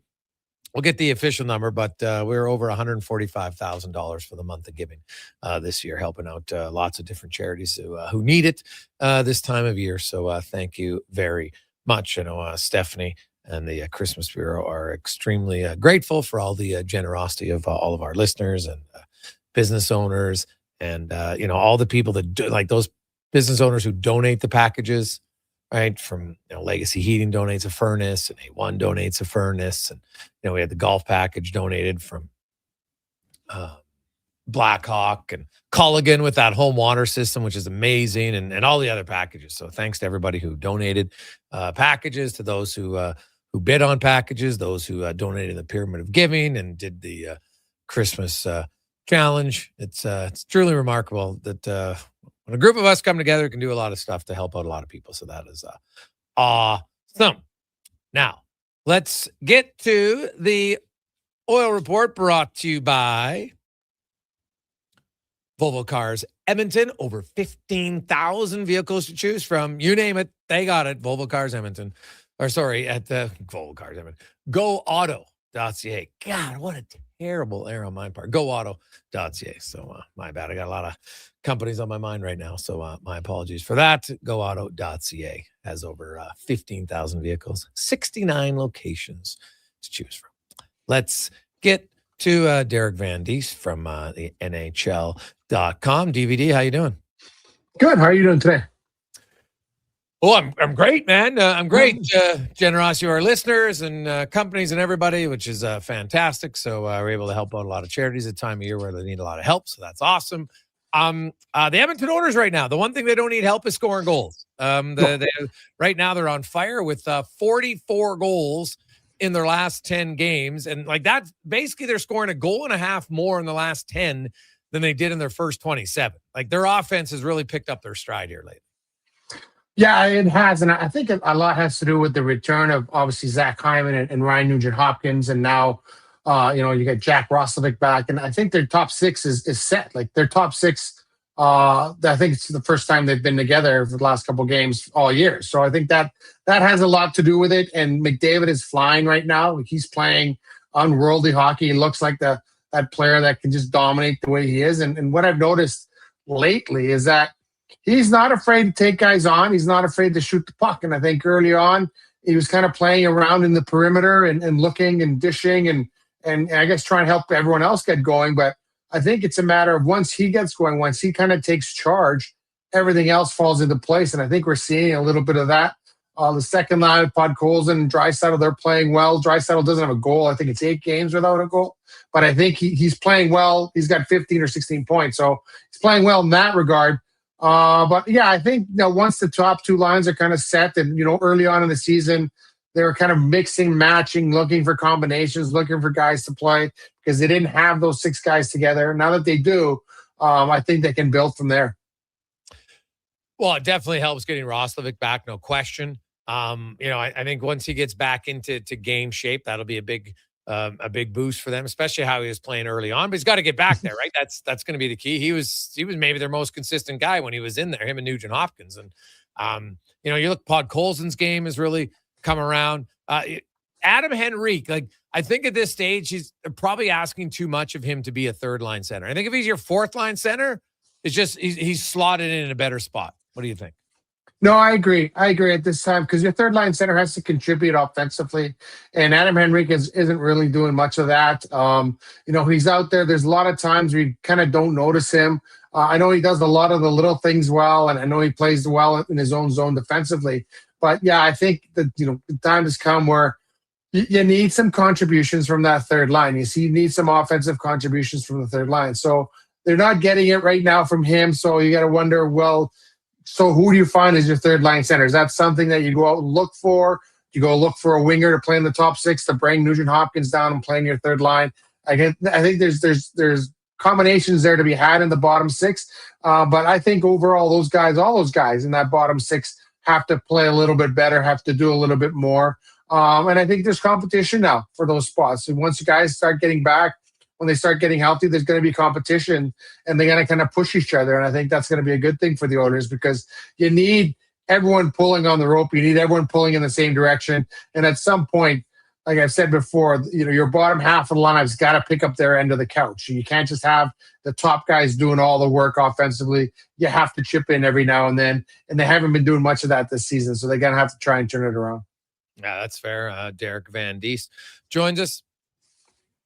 DVD, what's your expectations for Ingram? And how close of a battle do you think this is going to be between him and Pickard on who stays when Jarry returns? Well, I think Ingram still needs more time. I think he's up here. They want to see what he has, and I think that's why he got the start today. I'm pretty sure they'll go back with Calvin Pickard when they start playing again in Calgary. I think they want to give him a little bit of a run here and see, okay, what do we actually have in Connor Ingram? Where is he? This is a guy that had a lot of success in Arizona a couple of years ago. He's made 48 starts, played 50 games, had a really good save percentage on a kind of a bad team, Jason. Like Arizona was still a young team. They were still trying to find their way. And he had him in a situation where people were thinking, hey, maybe the Coyotes can make a playoffs here. So I think they're hoping he kind of gets back to that. Obviously, he's had some issues off the ice that he's had to deal with. And we're talking to him yesterday. He looked like he was in a good place. Like he looks like he's in a good place now. He's had a good support group. He's gotten through whatever he needed to get through. And I think the Oilers now want to say, okay, what do we have in him? Like they know what they have in Calvin Pickard. They know what they're going to get in Calvin Pickard. What do you have in Connor Ingram here? And can you go with Connor Ingram? And I think they're going to have some time because I know they say Jarry in the new year. I think he might be further along than that.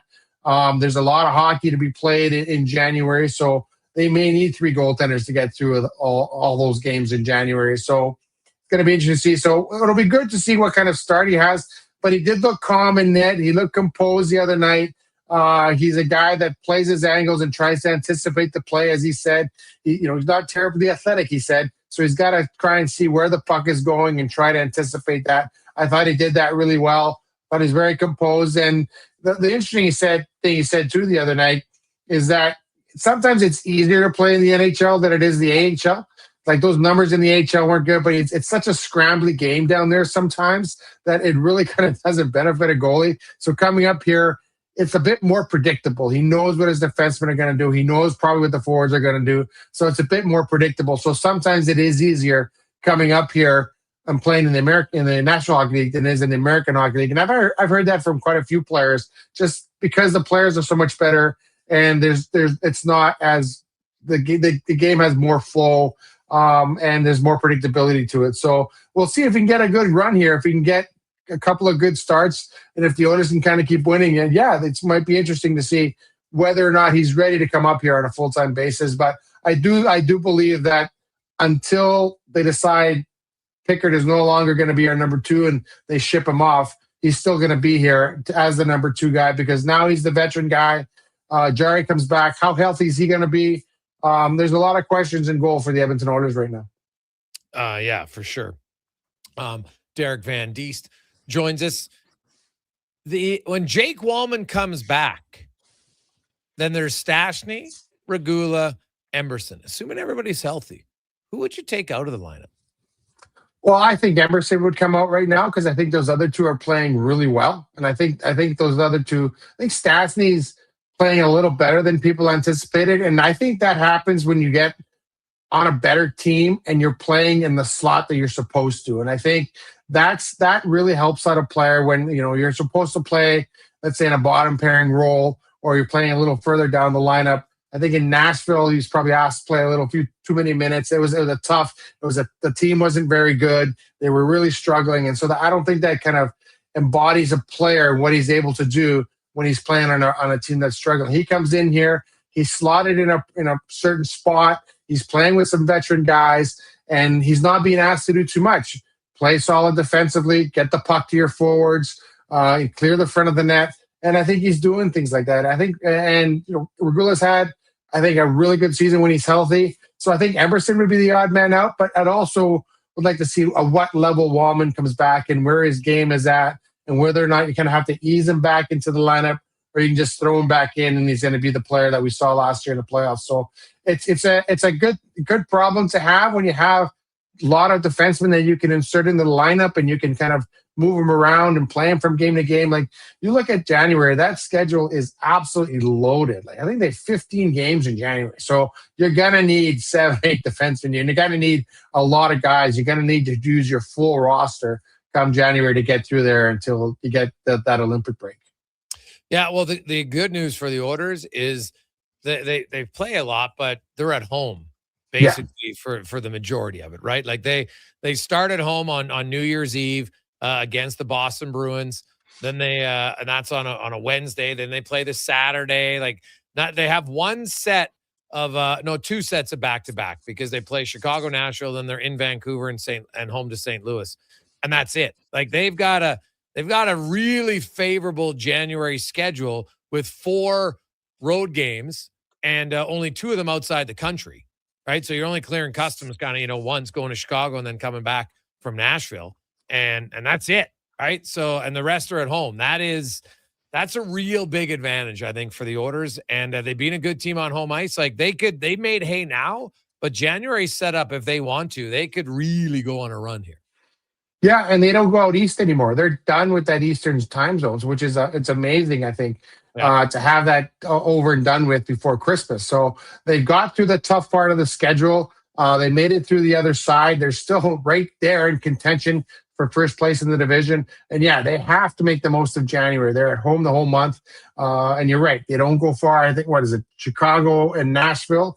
So those aren't two. You look at those teams, they're not daunting road games by any means. And then you got Vancouver and Winnipeg. Winnipeg's not playing well. Vancouver's in transition. So there's no reason why you couldn't win all those 4 road games. And then you have to try and make a move in January because you got a ton of home games. You're at home basically the entire month. So yeah, that's when the Oilers, I think, will try to make a move and kind of get to first place and maybe try and get some separation. They're lucky that the Pacific isn't as good this season because all the teams are kind of stuck around and they're compacted. You look at the teams in the Central, they would have, if they were in the Central, Colorado and Dallas would have ran away with it, and I don't think you'd catch those guys. But I think, they have an opportunity here. They finish strong tonight. They come back, and then they look at that schedule and say, okay, we have a chance to really make a move up the standings. DVD, thanks so much, man, for joining us all throughout the year. Very much appreciate it. Have yourself an awesome Christmas, and we'll talk to you one more time, I guess, to wrap up 25. So have a great Christmas for all you and your family. Likewise, Merry Christmas to you and all the listeners. So good talking to you. You betcha. That's Derek Van Diest from NHL.com. We'll take our final break, come back, wrap things up in the Gregor Show, presented by PlayAlberta.ca.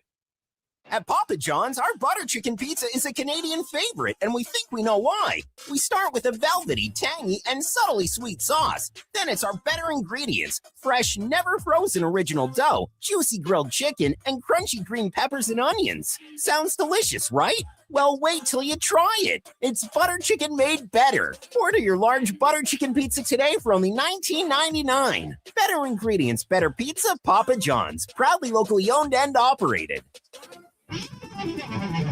And here comes Action Electrical Service Team sprinting onto the scene. These are your first responders for any electrical emergency. That's right. With their fleet of service vans and specialized gear, they assess, they service, and maintain electrical lighting and automation systems. They're all about rapid response. Quick diagnostics and repairs to restore power and safety fast. Hire the Action Electrical team to bring home a win for your project. Visit actionelectrical.net.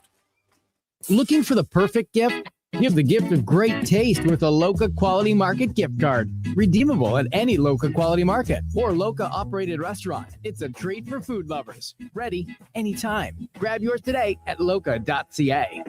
The Bricks Boxing Day blowout is back. Be one of the first 10 customers in line to receive a $50 credit towards any purchase. Plus, shop incredible 5-hour door crashers, like 70% off genuine leather and reclining sofas when you buy the matching love seater chair. And all day, buy any TV or appliance and get a $50 credit towards furniture, home decor, and mattresses. Plus, free local delivery on purchases over $4.99. Some exclusions apply. The Brick, saving you more. You matter. Your mental health matters, and you're braver than you think. Not Alone is an organization focused on creating a space of acceptance and support through tough, meaningful conversation. My name is Tyler Smith, and you are never alone. NotAloneCo.com. The Bricks Boxing Day blowout is back. Be one of the first 10 customers in line to receive a $50 credit towards any purchase. Plus, shop incredible 5-hour door crashers, like 70% off genuine leather and reclining sofas when you buy the matching love seat or chair. And all day, buy any TV or appliance and get a $50 credit towards furniture, home decor, and mattresses. Plus, free local delivery on purchases over $4.99. Some exclusions apply. The Brick, saving you more. Now for today's holiday special, Legacy Heating and Cooling saves Christmas. Santa's furnace broke down in the shop last night, and the elves couldn't make any toys, that's right. So Santa called up his pals at Legacy Heating. Ho, ho, ho, golly gee, 1 year, no payments, interest-free. And the elves are working merrily with a brand new furnace from Legacy. Happy holidays from Legacy Heating and Cooling. The job isn't done until the last load is hauled, and having a semi-trailer out of commission is not an option.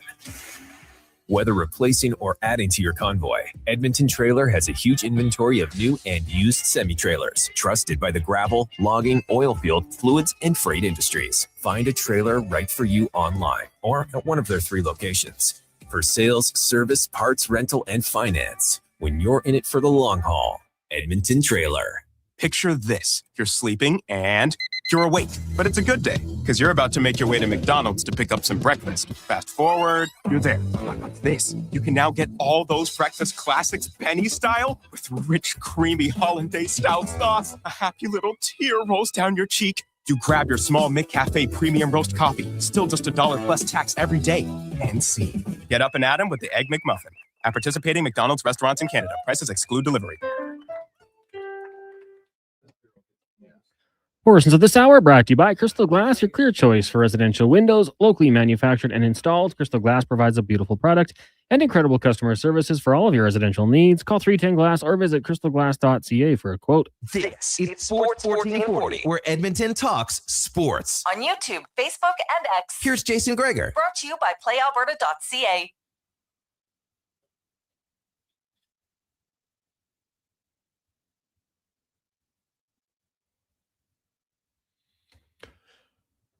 We continue on. Busy Tuesday.